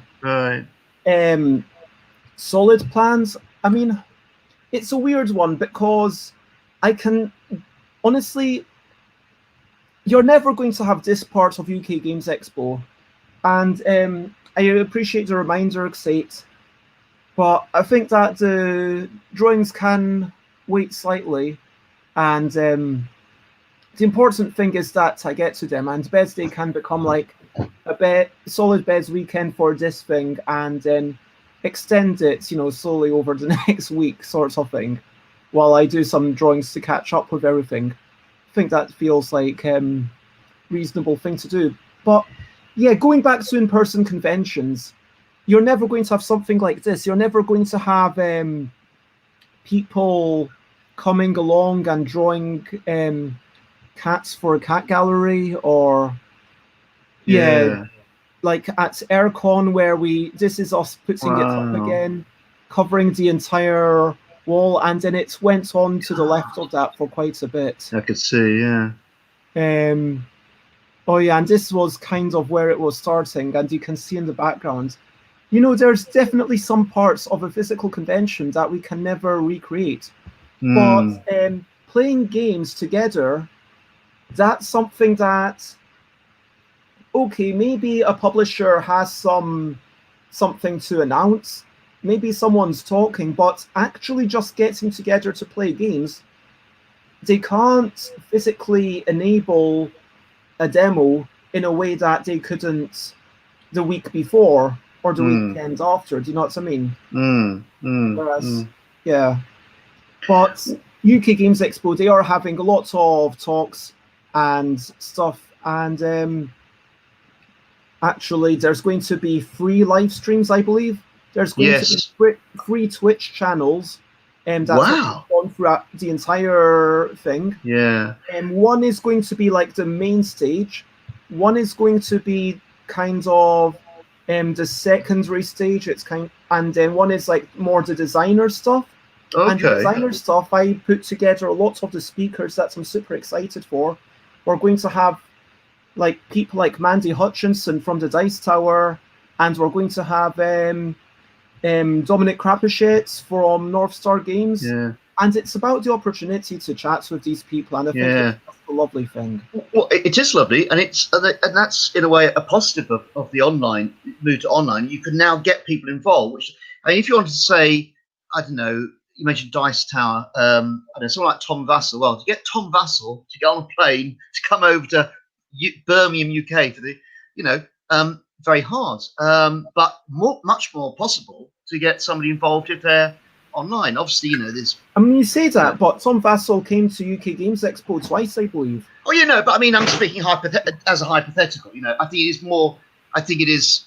There are sort of more obstacles and hurdles to overcome with, arranging somebody's physical presence. Whereas with the online, it's really just equipment and scheduling, which is. But yeah, you mentioned the UK Expo live stream. I know a lot of. By the way, I'm also a role player, and I design indie role-playing games, and there's a lot of that. Lovely to have you, and I hope you have a good afternoon. Yeah, I also need to pop off for a bit. I'll be back in a little bit. Okay. But I need to pop off for a bit. So. See you in a wee bit. Yeah. Yeah. How does it work, Bez, if you say most people's cards?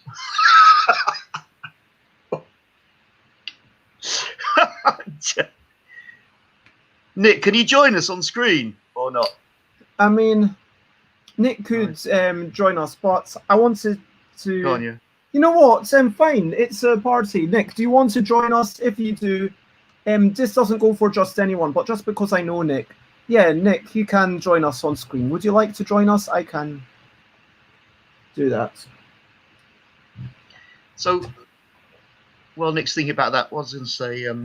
Oh yeah, just a technical thing. If I wanted to step away and then come back later, do I leave the screen on and just stop cam, or? I mean, what I'm saying is the same link. Sorry. You just use exactly the same link. Right. Okay. So I leave the studio. Stop the stream. So my stream tomorrow will have a different link, so no one knows. Well, technically, I could find out the link right now, but that's a private thing. Sure. So every stream that I do has a unique link. So for those who don't know, and Nick, I'm just going to look you up, and there you are at the top of my search things. I didn't even have to type in anything. So I'm going to put that in. And yeah. How are you doing that, Jimmy? That's something you can only do as a host. Twitter message link, Nick. And the idea of the StreamYard, because this is a platform that I use, and each time you put up a stream, people just follow the link, and then they... Yeah. So you could leave the studio, and then a couple of hours later, just follow the link again, and then you'll be back on screen. Is that? Sure, in theory, but like most days, I don't actually stream for like 6 hours. No, but I mean this one. Yeah, with this one, absolutely. So this weekend is an exception, where this weekend each day I'm streaming from like 1 p.m. until 7. And like 7, I'm going to wind down. I'm going to try and finish at 7 sharp. Maybe try and start winding down in around 6. Because yesterday when I tried to wind down, it took me an hour and a half just to wind down. God. To be fair, the way that I wound down was by reading all the comments for other bands on BTP. And so did you say that you mentioned Twitter? Is this going on Twitter as well? Or Oh no, I just sent a link. Oh, you sent a link, right, yeah. Speaking of Nick, guess who we've got? Ah. And there we go. Let me just put you on the Hey. right microphone as well. There we are. Hello, Nick. Afternoon. Nick. Hello. Pleasure to meet you there. Hey there, Bez. How are you all too. doing? I'm doing very well, and I remember, Nick, for those who know, I wish I was more organized with picture. Maybe I'll find it on my Instagram or something. But from Tabletop Gaming Live, You remember me there, but you'll remember me from a wee bit further back because we first met in a small pub near Victoria Station playtesting games when David Mortimer was playtesting Dragon Slayer dice game. And that's when we first met. And then subsequently a few Dragon meets, and then Tabletop Live last year when I was there with my kids and enjoying a game of Kitty Cataclysm, which still comes out as a good icebreaker even today. It's a good game. Good game. It is. It's one of those things where I can, just say it, play it, and that's all you got to keep doing. Yeah. You mentioned Dragon Meat. Sorry, go on. through Tabletop Gaming Live, I'm just looking. I think I might have not put any pictures of it up on. I think they were on Facebook briefly. I was able to point to one of my kids and say, "Look, there you go. That's you paying attention." And yeah, that's I quite I love the playtest community. In fact, my youngest, my lad, he does two things. He'll take part in playing the games, but he loves learning new games. But he's also, I mean, he's 12 years old or so. He's also brilliant at being able to be left in the playtest community and just he'll sit there teaching other people games. Oh, you want to play that game? Let me teach you this game. Which is, that's a sort of great thing from a parent's point of view to go, oh, cool, you can play games and you're chill about it. It's a lovely skill. I got a funny anecdote actually, if you don't mind. So that's reminded me about Nick. I don't know if you saw earlier that Bez mentioned my game Licado, which I self-published a few years ago, and I took it to a lot of conventions, but also non-gaming outlets like conferences of teaching unions, particularly English teaching unions, and various things like that, and then school fairs, church fairs. And I was at this church fair somewhere did a lot in southeast London, places like Brockley and place like that, and I was in one of these places, and I've been demoing the game. I had some of the cards out and was sort of explaining how to use it. And I had this kind of spiel that you get into, and you sort of you vary it occasionally, but more or less the same sort of basic stuff. And I went off, and there was a table next to me where this woman and a daughter were selling some sort of craft type thing, jewelry or handcrafts or something. And the girl was I think she's about 12 or something, and she'd obviously been sort of hearing me doing the spiel, because I went, do you mind? I'm just going to go off for 10 minutes and just go to the loo. Would you mind, saying to people I'll be back soon? She said, sure. And I went to the loo, came back, and as I came back, I heard her doing my spiel to somebody at the table. She'd also absorbed it, as osmosed it, and she had it down pat. Oh my God, can I hire you to go around these, So I don't know if that's a sort of what that says about me, that I always say the same thing, or it must get very boring for somebody next to me hearing the same thing again and again and again. Consistency is often very helpful, especially if you have a repetitive series of you've got to get people through, churned over, turned back, and put them out again. I have a regular thing I run on the sort of second Saturday of every month called Rebel Makers with Hack Horsham. And when we were meeting physically, I would have this sort of standard spiel that goes, thank you very much. Obviously, no projects on the floor, no projects through the air. If we have a fire alarm, we're going to go. And so I have this standard thing. It's kind of they've heard it all before, but then when I'm not there, somebody else who's taking over for me can go through exactly the same. And that, that's a consistency which I enjoyed. But I have to say, I was looking up Mikado. You'll have to explain it a bit more to me, because I just looked up Mikado and went, no, I'm probably looking up the wrong one. And although I'm thinking Gilbert and Sullivan, it's probably not a play either, is it? Oh, right. No. No, I had a website which about 6 years ago I stopped. It just wasn't doing much for me. And I just, I couldn't afford to keep it going. So I just stopped paying. And I learned then, and it's a useful tip for people, is that if you let a website go, quite often somebody will just buy it just because of, I don't know why. And this guy, I think there was a load of Japanese on it, and there was a Swedish guy that bought it at one point who I think played it. So the best thing is probably. If you talk about it, I'll get it in 1 minute. Okay, yeah, because no, there's. After that, I started saying, well, look up on the Facebook page of, say, Leisure Games or whatever. But it's so long ago that it'll be wait. Let me go onto Google and I'll. Did you just Google it or? I just did a quick Google. I attempted to do a quick Google. Yeah, I'll Google and see if I can find a good. Yeah, Bez is already on it. Bez, she's got it. She's got it. Okay. So this is this one's a wee bit dirty. Sorry, Leo.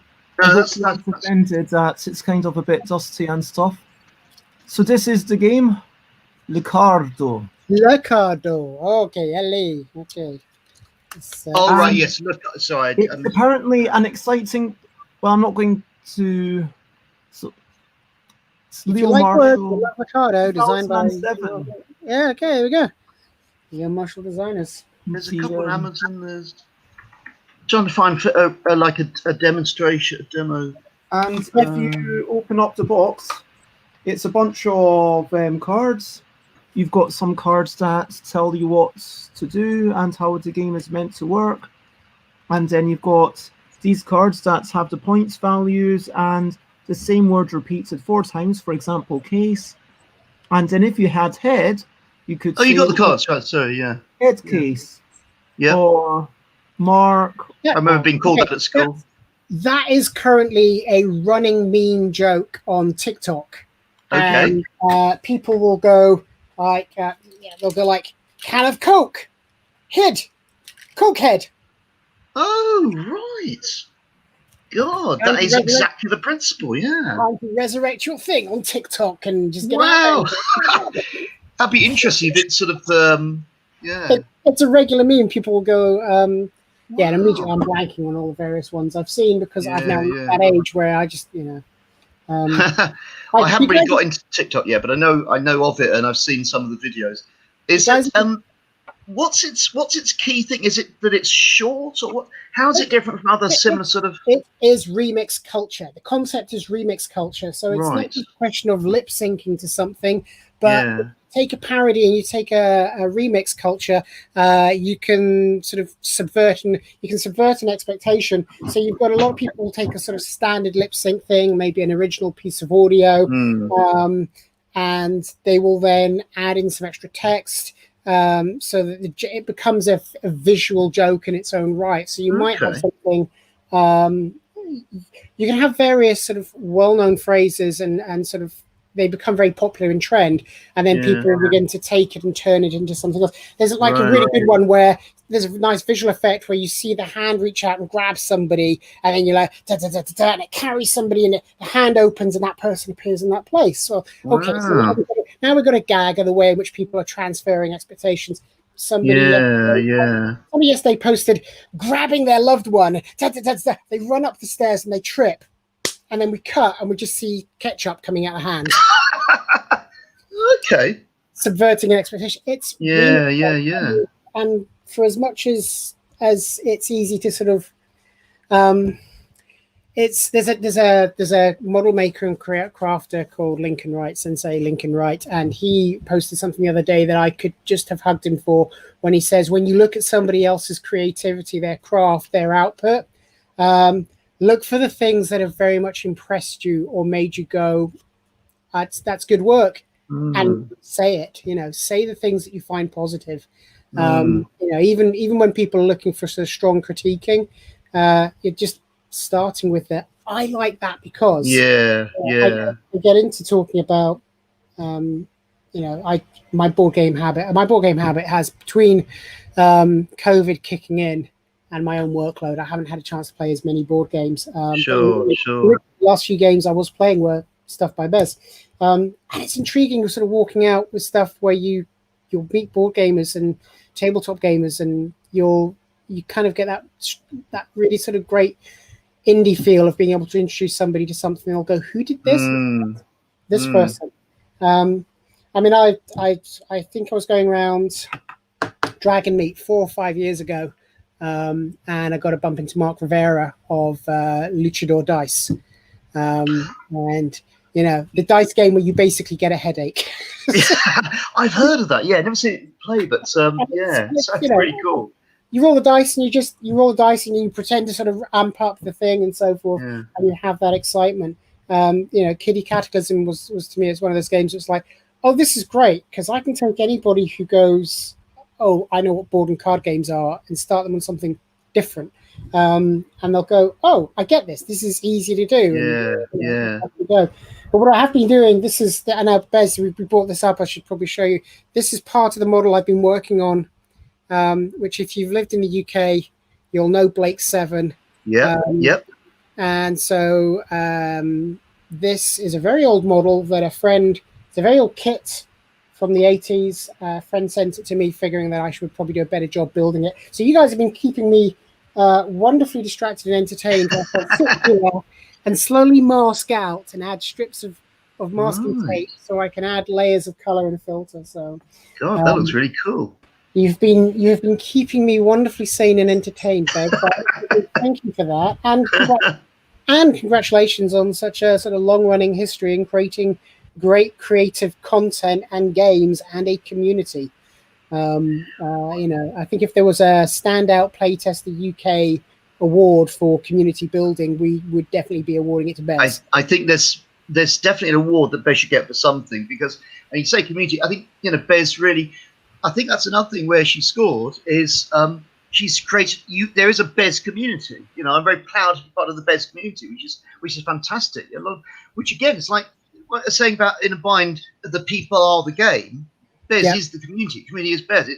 It's much more sort of like integrated, and there's not like most designers are. I'm the designer. It's a game. These are the players. These are players. All different, but with the Bez community, they're all part of and. Just going back to I don't know if I mentioned to say that I'm also a role player, and one things I like about some indie designers, role-playing games, is they have a similar sort of thing. Like Fiasco, it's got a sort of community of people that do their own play sets. They're part of the game rather than just people who play the game or buy the game. Now, I think Bez has definitely scored there. The Bez community is fantastic. It's like. And online it's only taking off the more now with the I hate to say it's a good aspect of COVID. It's nothing really good about it, but it's an ill wind, isn't it, that blows nobody any good or bodes nobody or does something or doesn't something, And it has had the effect. The online community is growing and feeding into and it feeds. Sorry, Nick, just a bit. So it feeds back into the offline one as well, and sort of both grow in sort of. Yeah. I was thinking this day, so I was tuned in early this morning and then headed out for my run. And on my run, of course, I'm listening to various podcasts, and people are always talking about, how are we going to get back to, we've got to get this economy, we've got to get this thing up. And it's occurred to me that art isn't actually impacted at all by art, and creativity isn't impacted by somebody's idea of a model of an economy. Art and creativity is the constant sort of new discovery. And Indeed. It is interesting listening to people talk about virtual conferences which are kicking off, and simply the habit of creating a sustained, continuous place where talking about game design, talking about game designers, talking with Calvin about writing the words that go around games, you create a more interesting space. And you've already mentioned it earlier, Leo, where you're saying you create these new friends and these new contacts. Yeah. The things you miss with a physical event is that corridor conversation, and you can also feel that you can miss the spontaneity of creativity. My challenge is that in the last few weeks, through what Bez has done with a space like this and creating Beztival, Bez Day, is that we started creating that in creative spaces. Yeah, absolutely. Yeah. Absolutely, and that's interesting. Sorry, go on. Sorry, no, go on. I really appreciate all the love. I was just going to correct the pronoun just because you said Bez has created his space. My apologies. Yes. I'd predict if you refer to me as either she or they. Either of those are fine. I do honestly apologize. I make my hugest efforts to get this one right, and it is my constant onward struggle. Also, it is, yeah, and it's my. I just wanted to get that reminder out there, but I do. I'm really enjoying all the love and everything that you've said.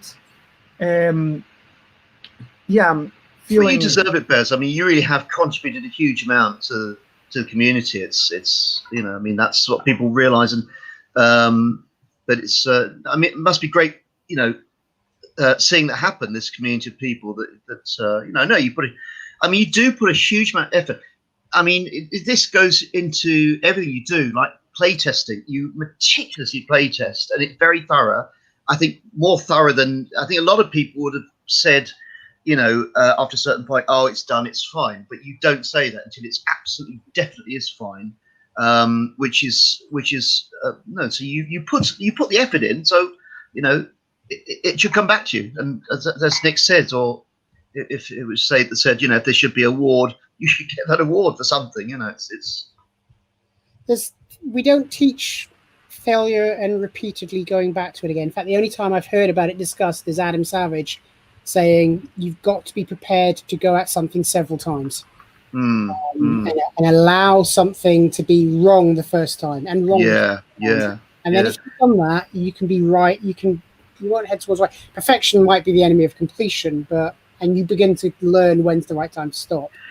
That's also true. I mean, again, it's sort of you get that with role playing as well a lot. You know, you can play test games again and again. I remember talk to a guy a few years ago about this at some con, and he said ultimately at some point you have to stop, and has to be point, because you could go on forever, really. You could go on forever tweaking something, but I think with playtesting, although I suppose, I mean, my feeling is that when you playtest a game, there could be further playtesting to be done, but the major part of it is where you can actually say, not I'm playtesting this game, but I'm playing this game. Because if you're playing this game, well, it's not, you know. I mean, there will still be there'll be a number of people who feel that, and then you'll play it with some other people who find things that still need to be corrected. Sure. So, you know, I wouldn't say immediately you think, oh, this is working fine. You know, you still need to say, well, let's just make sure, you know. But I think that's. But I think again, that's what when people come to the. Sorry, Nick, have you ever been to any of the Playtest UK meetups? Yes. Right. I've years ago. This is how Bez and I first. Oh, okay. Oh yes, you said the one in Victoria.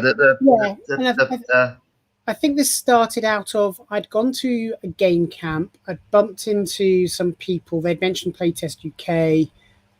Twitter in its early days, when it was less of a moribund critic hole, had a tendency to be a very positive space for discovery.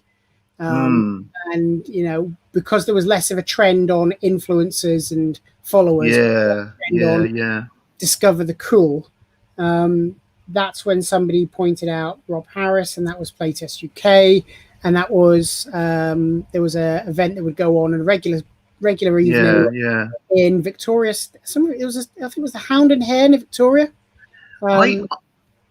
So I do remember it. Yeah. So I was going to say, you know, when you go to those meetups, again, I mentioned to say earlier about the possible nervousness about, you know, issuing a critique of somebody's game and so on. The other thing is that when you're playtesting a game, so every group is slightly different, as I think mentioned earlier, that you might test something, it works, and then it works 2 or 3 times, and then the fifth time it doesn't, and then you think, oh, you know. So I think it's difficult to get difficult to get to the point where you can say, yeah, all this play testing I've done so far has meant that the game is now fine, because you never know when it's okay, or it seems to be okay, but then the following time you play it, something breaks, you know. And I don't know quite. And even with that, I think you have to say at some point, no, it is worth. If it's, I mean, is there maybe a percentage? It's perhaps it's because nothing will work 100% all the time in every game, every time you play it. So I think there must be a certain point at which you say, well, this is publishable. But again, I think there's always a nervousness about with all the people involved, the designer, the play tester, and and I think people are reluctant to sometimes to suggest some change, but it could be a change that really makes the game if it does actually happen. So it does need to be pointed out, but maybe that. I mean, I've actually played in the past games which, after playing it at a club or somebody brought it to meet up group, I think, did they really play test this game? Because this element here, it's not quite working. Did they really? Was there somebody at some point said, "Sorry, dude, this isn't working," or was nobody? Like some Empress New Clothes, was nobody willing to say, "Sorry, dude, this," and as a result, it you can call that of Stackbots. I've tried to. Oh yes, I played that. Yeah. So many times, and I'm like, people seem to know how to play this, but when I read the instructions, I feel like I've not played this game. Right. Yeah. And it is, but it's. I mean, that's. I was helping Rob Harper play test a bunch of things, and it was a roll and write game, and this was like explaining something one way, and. When you explain it when you're the creator, it makes sense because you've got stories you can understand. When you explain something, it's almost that mechanism of saying, well, okay, if you can have this to somebody else and they can teach it to somebody else, you've probably got a good set of rules. Yes. Especially if what they teach is what you intend. That comes all the way back to that consistency of communication. Yes, absolutely. Absolutely. Yeah. Once you crystallize that. You'll know that you've crystallized it when somebody can do it. But these are skill sets we don't teach in schools. These are skill sets that we don't find a way to teach people about unless people follow down that route to a certain degree. And it's very important. I mean, to broaden out a bit. Sorry, So I was just going to say, talking about changing things and then coming back to it. Sates asks if there was something. Yeah, I'm the person who pops all of these onto the screen. If you pop on to the top right, you can see all the comments. At least you can on a laptop, but I don't know how it is on a phone. All I can see is the red mask I made look banging with Rose's outfit. Can't see anything. Oh, comments. Oh, God. All this time I could have been seeing the comments. It is an equal distraction. And speaking of change, I'm going to have to love you all and leave you. So thank you very much. Okay. Awesome catching up, Leo. It's been a genuine pleasure meeting you. Yeah, you too, Nick. Are you based? Where are you based in the UK? I'm somewhere between Brighton and London, in a small place called Horsham. Where I know Horsham. Yeah. There's a game shop there, Battleground or something. That closed off a long time. But there is a new one that's just up in Crawley called the Comic Shop. Okay. Which unfortunately, due to the heat wave, lost its comic, and so it's just referred to itself as the shop now. Right. But, lovely to talk to you too. Hopefully meet up at some point, Dragon Meet or elsewhere. Yeah, at the end of all of this, we shall all gather together and roll some dice and have some fun. Cool. Are you on Facebook or Twitter or me? Yes, on Twitter I am the Loudmouth Man. Okay.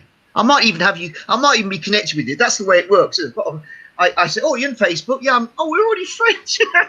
So, no. I'll see you. That guy with bad puns and right. Okay. Hats, but today, fantastic. Yeah. Today, no hats, which is a little bit off kilter for me.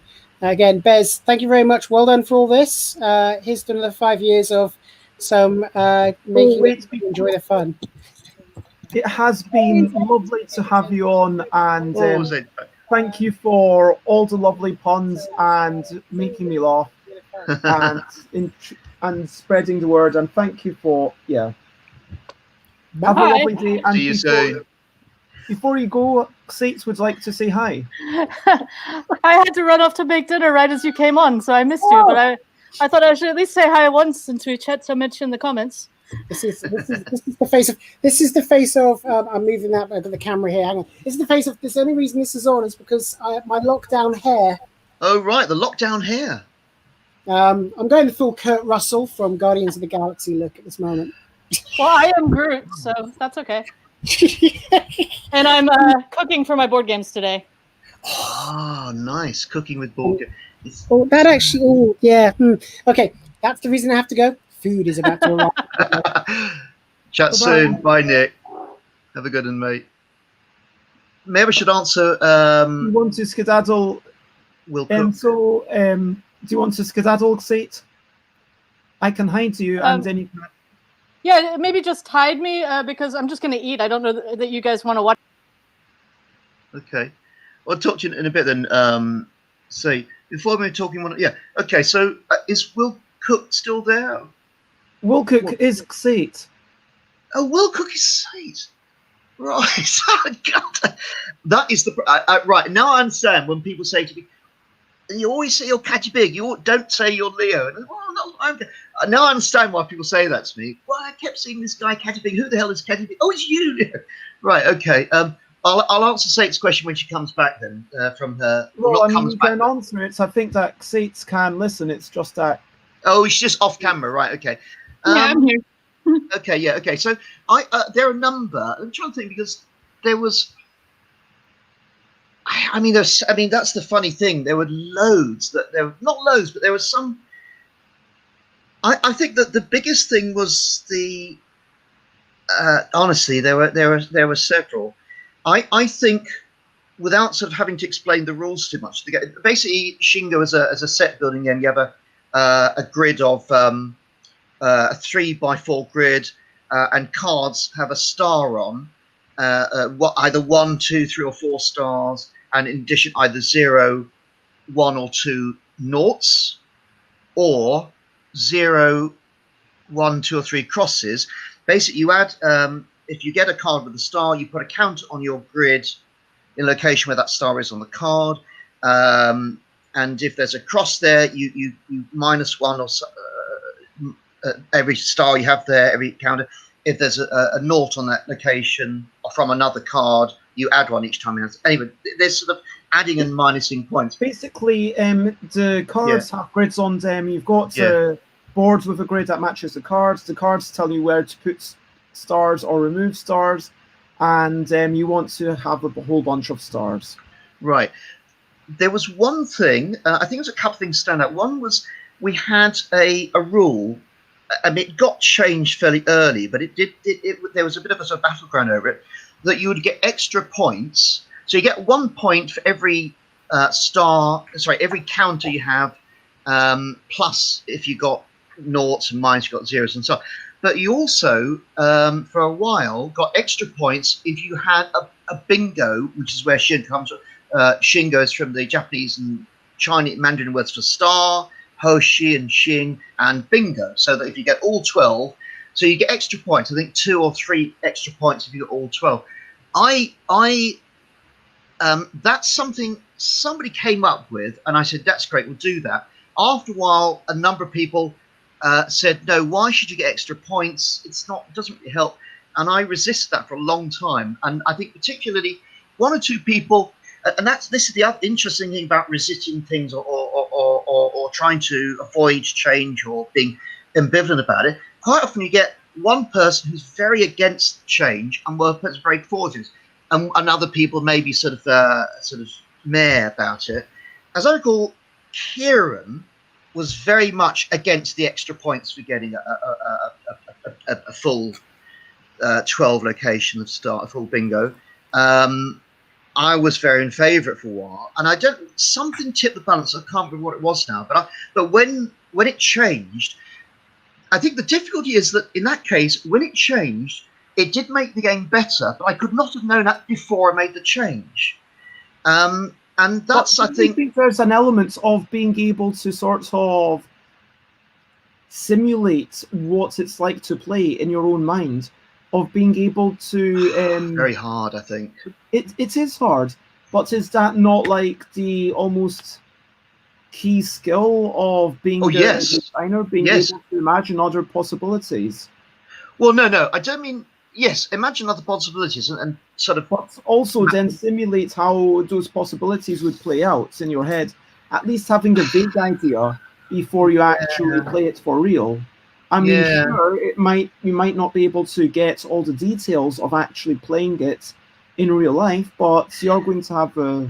You're right. I think what it is for me is not so much inability to map out the sort of ramifications of that change, but to see the benefit of it, because I think this is partly a personality thing rather than my understanding of games.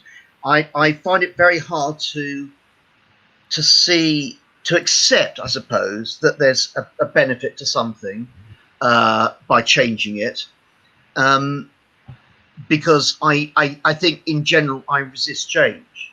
So I think there has to be a huge benefit for me to mentally, and this is, I think, a subconscious thing. I'm not consciously thinking, oh no, I really think it works, I really need a good reason to change it.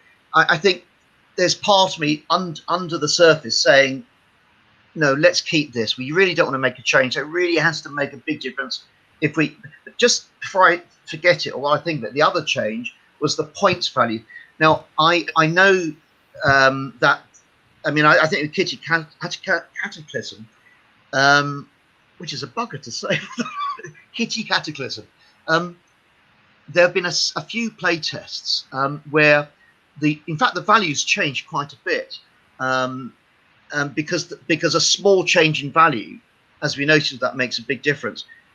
So with Shinga, there was one with the getting extra points for having counters on a naught or minus points for having it on a cross.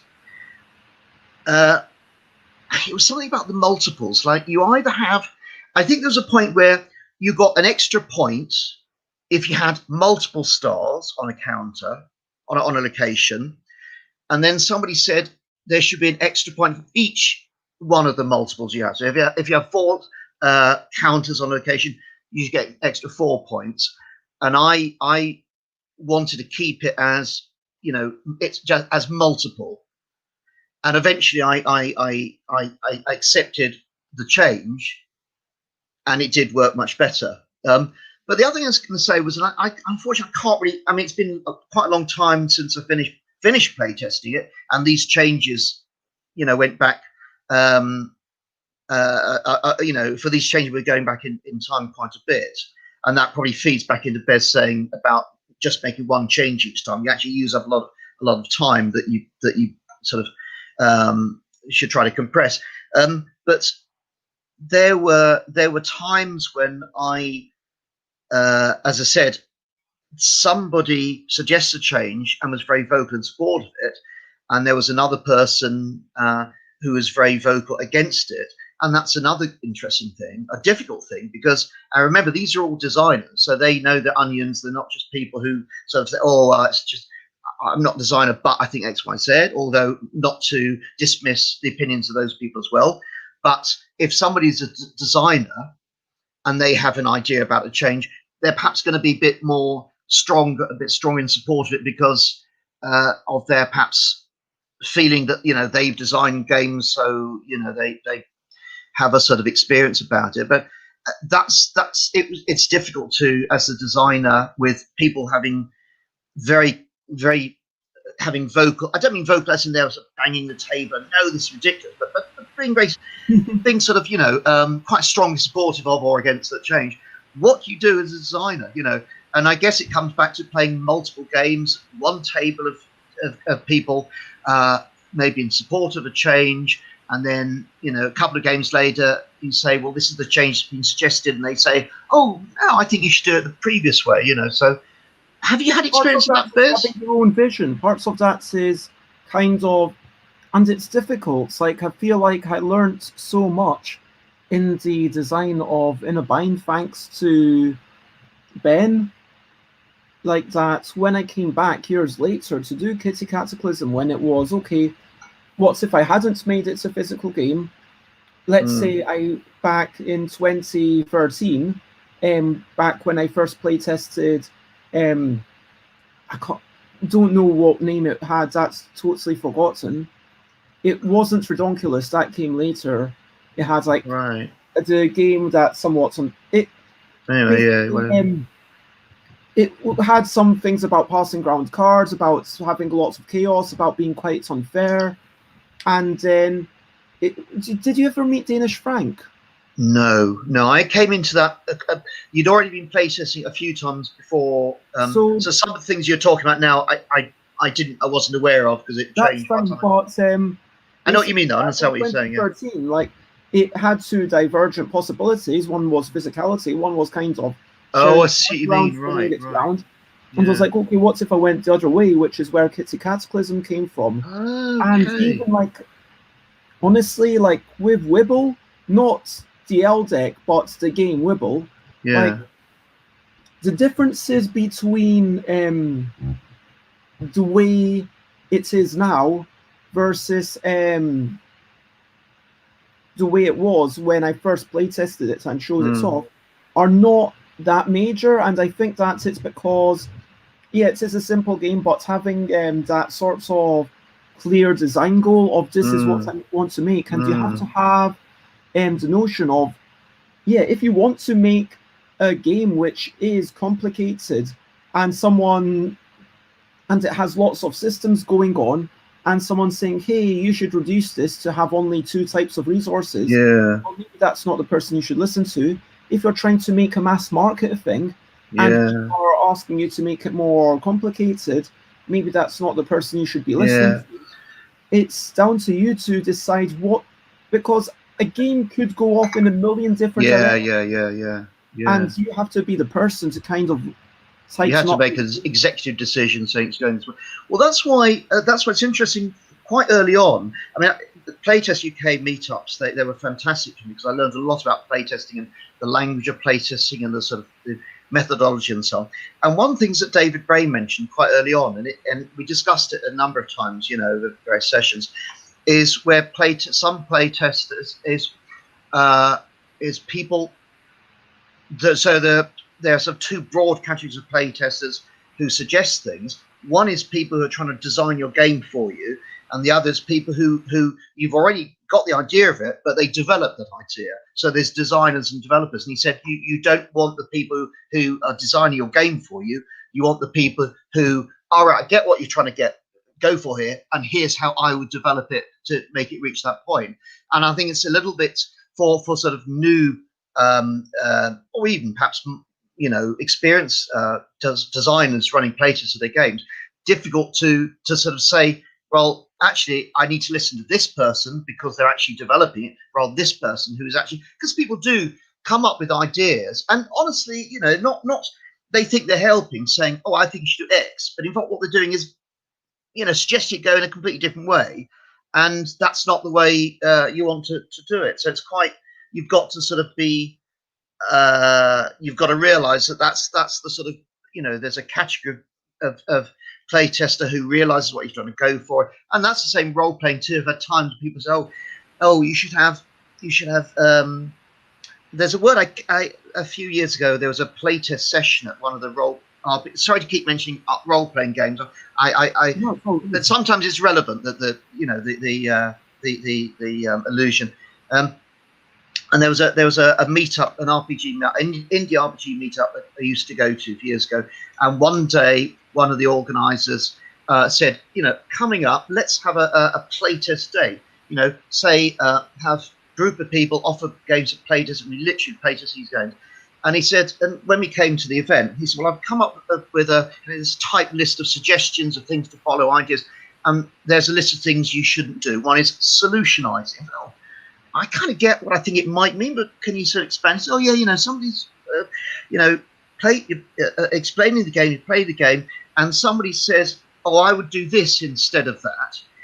Not because it's going to develop the game further than your initial, but just they want to do it a different way. And he said it's not, and I haven't come across it as a sort of, as an etiquette thing before.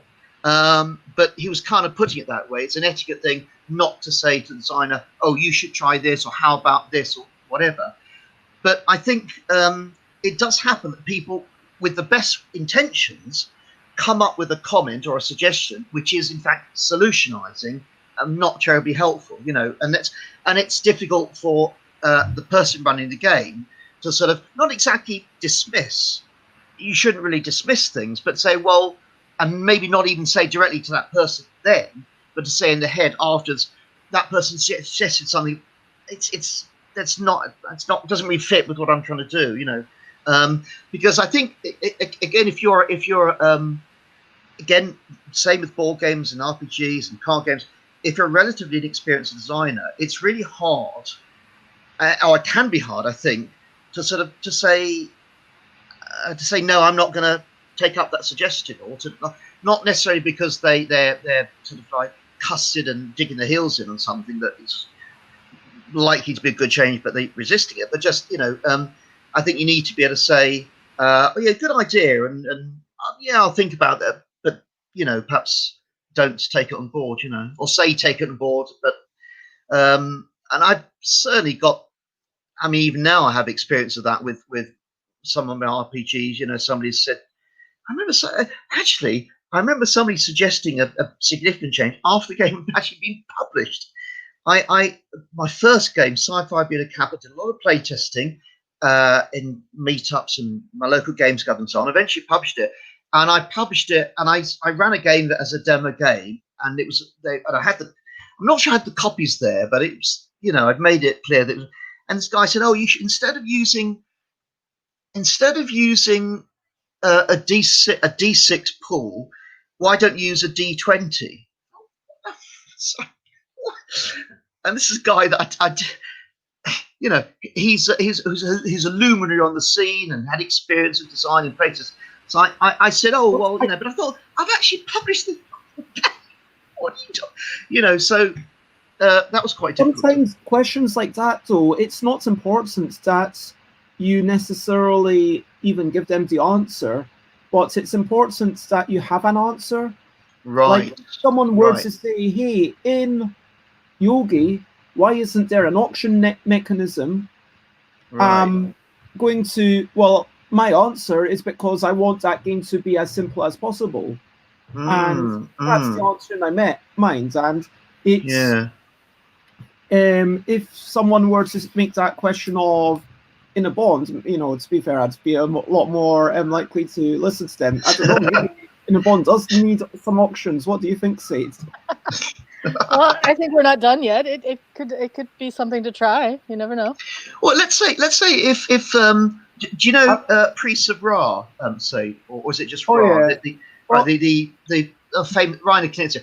What if somebody during an early playtest says, "Oh, I'm not sure you should have the auction element in this game"? What would you have said? At that point, Reiner Knizia says, interesting. So do you think that the other set collection could be a game in its own?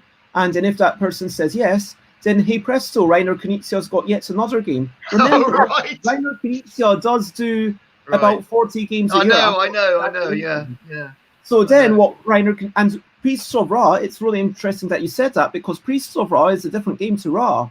Exactly. It is. Oh, right. That's your point. Yeah, absolutely. So you kind of spin it off and you make it a different game. Interesting. Because you can have somewhat similar things, and there is a question of how similar things should exist in the marketplace.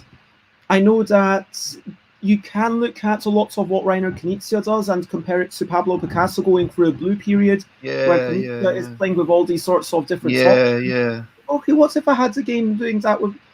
I mean, did Reiner Knizia then need to mass produce it? Well, maybe not. But if those games were good enough for the marketplace, and Knizia was able to get in with the publishers, it's hard to begrudge them doing that. So I mean, quite. No. I mean, if I'm being honest, there's definitely games which I'm not going to name names, although it might not be that hard to work out, where it's like, yeah, I'm not 100% certain about this thing, but I'm going to stop here because, like, In a Bind or Pity Cataclysm, I feel like a bit more love towards them. And one nice thing that's I feel, sorry to big up myself. I'm not sorry to big up myself. This is your events. This is Best Day. Yeah, massive. Yeah, bringing it back to myself, picking up myself because I can. Yeah. It's International Bez Day. I mean, come on. On International Bez Day, you talk about we're here. This is Bez Day, Bez. Yeah, go on. So, I'm just putting on the light because it's Okay. getting a wee bit dark here. Right. But one thing that I'm proud of about the L deck is the notion of an annual headline game. Now, that doesn't necessarily mean that the headline game is going to be for everyone. That's never the case. Yeah. And indeed, I come to 1st of August. It is 1st of August today. And I'm talking about uploading rules for Puzzle, which are not quite finished. I would have liked to take like a day to draw some nicer diagrams to have them in the thing, and so that there's no photos there, because it's nicer when there are diagrams by me, I think, in the same style as everything else, rather than photos. And for the checklist of all the thing, and I would have liked to share it with definitely a lot more blind testers and proofreaders, which I didn't really get the chance to do. I mean, but bear in mind that Puzzle, you know, it has been on the go for what is it, like basically since before the release of the L deck. So basically, it's at least. Oh, really? One of the okay. It's informed the distribution of the letters. Right. And Categoric Hell, you know, once I was like, okay, Categoric Hell, this is going to be the 8th core game. Yeah. Was it the 8th or the 7th? I think it might. Anyway, whichever. I think it was the 8th. So once Categorical, okay, this is going to be the 8th core game. It's like, okay, now I can make other L games. Of course I am. I'm going to do them, but it gives me one thing to focus on. Yeah. This is the one thing that I need to put a little bit more efforts into. Well, going back to no, I see that definitely. So going back to again sort of game splitting. Do you have experience of any games in Wibble /L where somebody suggests something slightly different and you then actually sort of hived off another game from it and so have two games where you originally had one? Has that happened at all? Not. I feel like Sates has an example, but what I'm thinking. Pardon? I'm not saying anything. Okay, but I mean. It's theoretically possible, isn't it? Somebody might suggest a slight change. But you can talk about my stuff. Do you have an example excluding the past month? Because what I was thinking of was that alphabetical, the fact that Andrew Dennison came up with the idea for alphabetical and then just putting things in alphabetical order, that in itself was what's inspired Puzzle, because it was like, okay, what else can I do with this system of just putting things in alphabetical order?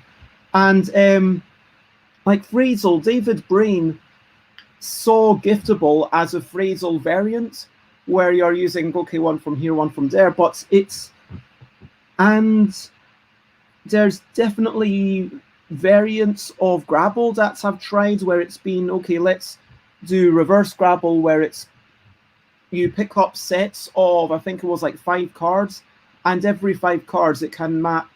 It might have been actually, no, it was 4 cards. Every 4 cards it has to match nothing. But the thing is, if you grab the 1, 2, and then 2 others, there's only 6 of those, so that wasn't a very good variant. Right. What about the one I misplayed, and then you liked the way I misplayed it? Oh, Fable, like that's different, because Fable is that became the core game, so like that changed the game. Even though it's published, it can be. I always have the opportunity to say, hey, you know what? Those are the printed rules, and still the printed rules of Fable are the way they were back in 2019. But yeah, these printed rules are not as I would like, because Sates did make some changes, and it was like, yeah, that's something that could, yeah, this is actually a better version of the game, because then I played it a lot, and I was like, actually, that's better, and then I rewrote the rules, and now it's up on the repository of rule sheets. So to me, that's not a spin-off, it's just continual. Yeah.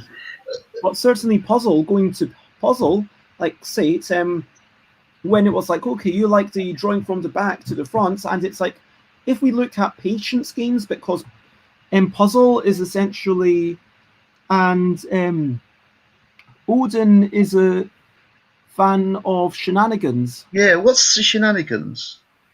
Hi, Odin. It's the title of the stream today. Oh, okay. Oh, right. So, to think about, solitaire puzzle, like being a solo patience solitaire game. I did a poll in Twitter, and it feels like it's basically a geographical thing, whether you call, those games where you have a deck of traditional playing cards and then you're assembling them into some order. They start off with some specific layouts, and then you need to ultimately maybe build them up in ranks. Yeah, patience, I tend to call that, yeah. Solitaire, yeah. But there's so many of them, and you can get a book of like 20 or 50 different patience games. And by the same plug, are you going to hold it up now? Me? I was expecting you to hold up the book that you've been talking about so much. Speaking of books. Yes. My book so-and-so on the theory of so-and-so is on sale now, all good books. No, I don't have a book of lots of patience games, but genuinely my point is that with puzzle, like I'm proud of that as a patience/solitaire style. Yeah. You've got a bunch of things. You start off with things in a specific pattern, and then you're putting them into other patterns, and you're trying to get through and finish off everything. But there are lots of different versions of that. Sure. And sure, you could do that in a in the way that it's done in puzzle. You could do that by making short words.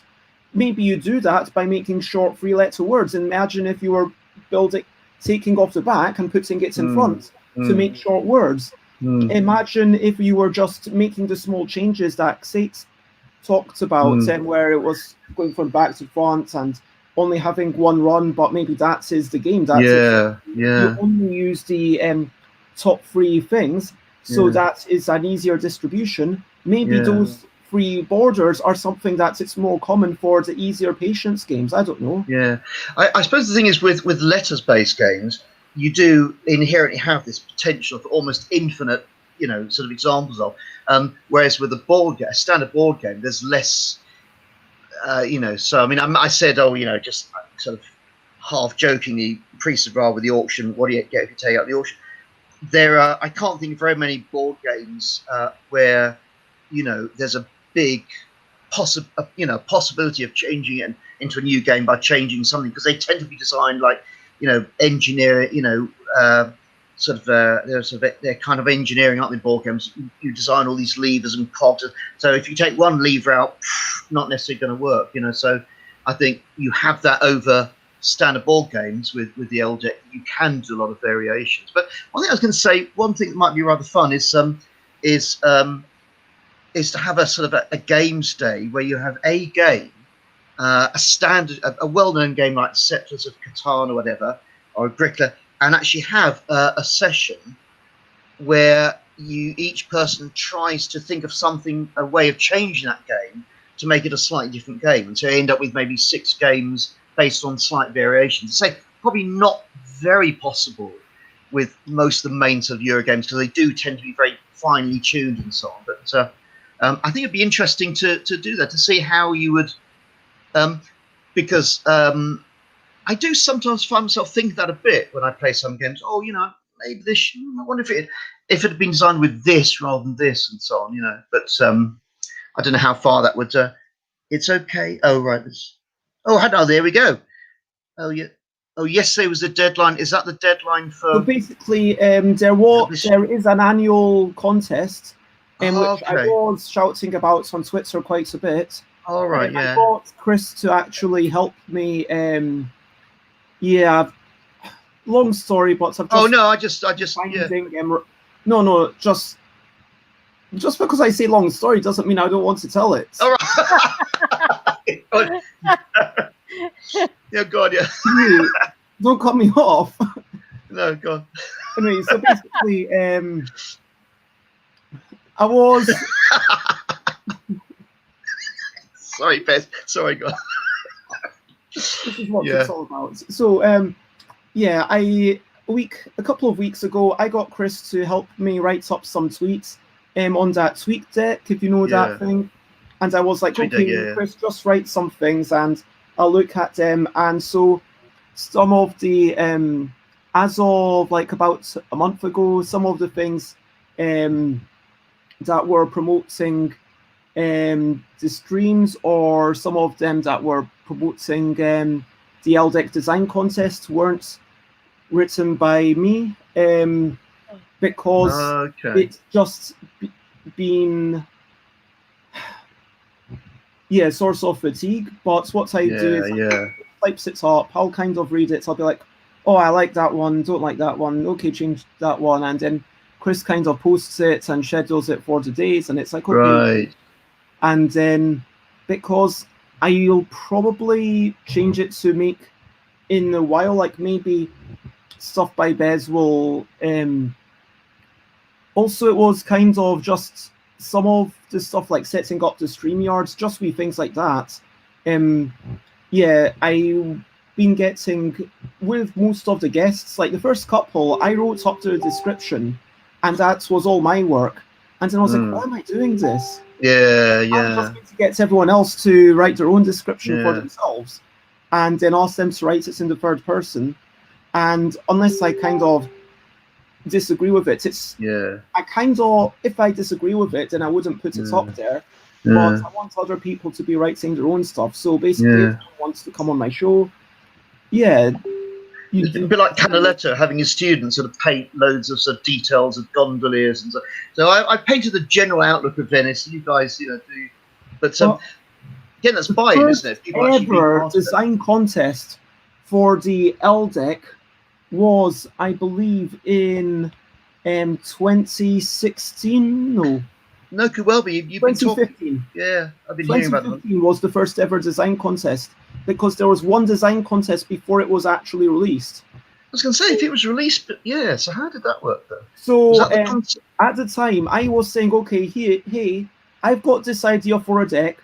I would like you to just input an idea. It doesn't need to be even a finished design. You just literally write out the idea. Yeah. I was really disappointed. Only 2 people entered.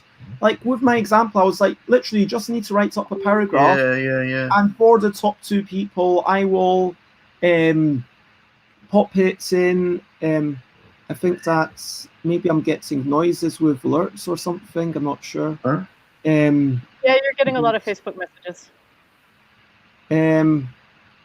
Sorry, I have Facebook open in one of my windows. Let me close it again. Me too. But so people maybe were nervous about doing it. I don't know. Only 2 people entered it, and that was disappointing.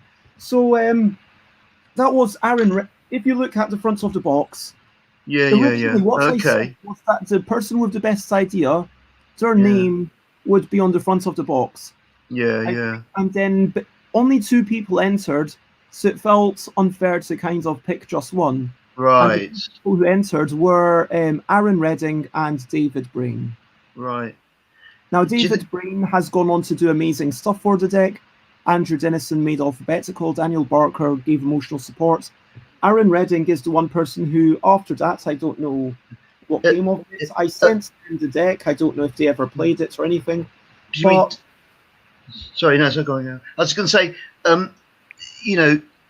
people possibly were a bit nervous about joining in something before it being published because they're stepping up. I know. You said you make. It was like, why should I? But for me, it was like, hey, here's really low stakes. Just literally type up a paragraph, just an idea for a game. Yeah. And that was all I was looking for. And I was shocked. But jumping ahead to 2017, after I released it, before I released it, I decided, okay, let's have a design contest. At some point, people asked where they should send ideas. That's what's happened. I'm misremembering history.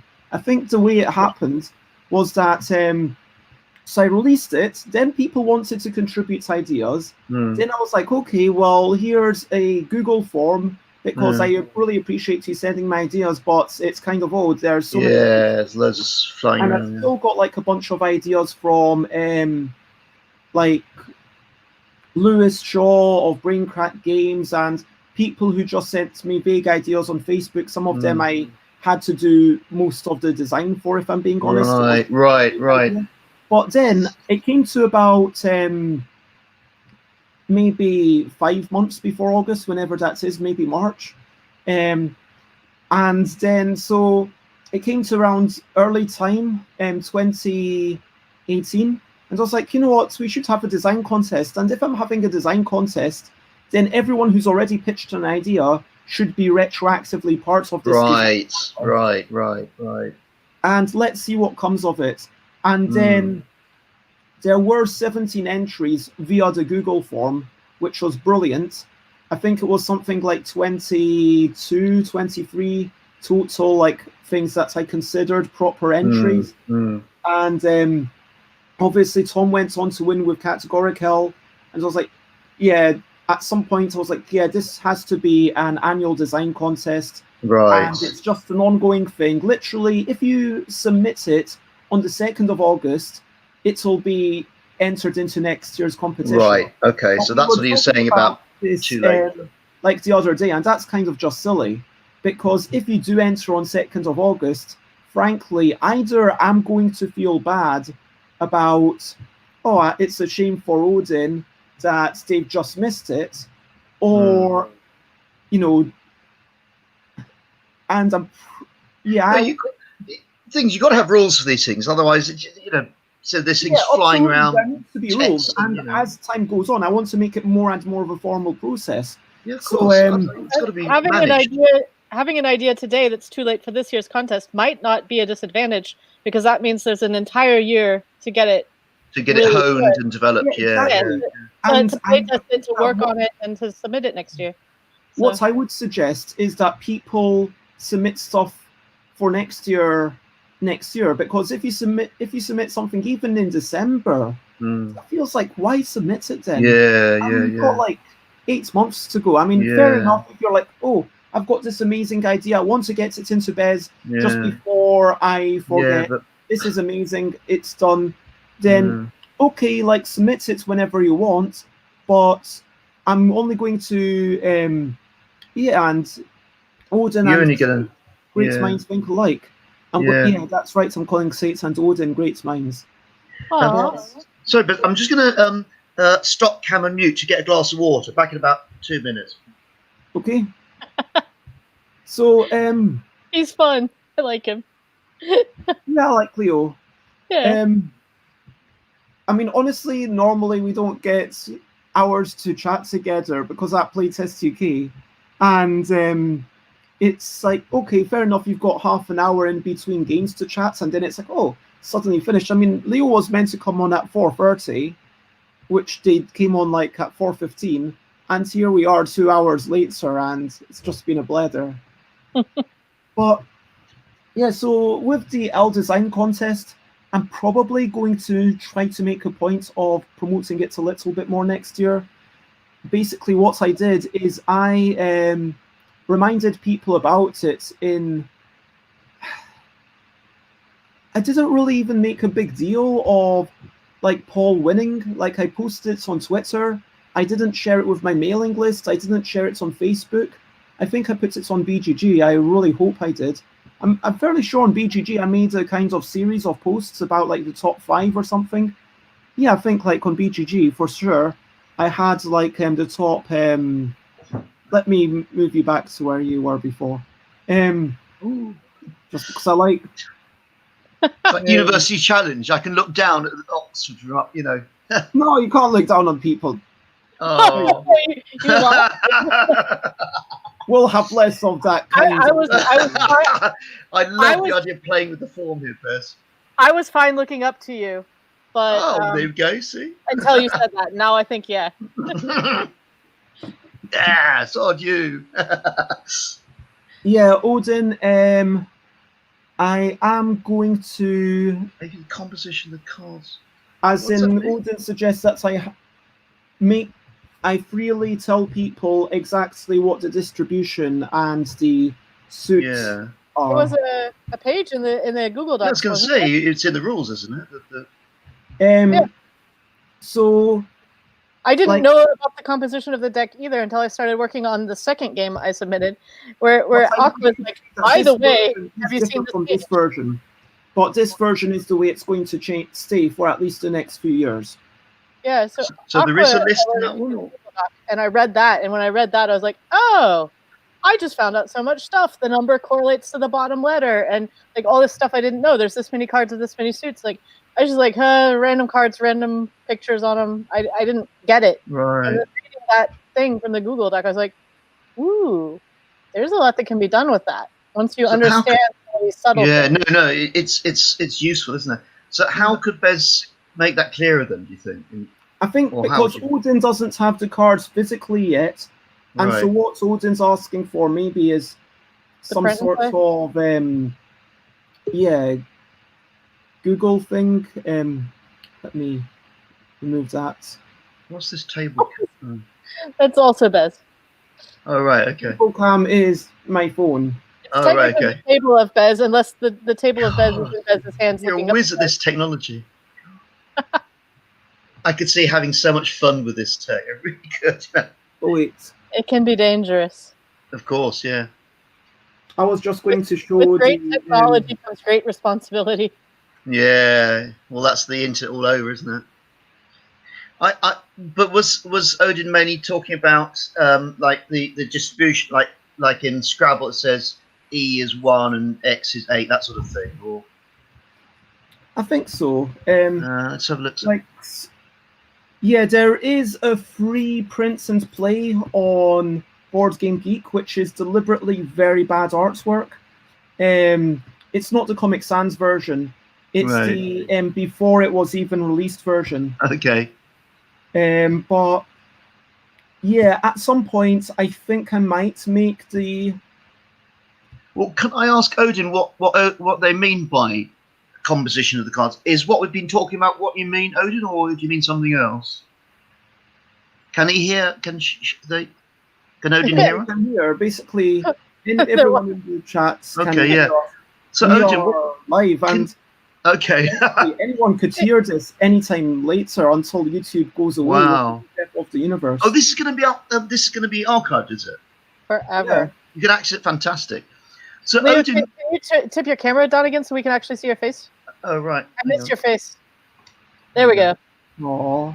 So I'm really bad at this. There we go. Yeah.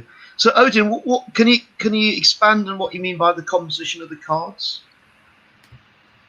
Oh, I should put that as a chat, shouldn't I? No, No? Owen can hear you. No.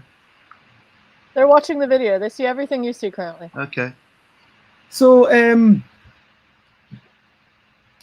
yeah, this is a thing.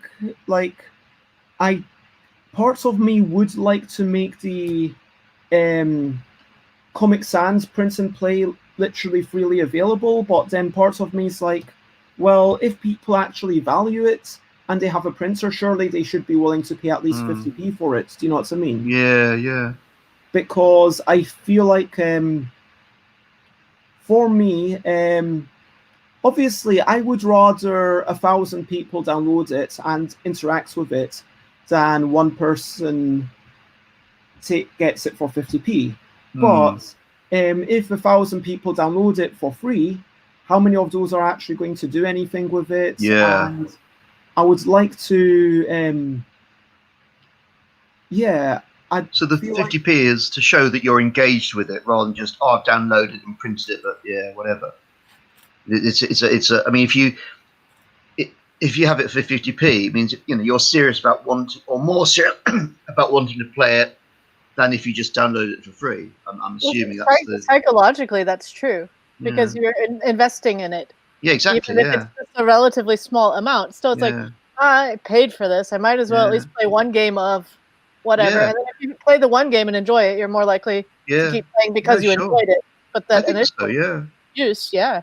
No, a lot of people said, even going back to role-playing games, sometimes the indie narrative games are just a few pages, 5 pages.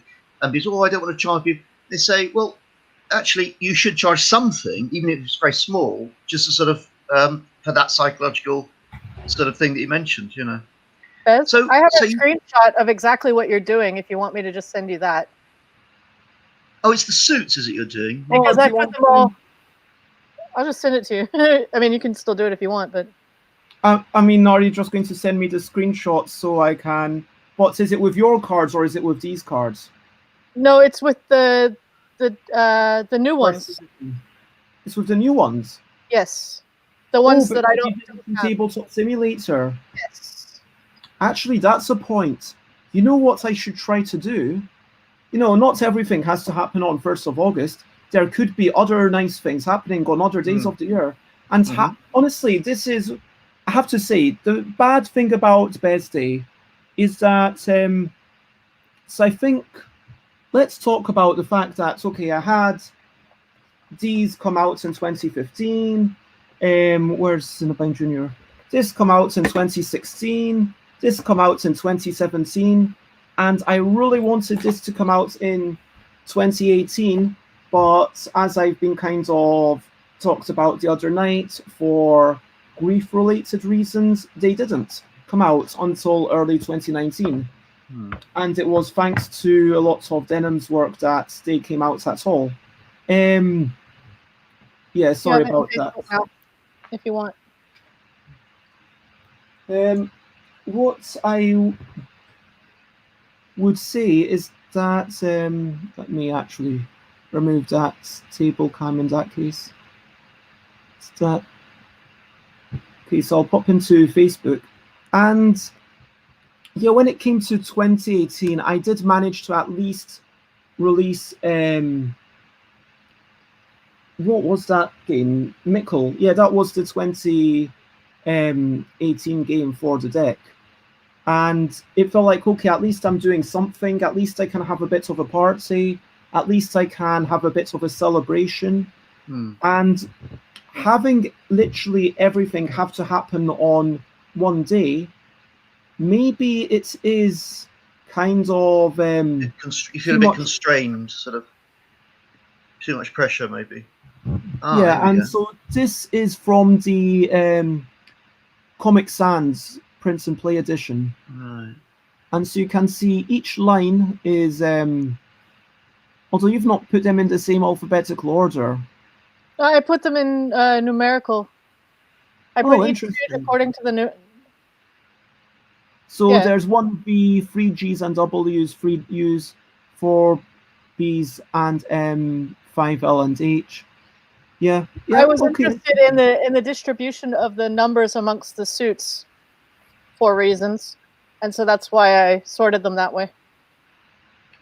Okay, so yeah, that's the thing.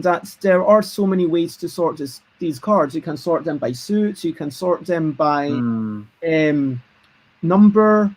You can sort them by top letter or by bottom letter or by a 2D matrix of two of these things potentially.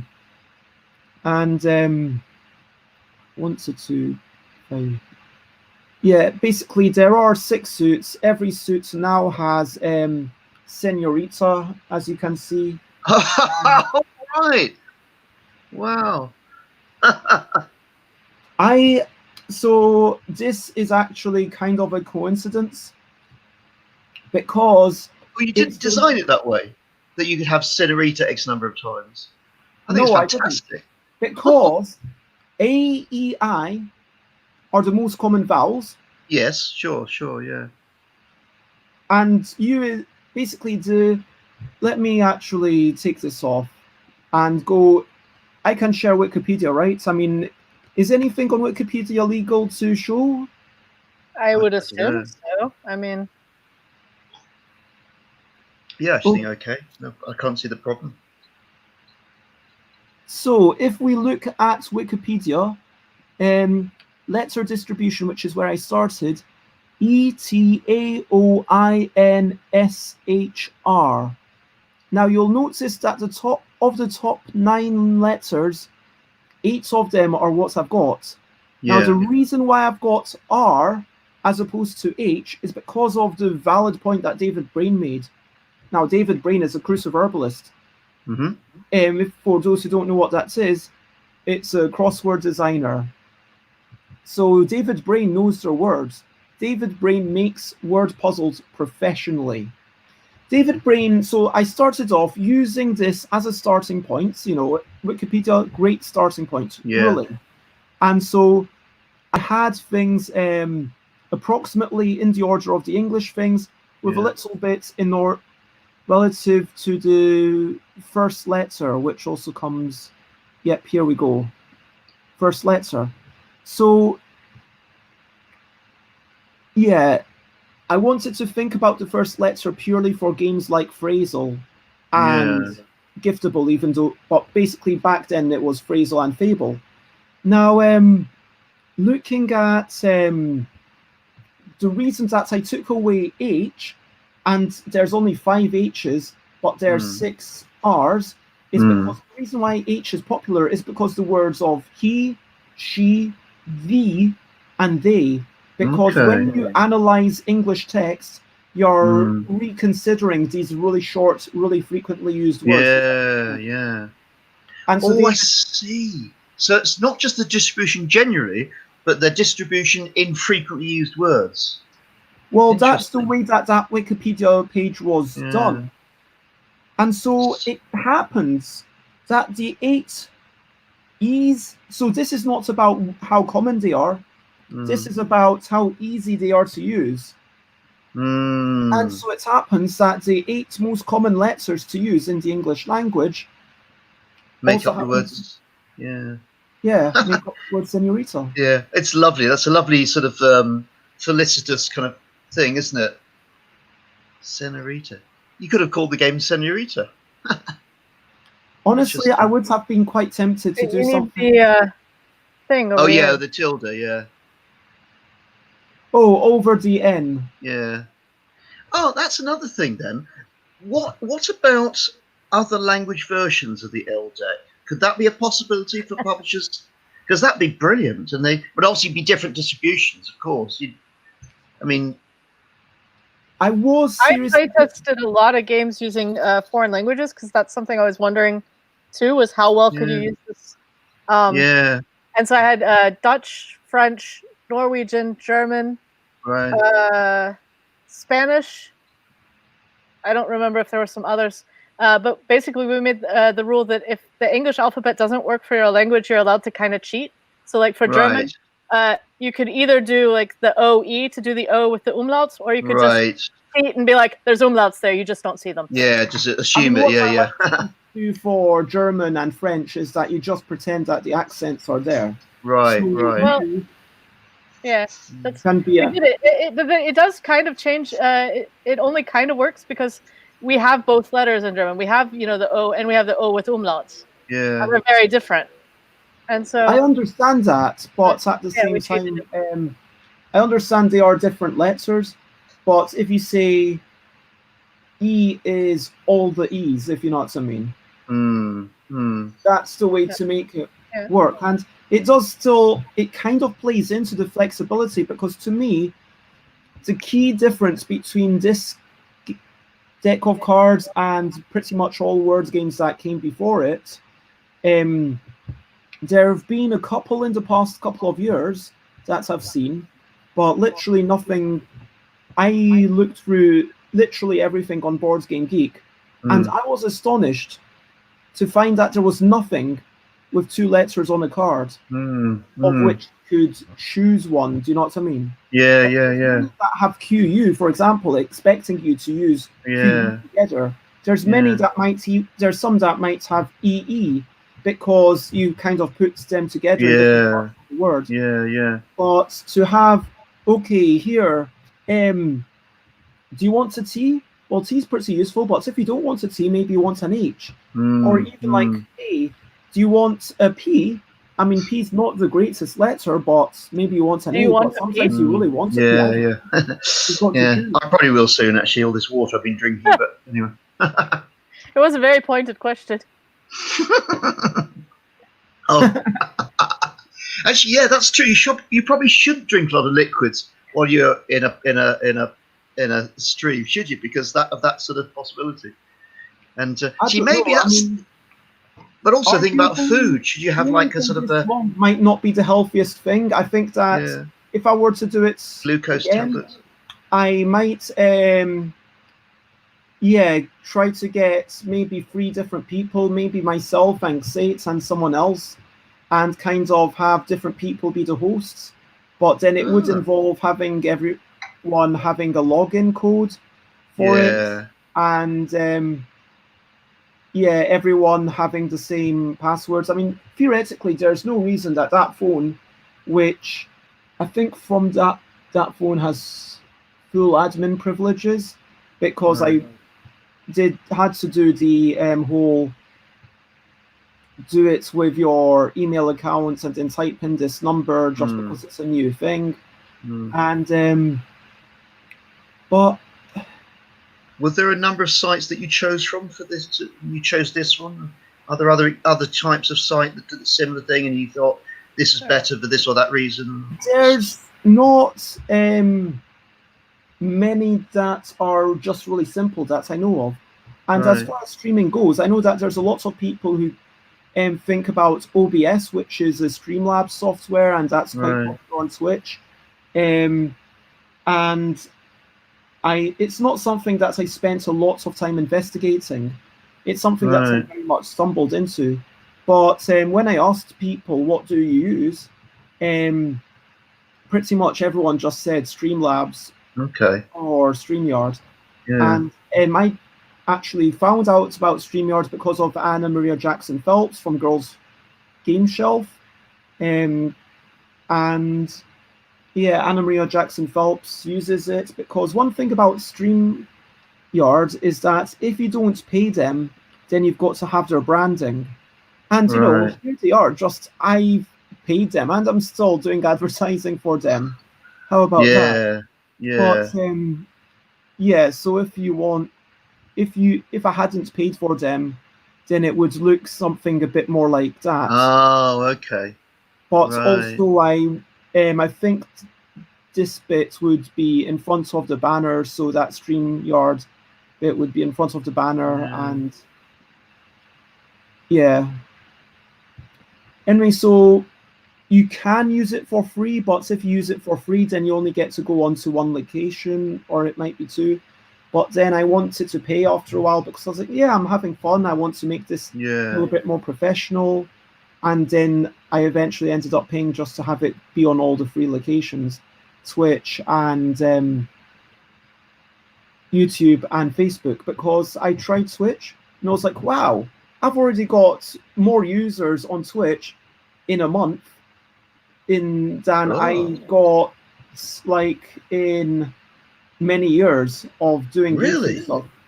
Admittedly, like I don't put that much onto my YouTube, but I did do I did do my streams onto YouTube for a month, and then I did them onto Twitch for a month, and then the difference was just quite a bit. Wow.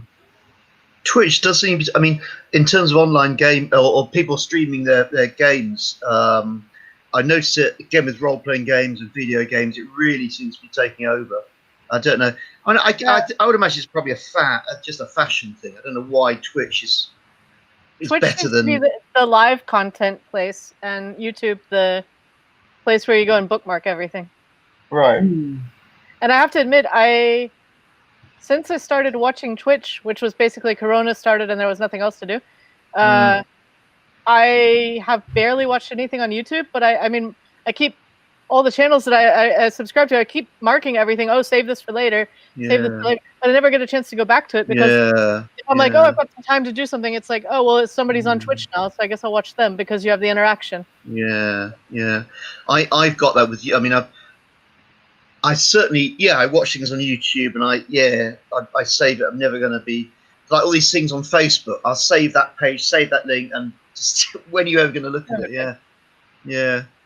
But it seems that, but I mean, particularly for people who are promoting their games, Twitch is, because you actually see somebody live. But can you message with Twitch? Is there messaging or? Yeah, that's what the messages. That's the whole point thing of it. Yeah, like, so you talk to them while they're playing and stuff. Yeah, exactly. There you go. I'm writing to me. That was me responding to okay. I mean, I think that right now, it is, to be fair, a bad weekend. to be doing this because Gen Con is on, and I'm I missing actually- Lootapalooza for you. Oh, and Dave from the Rat's Hole says, today is Bez Day. Head over to the Stuff by Bez page for all the excitement if you can tear yourself away from the Gen Con goodness that is. And that is a fair point because, there have been major things, like they've been announcing new games from all the companies, they've been chatting about that, and let's be honest, I am a very indie minor person. I don't have the following of like a big person, and even someone like Matt Leacock, if Matt Leacock was, well, to be fair, if Matt Leacock did an 8-hour stream, I'm sure they'd get like 1,000 people joining in, probably. Yeah. I turned on a round of Tekanu earlier today, or however you pronounce it, the other, which really hurt, but we were currently playing in a bond. I was like, oh, I could go to Gen Con and play the game I've been dying to try. No. Somebody didn't show up for a game, and I got an invite, and I was like, nope, I'm on Stuff by Bez. So you invited? Sorry, somebody invited you. I didn't catch that. Sorry, somebody invited you, and you didn't. I don't know how to pronounce it. One of the really cool new games. Jurgen, that I've been super excited about. Can we talk about adverts? Because Odin says YouTube is designed to keep you on it for as long as possible, which I don't know. Like for me, everything's designed to keep you on it for as long as possible. Surely, like Twitch, you go on it, and then in the corner it says, "Hey, these are the other people who are live." So if one thing finishes, then it's got the whole recommendation system where when I stop, if UK Games Expo were to be happening, then it would be recommending stuff from UK Games Expo or Girls Play Games on my Twitch. But YouTube, if you don't turn it off, automatically just starts a new video. You have to actually turn off that function. Yeah, you just kind of click the button and then it stops that. But a lot of people don't, or they don't know they should, or they just don't care, and then they end up just kind of falling down a rabbit trail. Yeah, but I quite like that because I'll watch something. I mean, I listen to the music on YouTube, some on Spotify, but a lot on YouTube. And I quite like the fact that I've been listening to something, and it just sort of flows into the next thing, and it's like those Amazon. If you like this, you'll probably like this. So they know that I've been listening to such and such band. It's finished, and he hasn't given us instructions. Oh, we got this other thing. It's similar. He'll probably like that, and I usually do because they know what I've listened to and so on. But yeah, sometimes like if you're listening, it's just a laziness, I guess. Really, That worries. I mean, Odin does bring up the ad thing, and that brings up the eternal question of affiliates. Yeah, there are ads.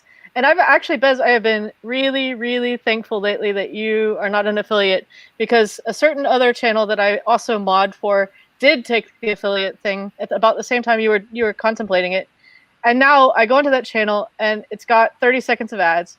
Then I get in, then 2 minutes in, it freezes and I have to reload, and then I watch another 30 seconds of ads. And then 10 minutes later, it freezes and I reload and I watch another 30 seconds of ads. And it makes me not want to watch the stream as much. And it's just kind of like, that must be pretty annoying. Yeah. So I could pay to go there and watch it without the ads, but I don't have the money for that. And I'm going to watch the ads. That's the only way to get to it, but it's annoying. Yeah.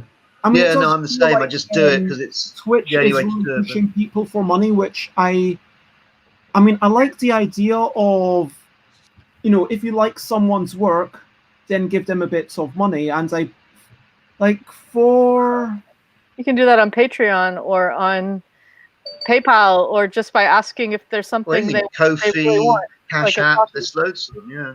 Yeah, I mean, I feel like you, Bez. I'm the same. I felt a little bit sort of squeamish about it though. There's so many people, I've talked to who have sort of pages or groups where they say, well, it is fairly, it's like sort of giving somebody a tip. It's and the Ko-fi is like, I get it, buy them a coffee, kind of like, well, you've listened to their stuff, you like it, buy them a coffee, and it's almost like it's not really, it's like sort of.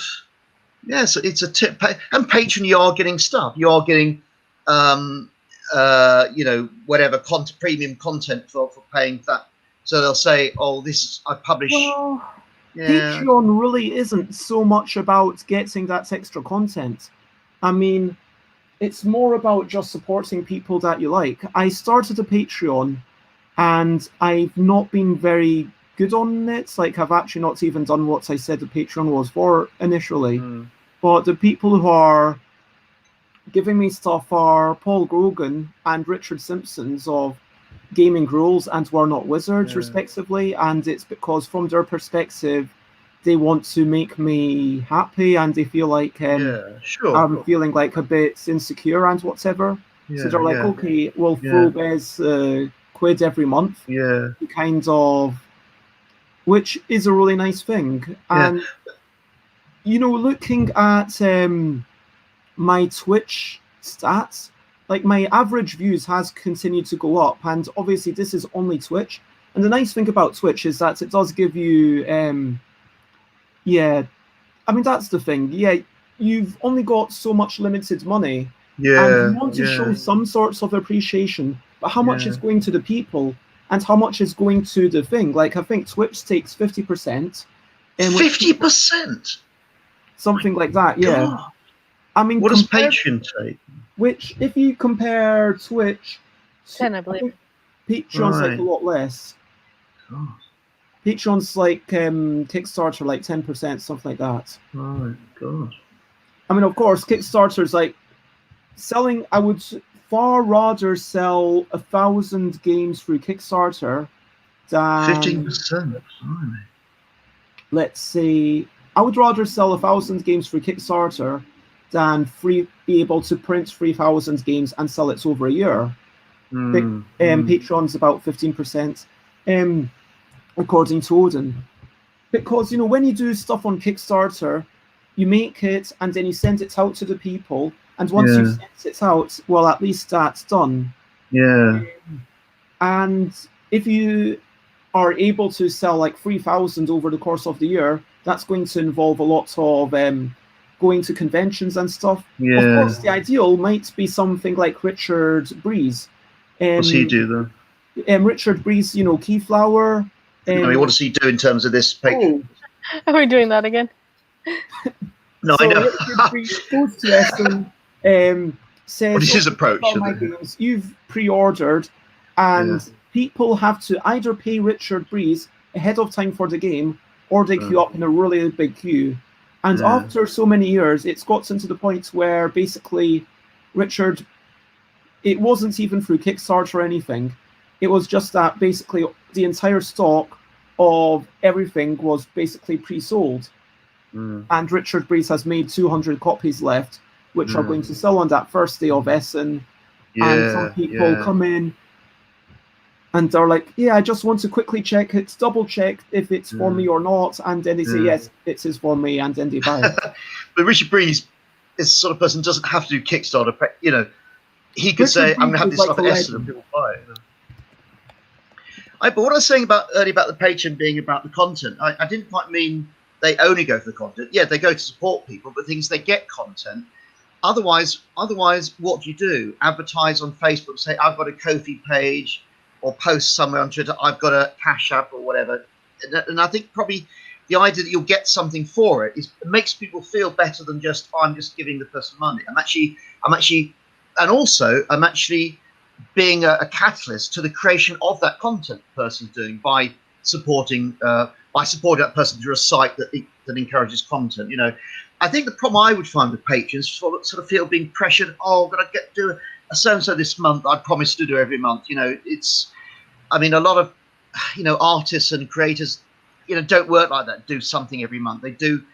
It's like they used to have this tax regime in Ireland that rather than an author paying tax every year, they pay, they can offset it because the author might write a big selling book one year and then nothing for 4 years and so on. So I kind of feel like with Patreon, I don't know, I just feel that you may have feel a bit of pressure to keep every month, because you promised, even if it's just, a short story or an L game or something. I don't know. That's just my feeling. And I don't know. I mean, looking at Richard Breeze's first game was 1989, Camilla Quinn, and then there was a big gap, and then Keywood 95, Keydom 98, Keytown 2000, and basically there's a game every year from 2000, give or take, until 2020. Richard Brees pretty much only does one game a year, pretty much. I mean, sometimes there's like a small expansion, sometimes there's two, but it's about building up that fan base, and Odin knows all about this. Odin says that they're basically doing minimum print runs, and there's like so many left in the house. And yeah, I've got a bunch here, and oh shoot, I need to sort out stuff. I'm sorry, I owe you money. Yeah. Oh, me? Yeah. No, I was gonna. Who was that directed to? I was hoping you owed me money. I owe two people that I'm talking to money. Oh, you're also me. You remember that 50 quid you promised me? You know. No, I don't. No. It's like in the restaurants when they come. Whose is this burger? It's nobody. Oh yeah, it's mine. You know. Well, yeah. Sorry, yeah. What Odin says, like, if you're on Patreon, ideally you want to kind of involve people and do some posts and say, yeah, I want to kind of feel like I'm part of it. But having said that, so many Kickstarters nowadays, it's not really about that community feel at all, is it? It's more about, hey, we're going to give you a thing. I mean, who genuinely felt like they were facilitating the design creation of this such content? Yeah, no, you're right. You're right. Yeah. No one would have felt, oh, if it wasn't for me, Frosthaven would not happen. Yeah, of course, Frosthaven is going to happen. Of course, Exploding Kittens is going to happen. Yeah. Frankly, of course, Chronicles again. Yeah. Sorry to interrupt, but this is my major beef with Kickstarter. Maybe people say, "Oh, fund this thing." It's already been funded. You paid for it, and you're just promoting it. A lot of the time. I mean, it's a difficult one because having worked for someone that Alley Cat Games, you might feel like, okay, they've already got the money, but it's. So you've got the money to maybe do the arts design. You've got the money to even do the graphic design. You've got the money to do the bulk of the development. And maybe there's a fair bit of development to go. I mean, Eric Lang's been talking about how Simon, they very much are now of the view of, okay, we'll see how crazy we make it. Like if it goes 100%, we'll make the basic game. If it goes like 2,000%, we'll do like all these expansions. If it goes like 3,000%, we'll really put in all the stops, and we're going to give ourselves like a year and a half to actually do that final development, which I think that's, buying. How interested are people in that initial thing? It is kind of proof of concept. I think in a way it's market research to some I think we've got there used to be be to do that market research. Well, it's when you think about the marketing, there's like the whole awareness, interest, desire, and it's like, how do you to get that awareness? And you need to spend money to get the pretty pictures to get people interested and make them want it. But even that is all really cheap compared to the money that it takes to print however many you want to print. Yeah. I was going to say also these stretch goals things. A lot, just going back to role playing, that's mostly what I know about currently. Let's say somebody produced a bestiary and they say, well, at this stretch level or a play set or an adventure, a scenario, at this pledge level, so and so is going to contribute to an adventure.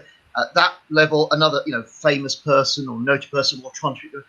Does that mean that if it doesn't get those pledge levels, you've got to put with only 2 adventures because the other haven't, like I've got a game I'm working on called Great Minds, which is where the sort of premise is that a bunch of people, scientists in the early 20th century, somehow left their country and are living in a pokey flat in North London. There's Einstein, Fermi, and so on. Now, one of the things I could do with that is have a person, somebody I know, a game designer who knows that subject, writing a description or a story about that person. So I know a number of physicists. I and I know a particle physicist, believe it or not, who could write a piece on one of the signs. But does that mean that there's a possibility that the stretch goals get to a certain point where the book comes out with only 3 of those people? No, I couldn't do that. It's either all or nothing, So realistically, I will get those people to write the stories, and either they get published or not. But to say that, it just seems odd that in talking about your stretch goals, I suppose the thing is with a stretch goal to not have parts of a certain group, but just another, But I think certainly it's a difficult. Yeah, no, exactly. Yeah, stretch goals. Like a lot of things about Kickstarter, it's overdone, isn't it? And people have stretch goals because everybody else does stretch goals, So it's that thing of and again, like you mentioned the community thing. It was only quite recently that I found out that actually Kickstarter was originally a community platform. Some group of people make a community film about some murdered activist or something in New York, and it's no longer that. It's now or then it became supporting people of actually the commercial content, and then it became just sort of the bar has steadily increased. Now it's, as you say, pre-ordering, which is, I don't want to throw in something else here because I don't know much about it and it seems to have relevance. There's this thing called backer kit. Have either heard of that? Oh yeah, backer kit. Now, how does that work? Because I think that is definitely pre-ordered, isn't it? Backer kit more than backer kit is a pledge manager where so the thing. So for those who don't know, pledge manager, crowd ox, backer kit, and other options do exist. I don't know if you know any off the top of your head, Xate or Odin. The only one I know of is backer kit because everyone talks about it. The idea there is that after people have done the Kickstarter, after the money has been made on Kickstarter, then rather than telling them, okay, do the thing on Kickstarter, then you can say, hey, do this sort of form somewhere else, where this form gives you the option to then also buy additional things. And okay. So, hi Alex. Yeah, we're still going. And powered by enthusiasm and Bez's wonderful energy. Is that not only is it good financially because you sell more stuff to people, but people do want it. Like when I asked on my previous Kickstarter, would people like me to do backer kits? The advantages from your perspective are that Kickstarter, going through that survey is slightly easier. The advantage of backer kit is that, okay, if you bought at the time it was like Wibble plus Deluxe, and maybe you want one of my other games at a discount, hey, I could say, okay, you bought one of these, now maybe I can offer you Yogi or Yogi Guru, or maybe, in exchange for, there were at the time a couple of other things that I could have offered people, and the person was like, yeah, that sounds great. Like, and you don't need to necessarily even do it multiples of £1. On Kickstarter, everything needs to be exactly £1. So if you're selling something really cheap, like stickers, maybe you feel, okay, these stickers really should be £2.50, but it's like, okay, do you do them £2, which might not make, well, you've got to really do them £3, don't you? But £3 between £2.50 and £3. And it's more granular, no, that the pricing structure, that makes sense, Well, about just to pick up, Odin said about increasing funding. I mean, to me, that was always the point about stretch goals, and still is, even though people are complaining about them, that it gets, so let's say you want something to happen, but it's not going to happen until you get to, another 5,000 on top of your target. The idea, I imagine, is that they'll tell their friends, please, or try to get more people, to pledge with you to get that, total up, because you want that to happen. So I'm just looking. So Odin's just talking about their other game, Garble. No, right, Sorts of draft and write, so it's not flip and write, so maybe not everyone gets the same thing. That's what that talks about earlier. wanted to say that it's all well and good saying don't have stretch goals, just make the best project to begin with. But that feels, you can whisper any link to Xate, because Xate asked me to not let people post links, because there's some robots that just try to post links and stuff. What? When you've got this, you know, like I don't know how to post links. Don't worry, I don't know how to do it, so I won't do it. Yeah, and honestly, I've had some people on YouTube recently, mainly to pornographic websites, that sound. Oh, okay. Yeah, we get that on. Yeah, I'm quite disgusted by some of what people have been posting on my YouTube. It's quite sad, but most of them do get flagged automatically, and it's clearly the same robot going on just random things. Yeah, we get on. I'm on a site called MeWe, which is a sort of semi-replacement for G+. My God, in the chat rooms, I'd say sometimes there's like a space of them, but they are quite fun. So yeah, the stretch goals. I don't know why Golden Sing won't happen again. It's nothing to apologize for. It's all good. I mean, honestly, if I could I actually just make Odin a VIP because I like them, and then would they be able to share links? Sites? Is that how it works? Yes, moderators and VIPs can post links directly. Okay, I'm going to make. I think I'm going to. How many VIPs do I have? I think I've got like 2 VIPs, something like that. Something you have to pay extra for having a number of VIPs. So you have Jess and Aquasulis, I believe. Yeah, that is correct. So yeah, here's how it works. So basically, Alan Outson and Xates are my moderators, and I've got 2 VIPs, and so what is it? Pong? Wait, I'm confused. Although Alan never actually does any moderating, he asks me what we should be doing. So, I guess if I'm not around, I'll have his tutorials primed and be ready to go. Pong Odin. There we go, Pong Odin. So I'm going to make Odin, you are my 3rd VIP. And save. So I just realised I should have been looking at the private chat. I've seen Bez say, "Enjoy your water." I didn't realise. God. So how do you whisper? Then? You don't need to worry about it. No. So how do you whisper? I like you, and I'm still going to pay you the money that I owe you, Odin.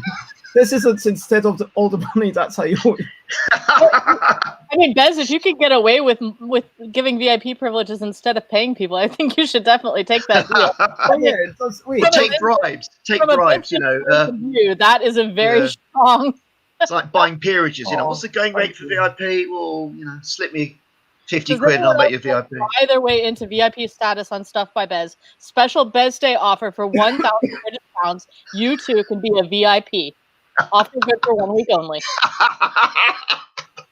I mean, that's kind of what subscribers do. It's basically like, hey, I like your emoticons.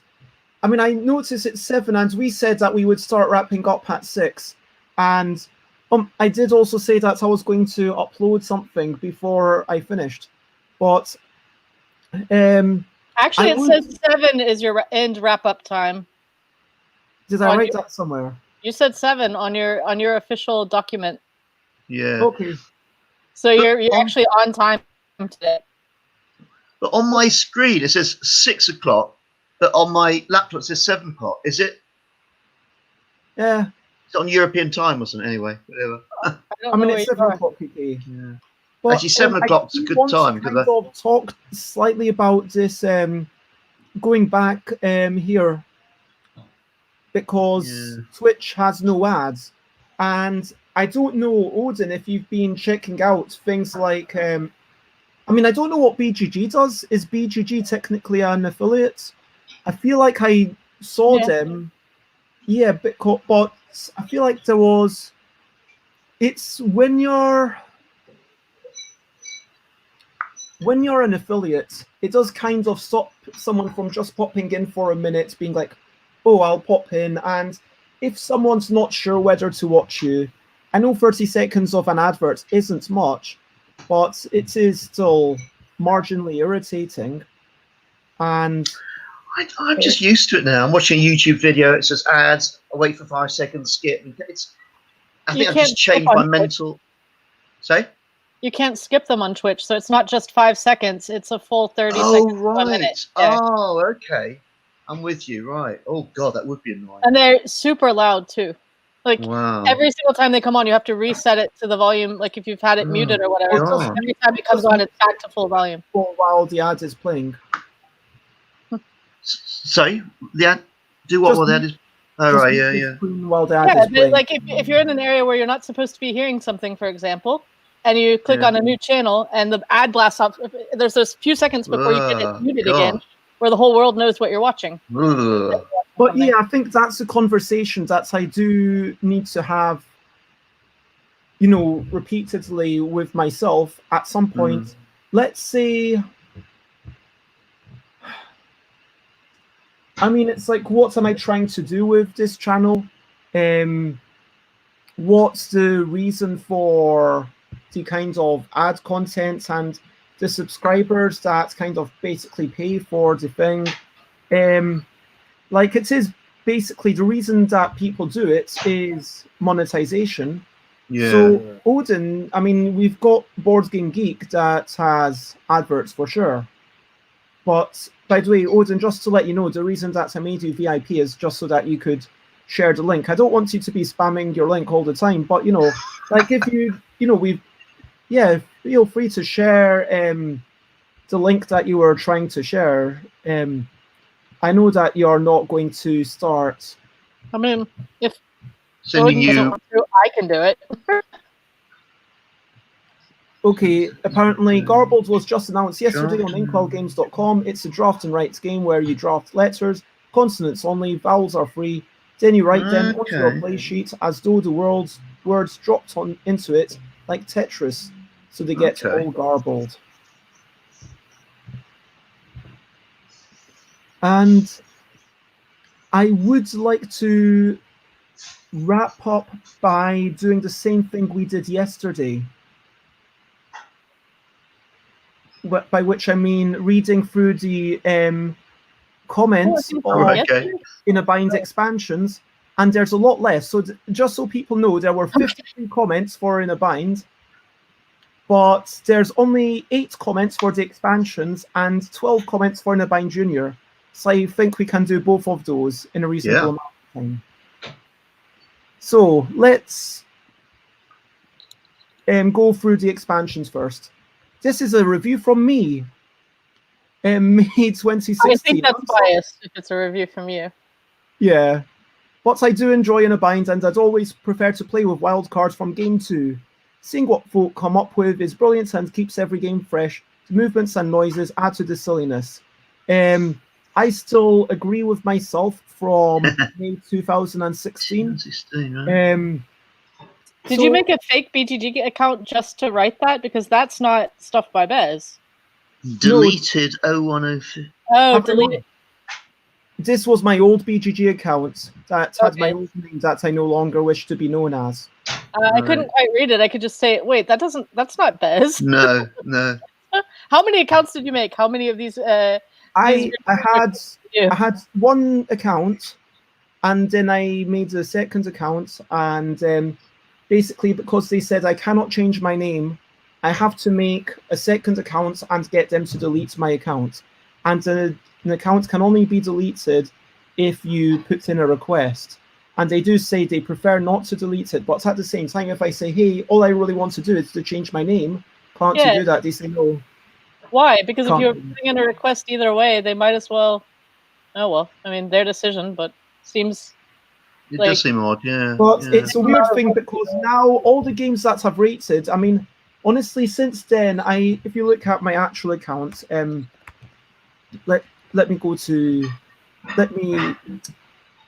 cancel. Let me remove that for a moment while I find my Board Game Geek account. All the secrets, all the answers to the big questions. What autofills into the forms when Bez types into Google?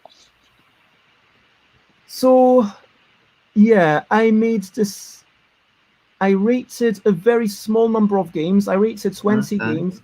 and then I stopped because I felt bad because there was a game that I'd rated already, and I was like, if people started I saw the backlash of designers rating their own games, if you know what I mean. And I was like, I don't know how I feel about this. I don't know if I want to get involved in this backlash.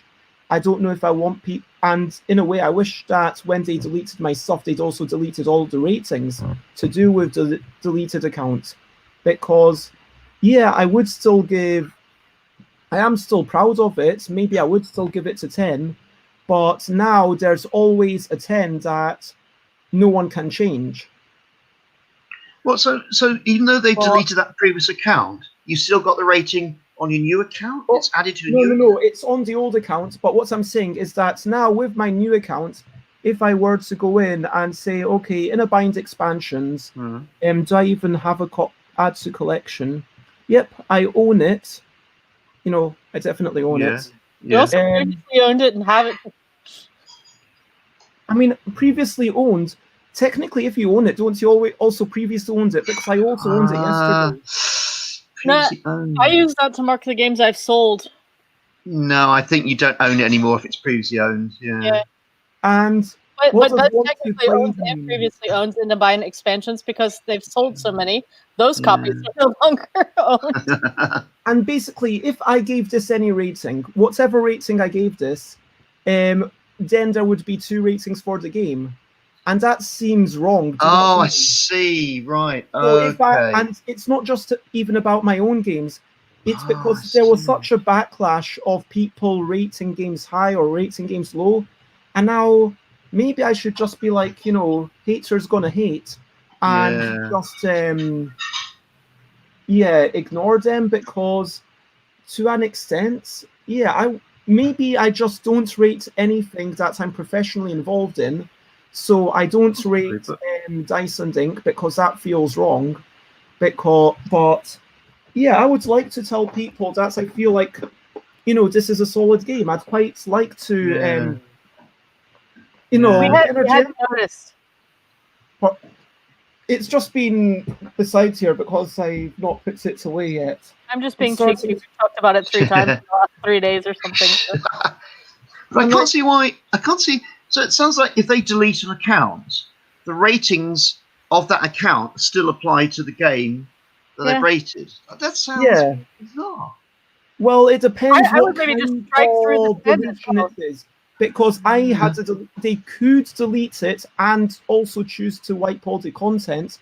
If I'd been like, let's say, a spammer, or if I'd uploaded a lot of work, let's say I'd somehow managed to do hateful speech or something, it would have probably done the button that removes literally all my posts and everything. Right. But they prefer to keep all the comments because, in a way, having this comments here adds to the value of BGG. I suppose. I think it would not be too hard of a programming thing, though, to have automatically just have the 10 maybe still there, but have it grayed out with a line through it or something, so you can see a user who formerly was online had a good rating for this game, but they're no longer valid, and therefore their rating gets taken out, but you can still see what it used to be. That seems I wish they would do that. That would be a good solution. So many more important things that BGG should do. Like BGG, I think the most important thing is what John Brieger's been talking about recently, which is the whole notion of we should have better credits because there's no space on BGG for a graphic designer. Again, going back to... No, I put... What do you mean? No, there is no space. The only credits you can give are designer, artist, or publisher. Well, doesn't that come under artist?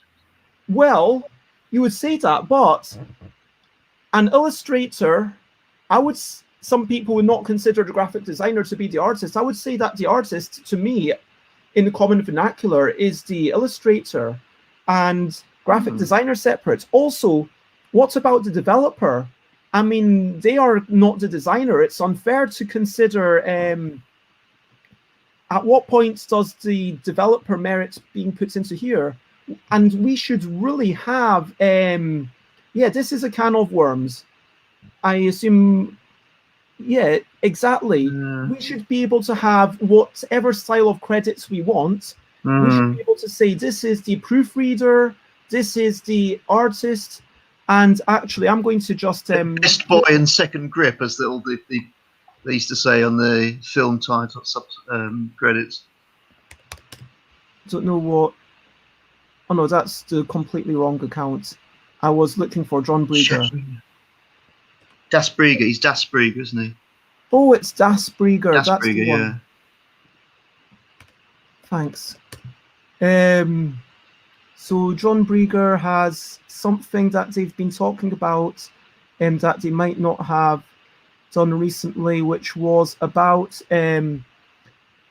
I should probably close the screen while I'm scrolling through all this. Yeah, basically having credits where you can just credit whoever you want, just a write-in. So you literally write, what are you crediting this person for? If I want to credit someone for rulebook editing, that should be separate from proofreading, and that should be separate from writing the rulebook. They are three very different things. Yeah, no, and the graphic designer, going back to that, does all of this, and if it's not credited, if I am the designer and developer, and at some point it's like, well, should I really? You don't want to credit yourself as 50 different things because. But if there is a big team, do you?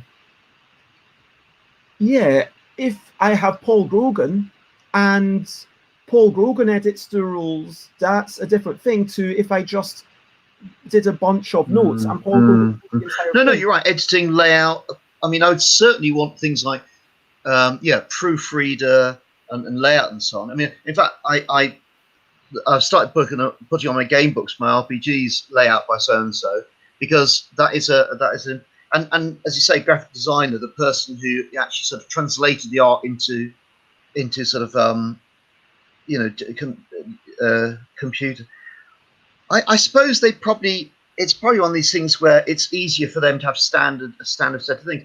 But when I put up the print and play of Shingo a few months ago, I had so many questions because this isn't there, and some really weird things. One was, I can't remember. There was something like category and was it category and type, something like that.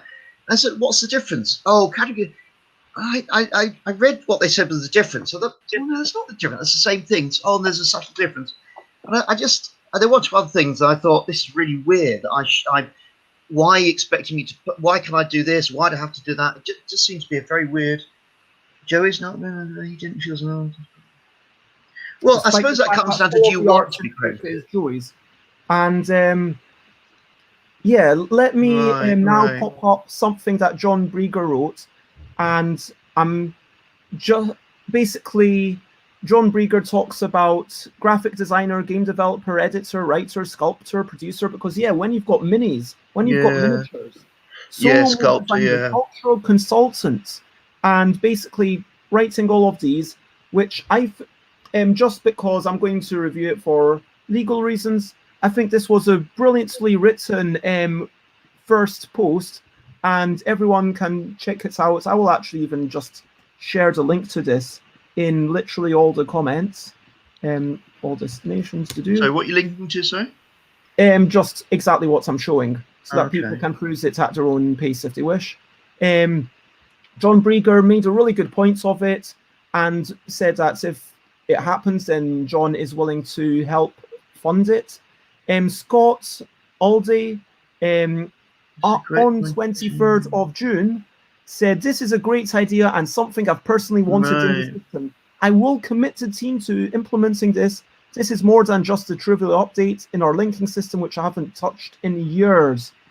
And I think that's a key thing. That's at this point, it is a hulking dinosaur. Yeah. And I wish I could just make a generic add remove linking, but that would likely be longer than just defining all the fields ahead of time. But who knows, maybe we'll find a simpler way than what we have now. That's quite positive and promising. Well, I do worry because, just for the redesign, that has taken so many years. I know they are understretched. Yeah. And, it feels like these are... Board Game Geek is the closest that we have to a true repository where people can be credited. If I want someone to... If I want to show someone what have I done in the realm of board games, I would link them to my designer page, and which I'm just actually looking up now, and need to share my screen again. And then you look at it, and then oh darn, button stopped working. But basically, that's not great. I've written a bit in the wiki as for myself, that stuff that I wrote, but you can also click on see all the games, and then you've got all the games that I made, and then if you click on year published, then you can see that, okay, 2019 was Yogi Guru, Kitty Cataclysm Personality Cards, Kitty Cataclysm Categorical, and Plus, which technically should be coming out. It's been delayed, kind of. Then 2020, Puzzle, Flowers Over Towers, I'm listed as part of the Dice and Ink Roll and Write anthology, and then Seize the Power for 2021. And so, it took a bit of time to update for some weird reason. But, yeah, so, and at the top of there, if I click on Overview, it's got a bit of text about me. You can see pictures. And I'm definitely going to open that link. There's one from just this year. That's from Nuremberg with my magical machine of putting things into balloons. But so yeah, there's a lot of work that should be done in BGG other than crossing off things. This is not even in the top 5, I don't think. And realistically, I'm sorry to say, it's never going to happen. What? This is why reading through 12... Okay, so Kite Screech, UK Games Expo 2016. Very unimaginative comments. Clearly someone who's using it as a filing system. Any comments on their comments, Leo? I can't see that comment. Where's that? Something about a filing system. Kite Screech, UKGE 2016. All I'm saying is that person isn't doing the comment to say what they think of the game. Oh, I see. They're just saying where they... okay, yeah. Well, that's not a comment, is it? Yeah, no, actually, that's bugged me for some time, that, because when I used to bother reading the comments for Ocado, I see that bought this at... What does that tell you? I've got a copy of it. Well, you can put that on your page, copies of games owned, I just didn't rate it, though. I mean, so why is it showing up on the rating page? It's just a rating. Bought that test in 2016 by someone who bought it there. This one is even worse. NA. Applicable. NA? They've rated it. And they rated it 5, and their comment is they have no comment. That's awesome. You don't really need to tell us that, surely. No. Missing. They lost it or something. What? Went missing? Purple Heather, who... I know Purple Heather. I do know Purple Heather. Yeah. And Purple Heather does work for UK Games Expo, and they say that their copy went missing in June 2019. Oh, that's sad. They lost their copy. Well, I suppose they're hoping you'll see that and say, oh, that's so sad. Here, I'll send you another copy. Do you think that's what they were really hoping? I don't know. There's more direct ways to hint at that than putting it under a rating. I mean, they have me on Facebook. I mean, that feels really passive-aggressive. If that's what they're actually... No, I'm joking. I'm joking. I am interested how... So 2016, and then please note, I did not sell this game anywhere after December 2016. So then we've got to comments 2017, then 2019. Now April 2020, which is... I don't understand why there's all these new comments. Great for drinking games. Mash all the decks together for massive laughs. that feels like what that same person wrote for Inner Bind. But at least they're consistent. I mean, if they're mashing them all together, it makes sense that we'll probably see the same. They did all 3 comments on the same day, and they just copy pasted it into all. Yeah, definitely.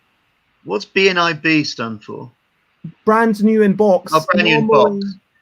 Hasn't unpacked it. Again, how does that help? I mean, it means I haven't opened it yet. Does that mean they don't want to, or they haven't got round to it? Or? No idea. Like, it's like some people are using comments as things for themselves. Some people are using comments for history. And there is so much vernacular and common practice that is a result of how folks have warped the rating system. They might be trying to trade or sell it too. And well, no, especially if you're trying to sell it, something like that. Like you want people to go check out the ratings and then. Oh, but you can say that under want to buy trade. That's in your. Sure.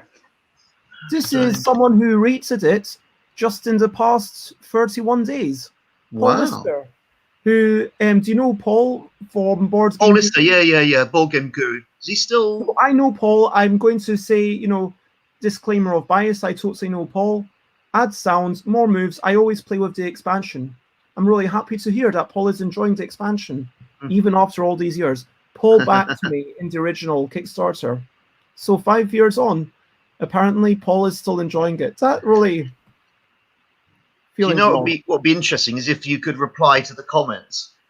I'm sure there's a good reason why you're not, why we can't. Because I can imagine what the replies would be if you rated it a 2 and so on. But I'd say one thing about the rating system. I remember a couple of times somebody rated Lucado really.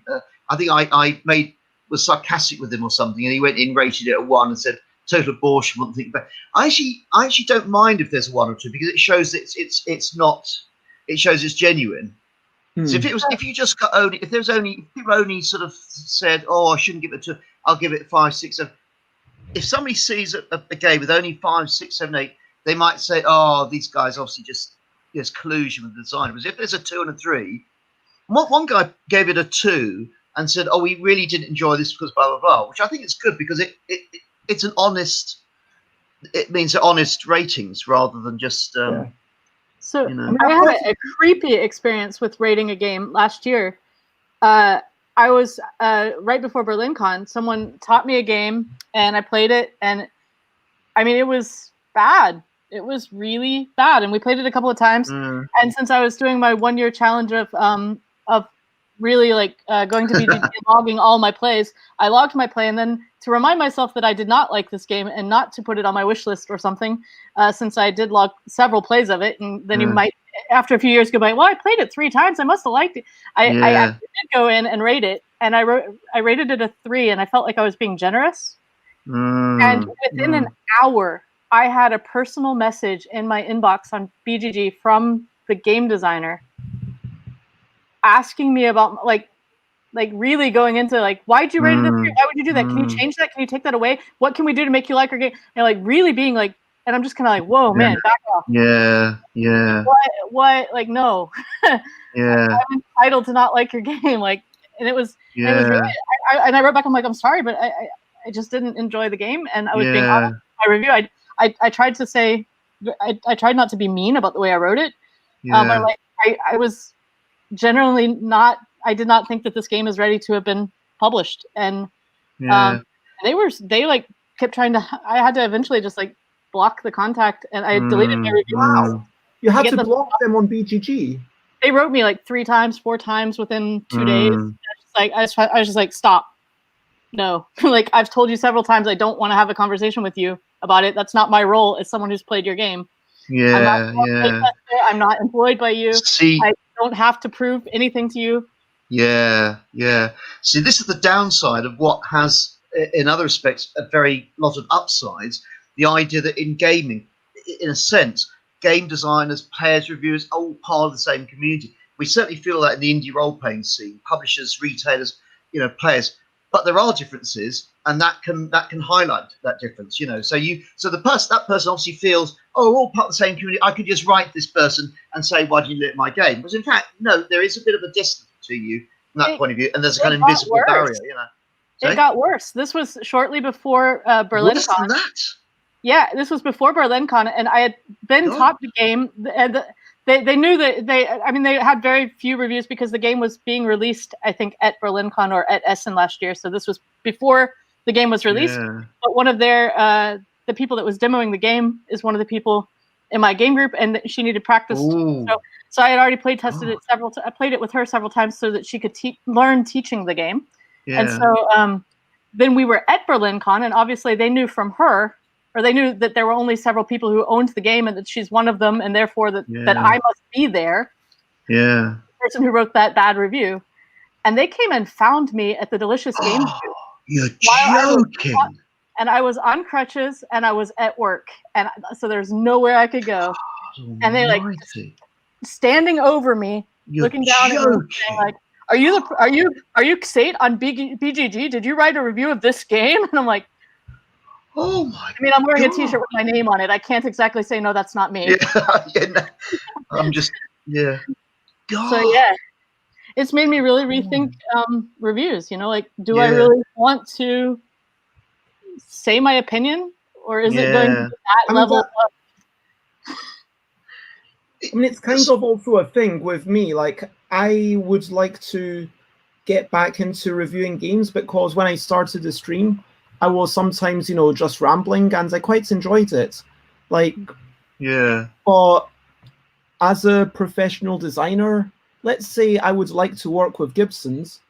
Yeah, I don't necessarily want to say that 221B Baker Street is... Oh. Right, what's okay. the blue tint, apparently? Is that my face? I wouldn't have said so.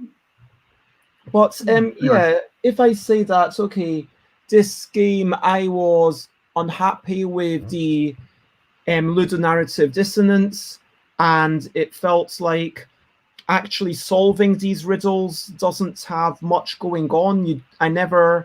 It didn't live up to the potential of being Sherlock Holmes. And I think that the only reason why I loved it even as a child is because I only played it that one time. And if I had played it the second and third time, even as a child, I'm not even sure I would have enjoyed it that much. But I think that it's because I played it that once, and there was this crazy story at the end. I was like, oh, wow. So this babysitter really spoiler alert for anyone who wants to play 221B Baker Street, puts for about 30 seconds. So basically, the babysitter took the child because the babysitter it was like a nanny. They really wanted to have a child of their own, and there's like this little backstory that you get, and it made me think, oh wow, was there all this stuff that I missed? Anyway, end of spoilers. So during the actual game, it's just wandering around, and the actual clues are things like part 1, north, south, west, and then killer clue part 2, a group of trees, and then you've got to put those two clues together to have like Eastwood, and maybe one of the people is named Eastwood, so you never feel like you are actually this guy. It's just a pictogram.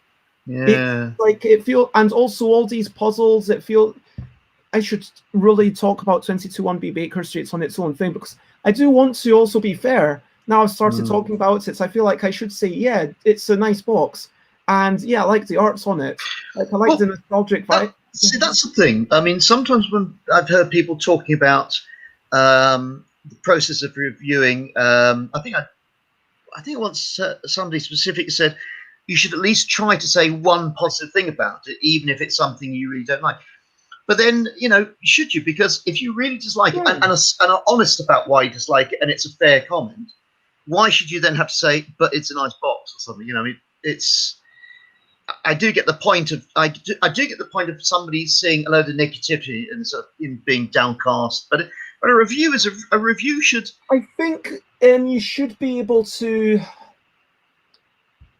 I mean, okay, look, when I say it's a nice box, yeah, genuinely, the graphic design on the box is well done. Yeah. The graphic design and the illustration on the board, it is pleasant. It is nostalgic. It does tie into that whole, oh, this looks like something from the 70s or the 60s or the 50s. Right, yeah. It kind of feels evocative of something from a different era. And there is something lovely about that. And also, it does have a lot of deck cards. Like, I think there's something like 70 missions, like 70 different cases. So if you do enjoy it, you know, if it was a game that you were to enjoy, then, you know, there's a lot of content there for sure. Yeah, I guess, it's possible content, but there's a lot to like. And, I mean, but I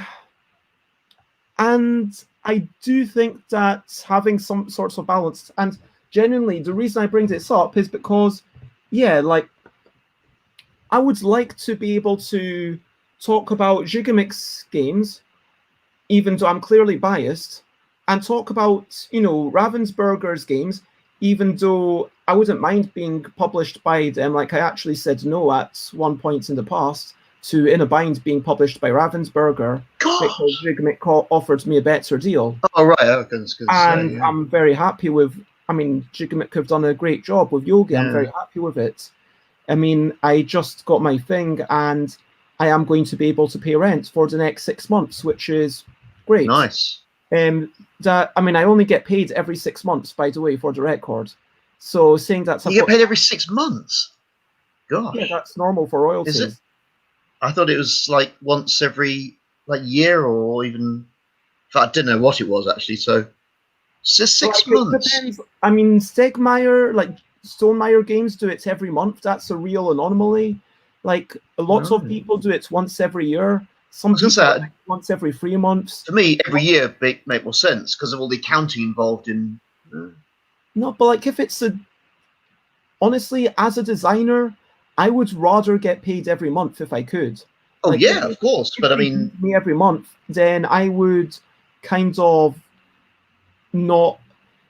Yeah, I've now gotten to the point where I have been able to pay for the past 6 months with the money that I got 6 months ago. I've still got little bits of money in my account, although I should say some of that money is from the Categorical Kickstarter, which I am going to send out. And so lots of the money in my account is not actually mine. It's for it's earmarked for some stuff. Yeah. But then I am anyway. So the point is that I would like to work with Gibsons. Gibsons seem like lovely people, and they've done a great job with Quirk. And maybe that's the point, that I don't slag off the company. I can critique parts of the games, but I do, and you can do what Jamie Stegmaier does, where Jamie Stegmaier just says, okay, here's 3 things that I love about this game. And that's a very political thing. And Jamie isn't even trying to work with these other companies. Jason just, and Odin says that they pay quarterly. God. So every 3 months. I'm surprised. I mean, that's great. From a designer's point of view, fantastic. But, no, it just seems that seems to be unusual. That that frequency. Like it's that whole political nature of if anyone says, especially because I am part of this industry, I am a designer and I would like to work with more people. And if I'm giving a game a bad number, it feels like I need to kind of do that with a measured head on, if you know what I mean, to avoid annoying companies. And you have to be careful what you say because at some point, it's all connected. You're definitely not paying the designers rent. Do you have anything to say about stingy buggers? And Odin says that they're definitely not paying anyone rent yet. God. But you're just I might actually tomorrow go past his design on. There's a lot. I've got about 15 languages in the box. That's what I'm going to do tomorrow. See if people can understand all the languages. I want to play it in Dutch. Are you bilingual or trilingual Dutch, German, and English? It's just the Dutch one. Not Niet in de var. Yeah. Is that Dutch? Raak niet in de var. Yeah. Something. What does it actually say? I don't know. My Dutch isn't that good yet. I'm still learning. Anyway, so let's bilingual German, English. to In a Bind Junior, which was the last ever In a Bind. I'm the creator and so somewhat biased. I mean, that's tongue-in-cheek, but I think from 2016, I would have just written so clearly biased. I'm not sure which I prefer between this and the adult combo of In a Bind plus expansions. This is a bit simpler, which can be seen as a good or bad thing, depending upon who's playing. I got some copies and have now watched kids and adults playing with the final version. I feel like this is perfect for the intended audience, young children up to 8-ish, and their parents. Also fun to mix in a few cards into the main deck. I mean, I feel like that is, a little bit... Was that overly advertising and marketing copy of me? It sounds fair. It sounds like what you really think of it, you know. So we've got the next few reviews. Anonymous Magic says, it was bought at Tessen 2016. Thank you for telling us. This is not particularly informative. I mean, I don't know why people reading would particularly care. Again. Is it because, I see. You mean the due March 16? Well, no, the bots at Tessen 2016. Yeah, it's the same person from the last set of comments with the exact same comments. They bought all of them, apparently. They just liked it. They bought all of them. They never rated it. Maybe this is someone who just bought... Oh, I'm glad to hear that you feel that, Odin. I thought it was fair. I feel like this is also fair. You know, backed on Kickstarter due March 2016. But, you know, I should note that Cricky definitely got their copy. I mean, to me, as a person reading it, I would think, wait, was it due March 2016 and it never arrived? Yeah. But no, because they gave it a 7.5. I would expect someone who didn't ever get the game and was upset about it enough to write due in March, but it's still not there, not to give a 7.5. Yeah, you're right. That would be the person writing 2 or 1 or something. Like, it's not even here yet, man. Yeah. I think they just maybe just think it helps you giving information about where they bought it and how long they've had it, how long they've had opportunity to play it. So again, you might be thinking, where did people generally buy this game? And if you see a lot of people bought Essen 16, not many people say Aircon or Gen Con, you might think, oh right, so I need to concentrate more on this. I find that interesting. As a person promoting it, I'm like, oh cool, so this person bought it then. Okay, so that person bought it at that point. Yeah. Fair enough. And I think also a lot of times one person will start the trend. So the first person who writes bought it at next 3 or 4 comments are going to have yeah. No, I guess it could be helpful. It's another very fair review. You know, it's a line. Nothing. It's can't not really see it. You can't get fairer than that. Well, I can't see anything. What is it? It's underscore, is it? Is it underscore? Yeah, it's just an underscore. Maybe the game is underscored. They think that the rating should be better. You know? Way. So that's Michael Heron from Meatballs Like Us. And I'm assuming that means that that's a note to themselves that they had it. I think I gave it to them because I was hoping that they would play it. But maybe they played it and then they felt bad about giving it a bad rating. Or maybe they never played it because it's now previously owned, apparently. Or they deleted their own rating. Maybe that's why they're grayed out. Maybe they had rated it, and then when they the grayed out means that it could be that you delete it, or it could just be you didn't give it one yet. Yeah, but maybe that's if they removed it from their collection, they might have also taken down their own rating of it. Yeah. I mean, you could do that. I feel like if you rated a game, you know, if someone feels like, okay, this isn't good for me, so 1 out. I mean, I could understand, to be fair, Michael Heron being biased towards me because we're both Scottish, and Michael Heron being like, you know, I like Bez. For me, this game is like a 1 out of 10, 2 out of 10. I just don't like moving my body. I don't like being silly. I don't know why Bez gave me this. I totally agree with that person. So just remember that. Oh, yeah. Mick Wood. 3 to 7 players, no expansions or variants. Free copy from Bez, the designer. That all sounds like factually correct information. But I guess this is where, you know, this is a perfectly objective review. in what they own and how they got it. But you know, this it's not a review, though, is it?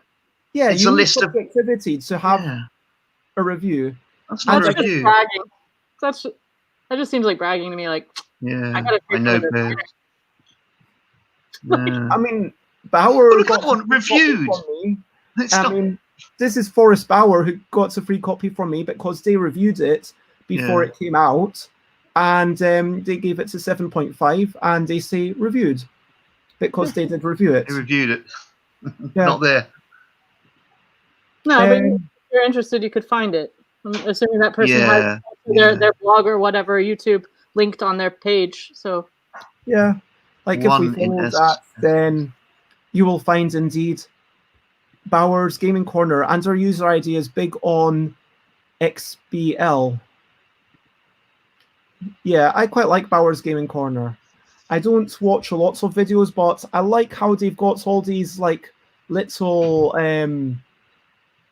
weird games.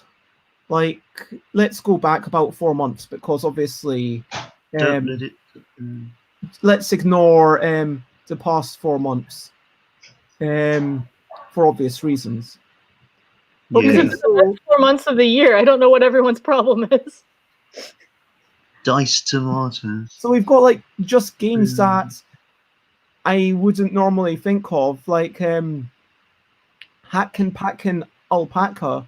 Just like these weird games that sometimes Bauer gets from like. These look like hobby games for children. Yeah. Yeah, they play games with adults. They play games at schools. They play games in all sorts of environments, and so they are someone who can play every game with its intended audience, which is really nice. That's cool. And Odin says that 4 months feels like 4 years.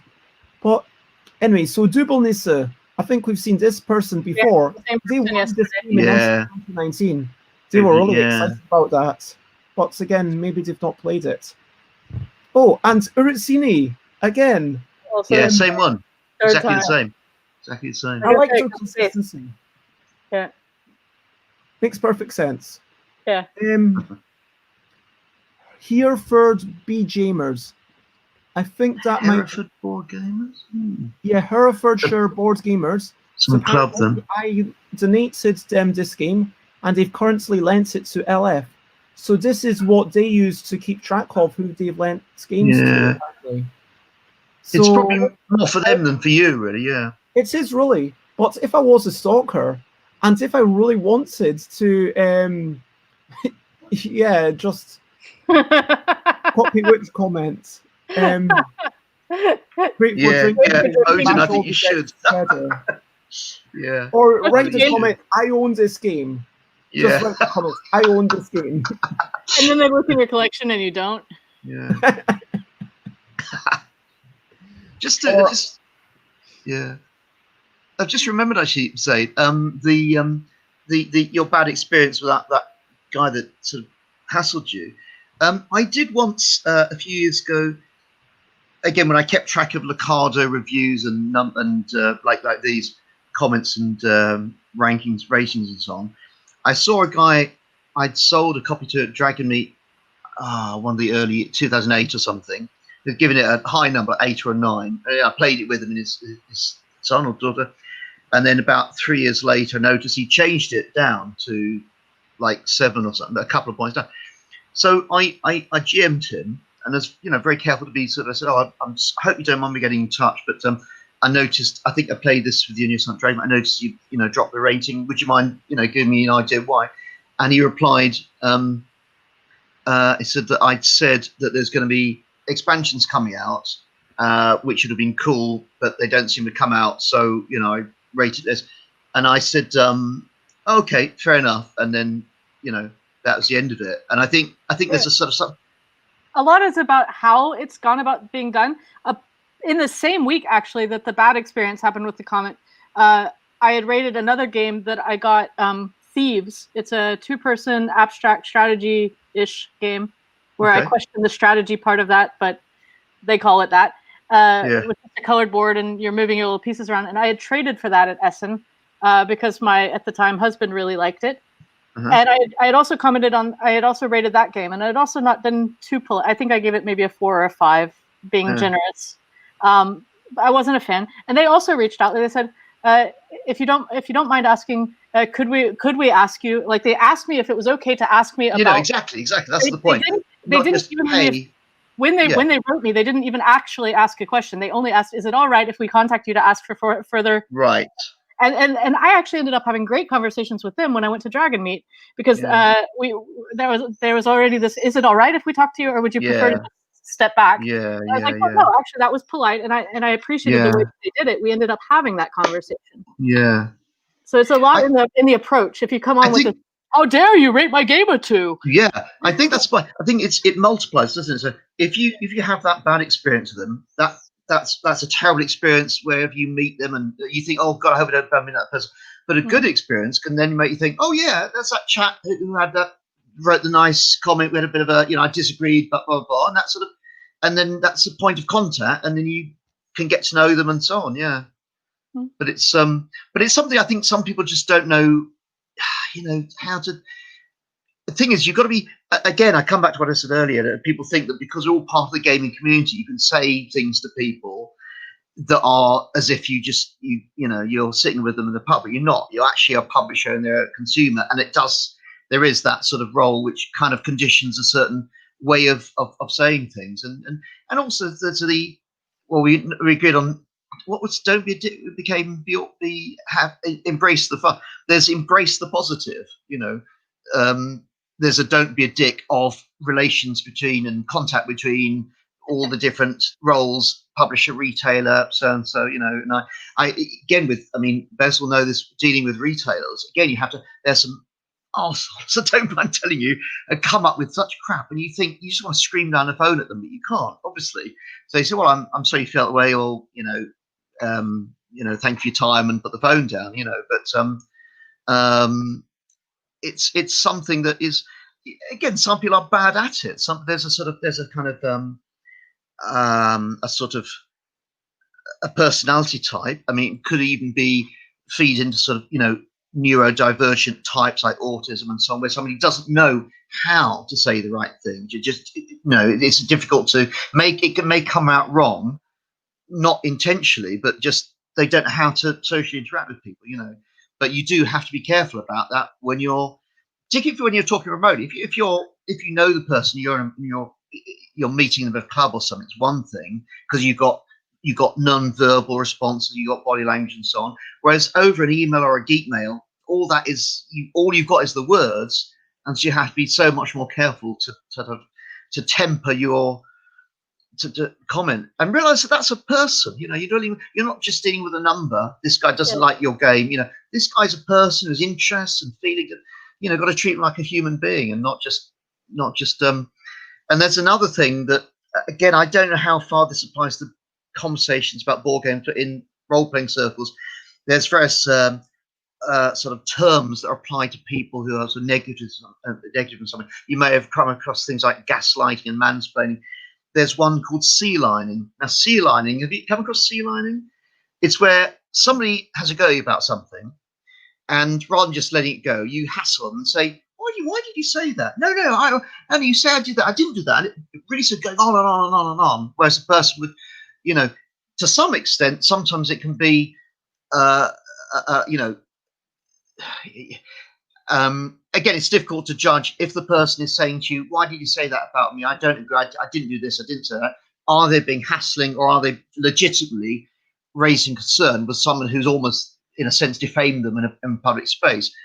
But there is a certain sense in which you can't take things further. Somebody says, "Oh, that game was crap," and there's a sort of a social kind of convention.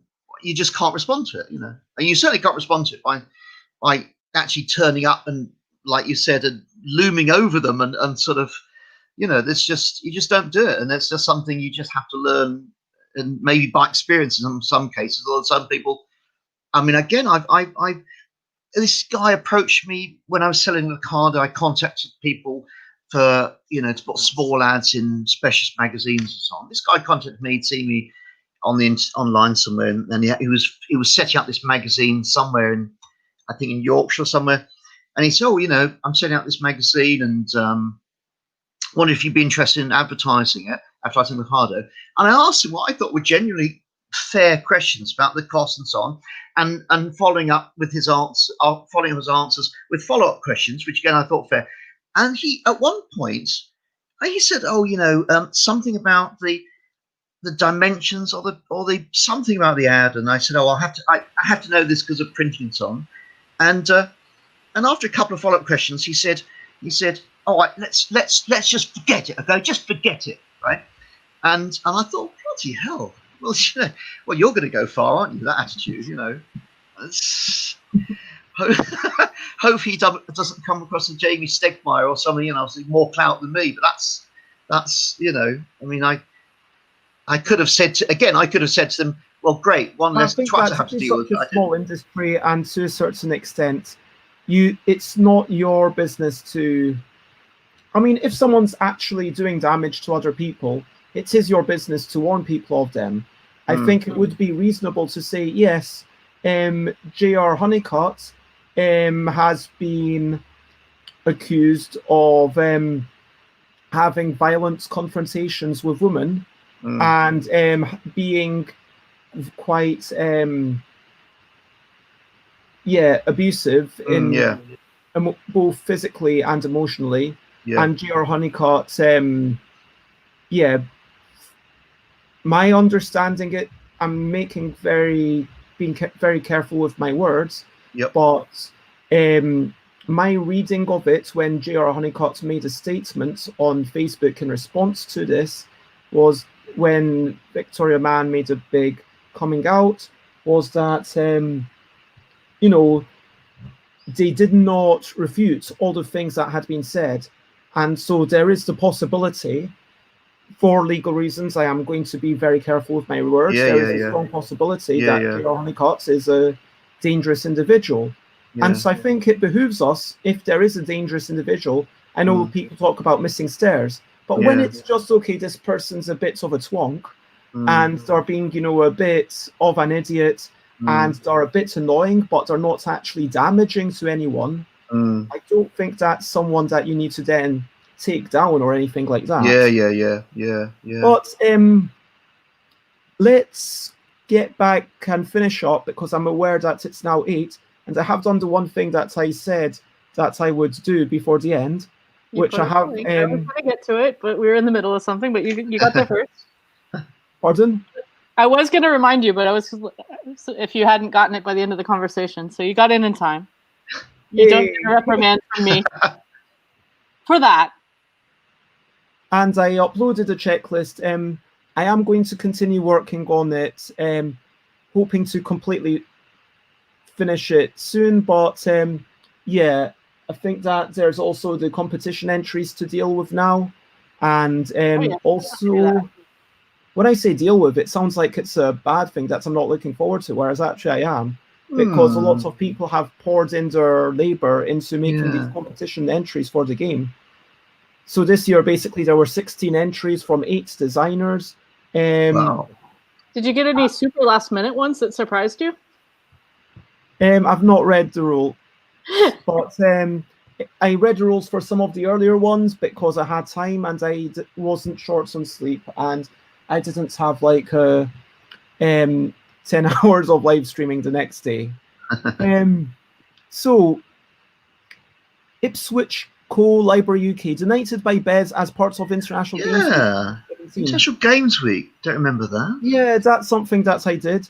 And it's actually quite nice for me to look at this as a trip down memory lane. I'm like, okay.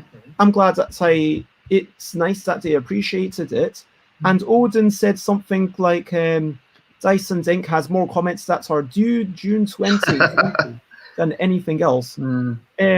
Another one from Blue Robin, BNIB. And then the final comment. My copy got destroyed by some students. God, what kind of game was that? Oh, God. But it's a great game.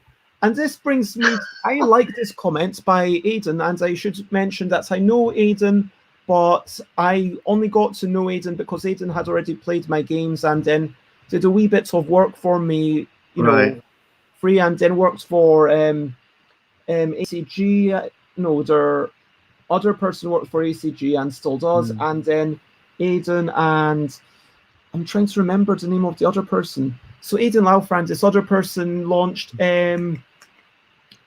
Stellar Conflict. So it's a kind of solo game. It's got spaceships in it. Right. I wonder if it's under, if they've got a game designer. There we go. Dranda Games is their publisher. Solar Storm. I don't know why I was saying Stellar Conflict. So there we go. Solar Storm is their first game. So yeah, those are all the comments. And I feel like, you know, sometimes it's and talking about their own comments, Odin says all of them went out on May 29th. So yeah, all of those people should have gotten their copies by now, assuming, well, even if it was the 2-month really long June, July, yeah, it should have arrived by now. But people don't update their comments for whatever reason. And maybe those comments are going to last forever. I do like when someone says my copy got destroyed by some. Yeah, it's fantastic.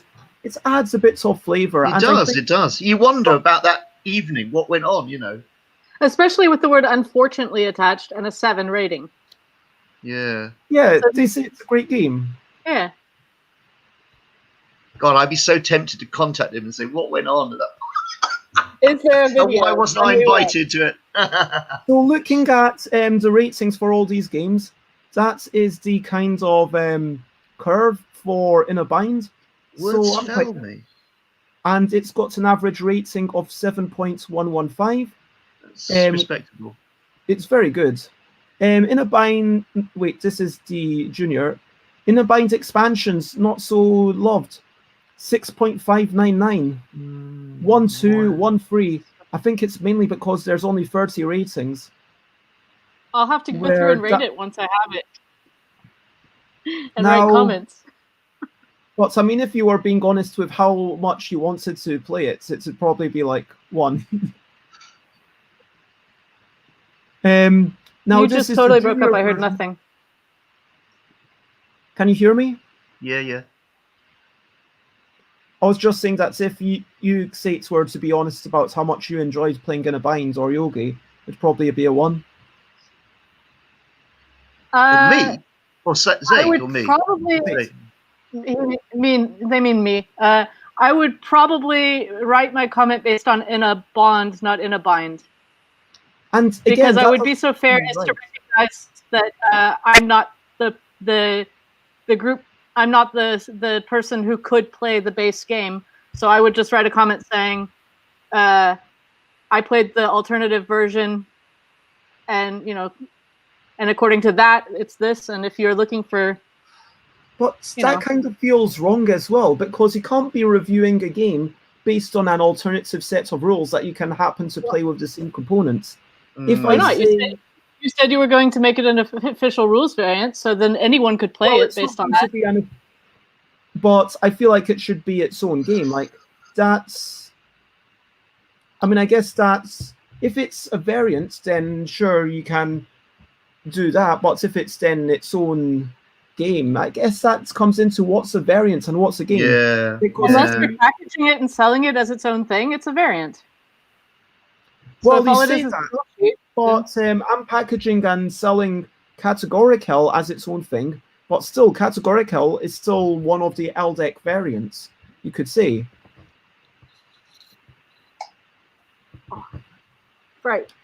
Anyway, 6.859 for In a Bind Junior, but again, 30 ratings, so not quite enough to say. But I am happy to say that Yogi Guru is the best rated game out of every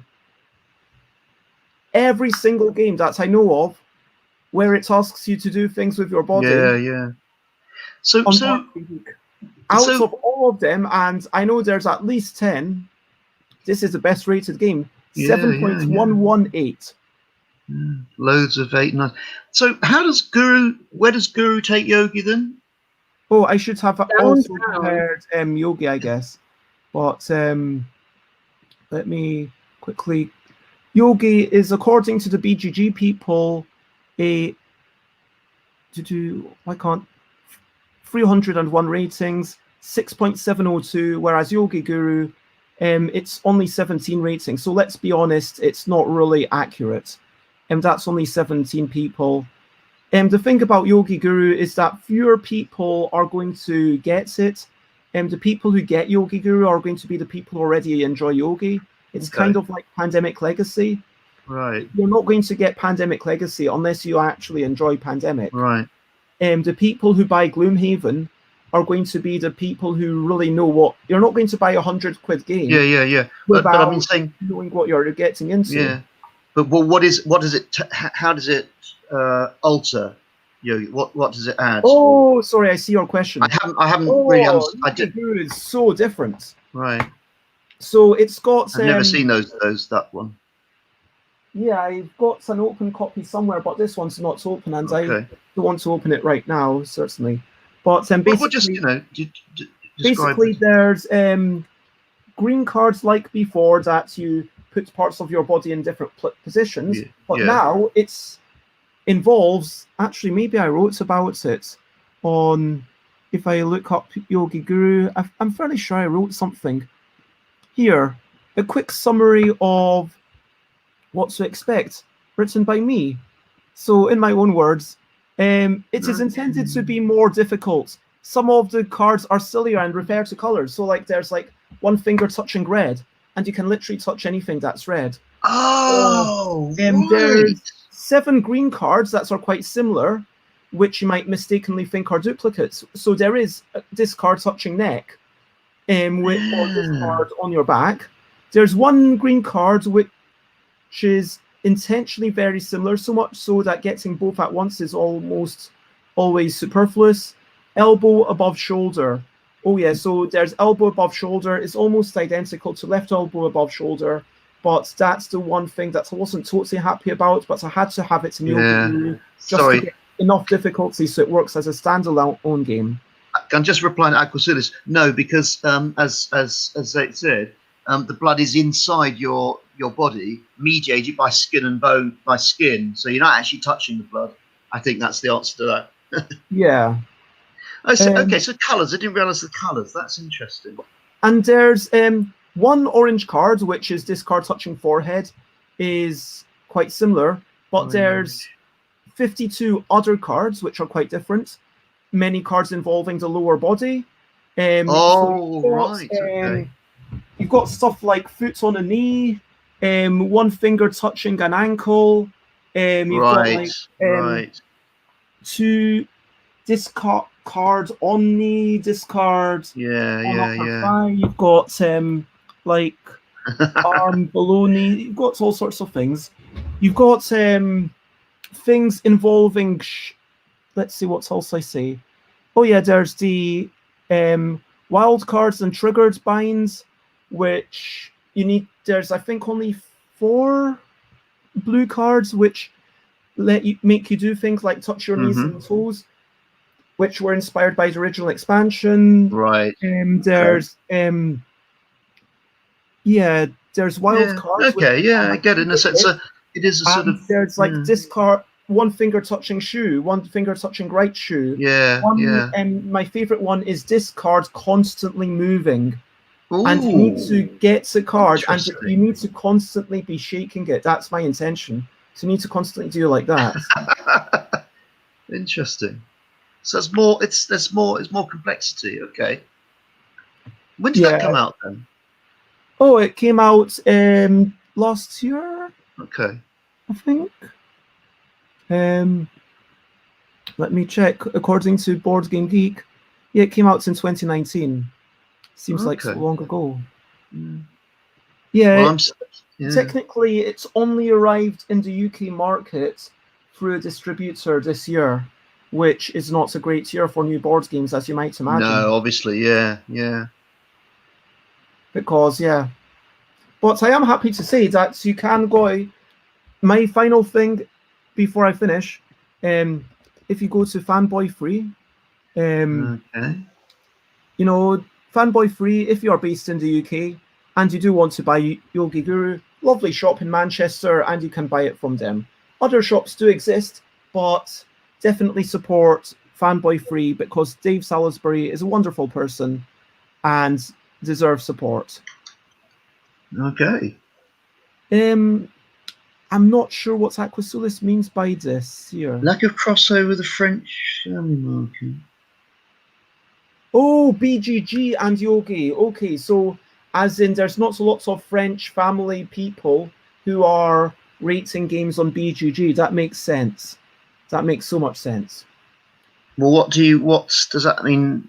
Yeah, so there's not a lot of if there's a lot of French people and they really love a game, they're not going to go to Board Game Geek to oh, okay. that. So like there's Okay. you know, at least I don't know if I should say a number, but there's no, I'm not going to. Come on, nobody's paying I don't attention know if there's any anymore. lawyers in the back, you know. But It's there's so late you in know, the evening, nobody cares. there's We like can say anything. you know 10. There's literally, I mean, no one would be surprised to say there's tens of thousands of French people who clearly love Yogi, at least enough to buy it. Yeah. And there's tens of thousands of French people who love Yogi Guru enough So to buy it. Just ask Aquasilis. So, how do you reach the French market then? If the French market isn't using BGG, how do you go about? No. I don't. Aquasulis isn't someone who reaches the French market. Aquasulis is saying that I managed to reach the market through the French publisher Gigamic. I could also reach them through publishers like Cocktail Games or other people who are already in that. Okay. And that's the point. The French market has been reached. They're just not on Board Game Geek because But my point is though, if you know that if you know that the market of a certain country isn't on BGG, how do you go about? Obviously you're connected with the French publisher. Like that's a totally different question. I think we should stop asking questions. Leo, Okay. It's late. It just occurred to me that I've really enjoyed having you on, and if I have another show where I'm trying to get a really long life. I'm not derailing. I think that was a fair question. Anyway, go on. I would love to have you on again at some point for like an extended thing. Maybe you could come on and chat while I'm drawing or something if you happen to be around. Okay. Because I know beforehand you were a bit worried that you might struggle with the technology and stuff. No, it's that my internet connection is really crap in this house. So I anticipated it going down several times, which it often does. I mean, amazingly, miraculously, I've been spared today. I mean, I've been on since, what's it now, about 4 hours. That's quite rare. I mean, quite often I'll be watching something on my phone or my laptop, and then it'll just go blank. I look at the little Wi-Fi screen and it says not connected, But also the technology to some extent, because it's but yeah, no, it's been fine. So. Sometimes, sorry? But it's a bit intimidating technology. But you found can be. I mean, you've had a good time. No, I have. I'm generally a more analog person, but I've had a wonderful time, Bez, and I haven't seen you for such a long time. So seeing your wonderful face and hearing your voice actually on my screen is fantastic. So so that's great. As we finish the finishing off after wrapping up, looking forward to hopes and ambitions, it's over to you for this final section. So I would like to invite everyone in the comments, and also Xate and Leo and myself, to spend maybe 1 minute mulling over and explaining what it is that they are looking forward to doing, or maybe it's tonight or tomorrow or at some point in the future, and hopes and ambitions. Like, I'm honestly looking forward to so much. I'm looking forward to right now going to the loo. I'm looking forward to going outside because I've been inside for quite a long time doing this stream. I'm going to make sure that I get some fresh air. I'm going to go to Lidl because I forgot to buy a particular type of I forgot to buy shaving foam yesterday, and so I had to borrow a little bit from my housemate. But I'm going to stock up a wee bit. So I'm looking forward to getting outside. I'm looking forward to trying Goldie's L games. I'm looking forward to having Chris and Leela over for that. So I'm looking forward to coming back tomorrow. I'm looking forward to the 2 p.m. in a bond, because I feel like for me, that 2 p.m. in a bond, although the rest of it has been nice, it has been pleasant, for me, the inner bond has been the highlights. And again, thank you, Xate. And my hope and ambition is that, let's go round. What are you looking forward to, Xate? I'm also looking forward to you trying out all the new LDEC game submissions from the competition and finding out more about those. There might be, 4 or 5 that I'm more interested in finding out about than the others, but yeah, definitely that's kind of top of my list of interest right now. And I haven't even looked at the calendar for next week because this week was so full. So I don't know what else I'm looking forward to. I'll have to figure out what I'm doing. Maybe have an easy day in between there. Leo? Well, I experienced a lot of ill health. I've suffered for a long time with something that used to be called ME, chronic fatigue syndrome, various variations, and it leaves me with a lot of sort of tiredness and fatigue, and quite often I catch colds and infections very easily. Particularly, I've got a lot of sinusitis, so I've had a lot of health problems over the last few weeks. So I'm looking forward to. I've actually been reasonably healthy and active and energized for the last 2 or 3 days. So I'm looking forward to a period which is fantastic. I was able to join in this. So I look forward to being energized over the next the next few weeks and be able to do stuff. But it's not just about doing stuff, it's about people. It's been great seeing you here, but I'm having a WhatsApp conversation with another long close friend who's had to move away from London for various reasons over the next couple of days. Seeing my mum, she lives in a retirement home. Obviously, they've got rules about not people visiting, so I have to meet in a local park. Obviously, it's been a lot of rain and bad weather, so that's been not possible. So hopefully this coming week we'll be able to sit outside. And that's great because we're sort of taking our relationship to the next level. She's now getting to the stage where she's 86, and this is probably the home stretch, as it were. So we're trying to sort of find that, quality time, because obviously we won't be getting this again. And more writing, work on my RPGs. I've got a pseudo medieval fantasy adventure game we're working on. So that's and my hope is tied into that. Really, ambition is for that game, and also Shingo, next a card game, to actually be published sometime in the next year. Obviously everything is delayed because of COVID, but hopefully over the next year those plans will come to fruition. And so yeah, look forward to that happening. And my hope and ambition is going to be for energy, for yourself, Leo. Thank you. For myself, and everyone. Xate, energy for you. I wish you for everybody. Alex, and for Odin. That's one of my hopes. And energy for the good people, in a good sort of energy to energize them to do good things. Definitely. And myself included. Excellent.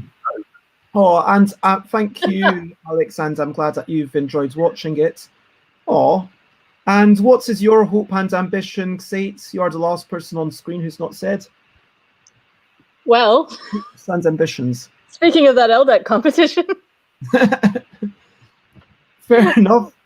And speaking of that LDEC competition, Odin's working on an LDEC game that they just came up with. Okay. Because, there's an LDEC competition in about, I don't know exactly how many days there are in the next year, but in just under a year.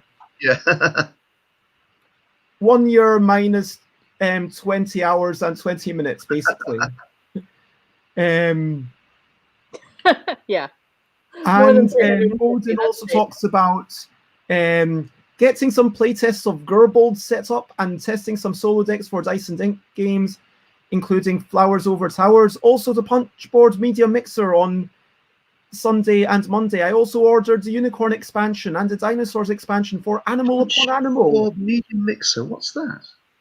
So Media Mixer, because this is something to, tell us more about that. Because you're not part of a media people, are you? But is that because you're a publisher and you're showing stuff to them? Is that, wait, you're not part of Punchboard Media, so like, is that you're showing stuff off as a meeting with the media? Ooh. Is that something that I could get involved in?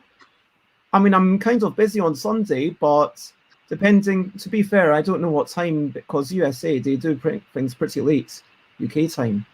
But that is us. And Leo, if people want to find you on the internet, where would they go?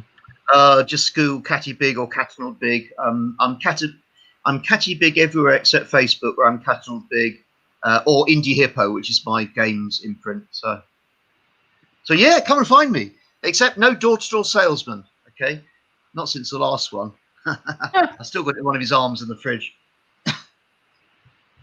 So that is Catty Big. What does that mean? Is there a reason for Catty Big? My name is Leo. I used to have an office and semi-live in a building called Panther House, and I used to be called. I need to change this on BGG. I'm still Big Cat 97, and I changed that. I thought, oh, that's a bit unwieldy, so it's a bit of a mouthful. So I changed that to Catty Big. I don't know, Catty Big. That's who I am. Right. So I'm a big cat.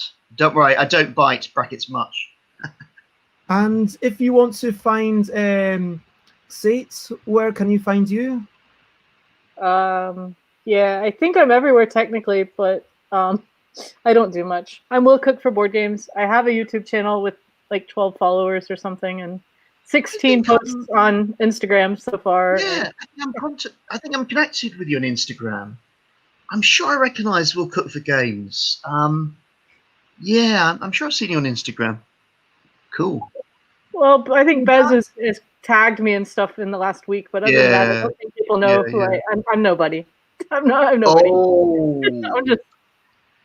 Come on, let's have no imposter syndrome here. I should say that Bez Day, 1st of August, because, we can't forget Kiribati, and we can't forget the Baker Island. That's true. So, it does finish. There is another 16. There's either 16 or 18 hours. I can't remember whether it's 14 hours before or after. But anyway, let's just fudge it. So it's basically 31st July, 1st August, 2nd August UK time, because UK is basically in the center. And yeah, so there is going to be more stuff happening. If you want to find me, stuffbybez.bigcartel.com is where you can buy my stuff. Twitter.com/stuffbybez is where I talk about everything. Instagram.com/stuffbybez, I chat, share some pictures. Twitch.tv/stuffbybez is here. Facebook.com/things-by-bez and stuffbybez@gmail.com if you want to email me. We've got, to recap, we had, what a day. I had Liz on. That was so lovely, because I know that Liz had some reservations about coming onto the stream. So it was really nice, and I'm going to try and chat to Liz later tonight to make sure, they're okay and everything, because I know they're not like a loudmouth like you said.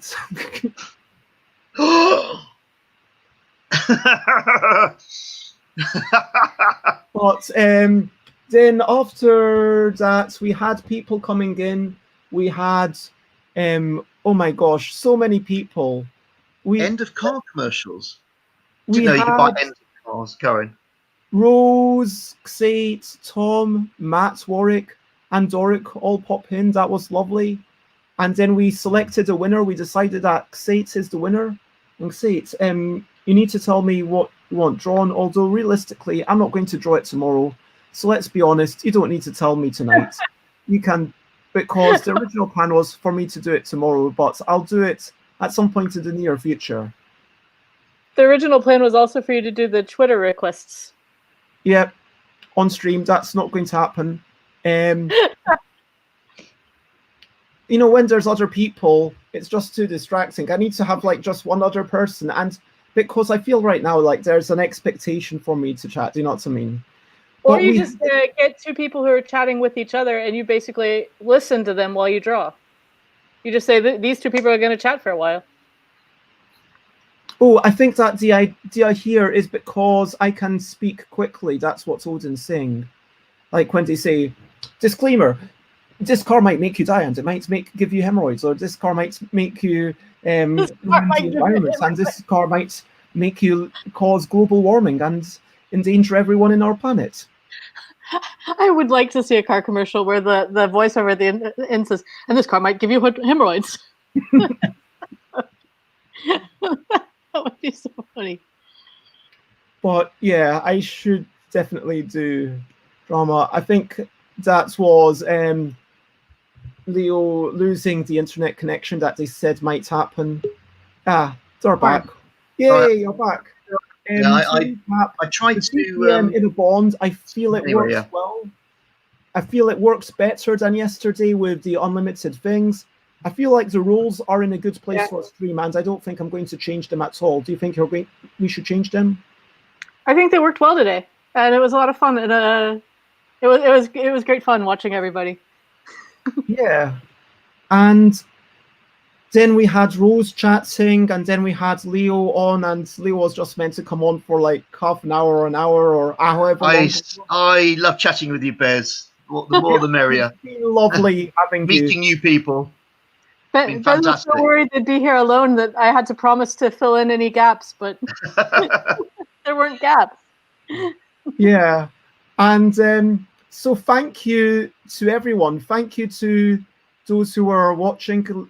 Zooming back, it only goes as far back as 5:39 on my screen, because there have been lots of comments. I'm going to lose battery, so I'm walking into the darkness.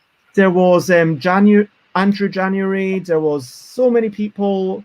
Odin, Sate, and Alex. Obviously, there was Nick earlier on. There were so many lovely people that were chatting.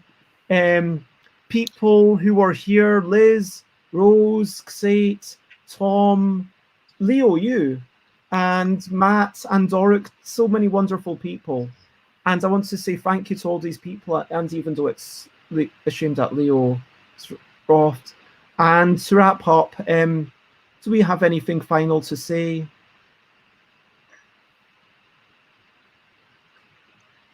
Well, if you don't, share it and spread the word. If you have enjoyed this, my next streams are going to be tomorrow all day. Wait, let me Sunday 10 a.m. UK time for the very normal Stuff by Bez show, including songs as interludes between one segment and the next.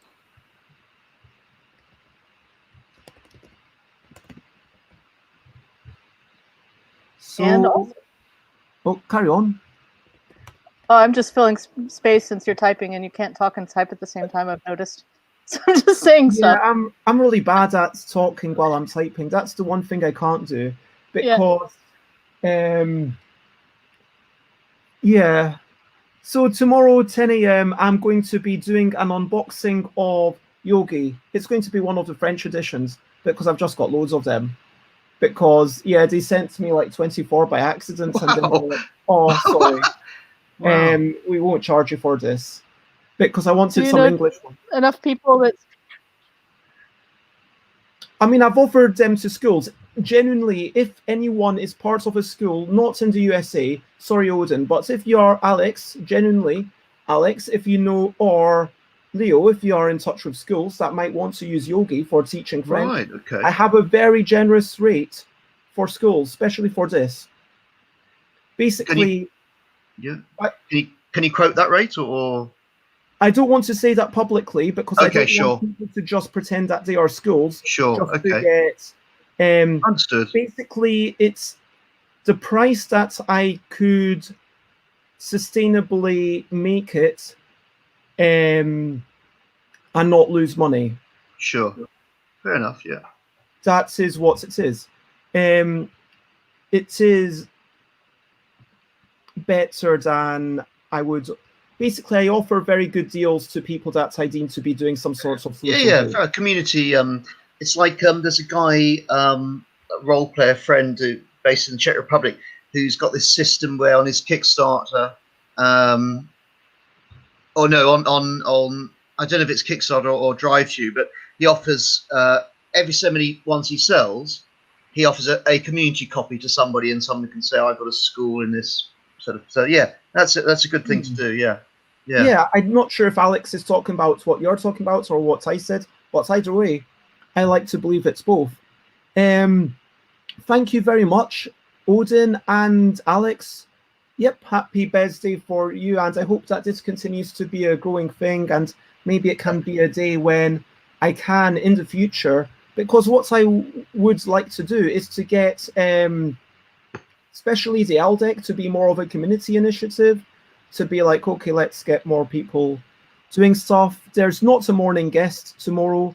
It's just going to be me unboxing Yogi, the French version. It might be little bit shorter than what's happened Friday and Saturday, because I might have a bit less to say about those cards, because it's not such a trip down memory lane. But there's, if you want to hear me trying to speak French or going off on some tangents for about an hour, and I say about an hour, and I'm going to try to make it between 55 and 70 minutes, actually, genuinely. Well, I won't be there tomorrow, so you'll actually make it. Okay. But then 1 p.m. I'm going to be back, hoping to have Liz on, and then I'm hoping to have Jess, and then we're going to, merci beaucoup, go to 2 p.m. and we're going to have Inner Bond playing again. Tomorrow for Inner Bond, we have so many amazing people. We have Dave Weatherall of Kaleido Cards, Kathleen Mercury, who, talking of education, Tom Cauldron again, Gotcha, Jess from Thailand, Catherine Morgan, who makes edible dice, Jess Hancock, who's been a guest before, and Fraser Gibson. Yes, if you want to hear about the edible dice, you should go on YouTube and watch my live stream from last Sunday, I believe it was. Is that correct? Cool. Was it last Sunday? It was. Anyway, so that's all one day. It was in the past of today. Yeah, I will do one last thing of my YouTube link, because why on earth not? Maybe some robots will subscribe to me, and then if I get 54 robots, then I will be able to be a real person. They will kind of, even though they're artificial. Hey, robots are people too. Yeah. So that is it. There is only one thing left to do.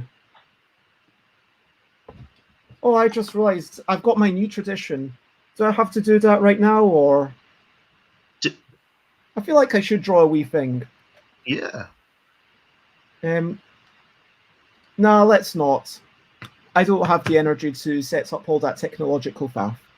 But for now, there's only one thing left to do, which is to sing bye, bye, bye, bye. This is the goodbye song. Bye, bye, bye, bye. Thank you for watching along. Bye, bye, bye, bye. This is the end of the show. Bye, bye, bye, bye. And now it's time to go. Bye, bye, bye, bye. This is the goodbye song. Bye, bye, bye, bye. Thank you for watching along.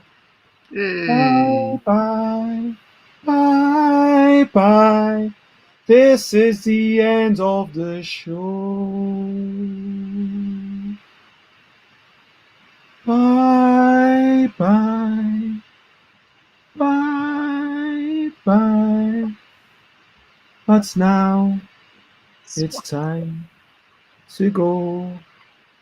Bye-bye. Hi, Rez. Oh. Bye-bye.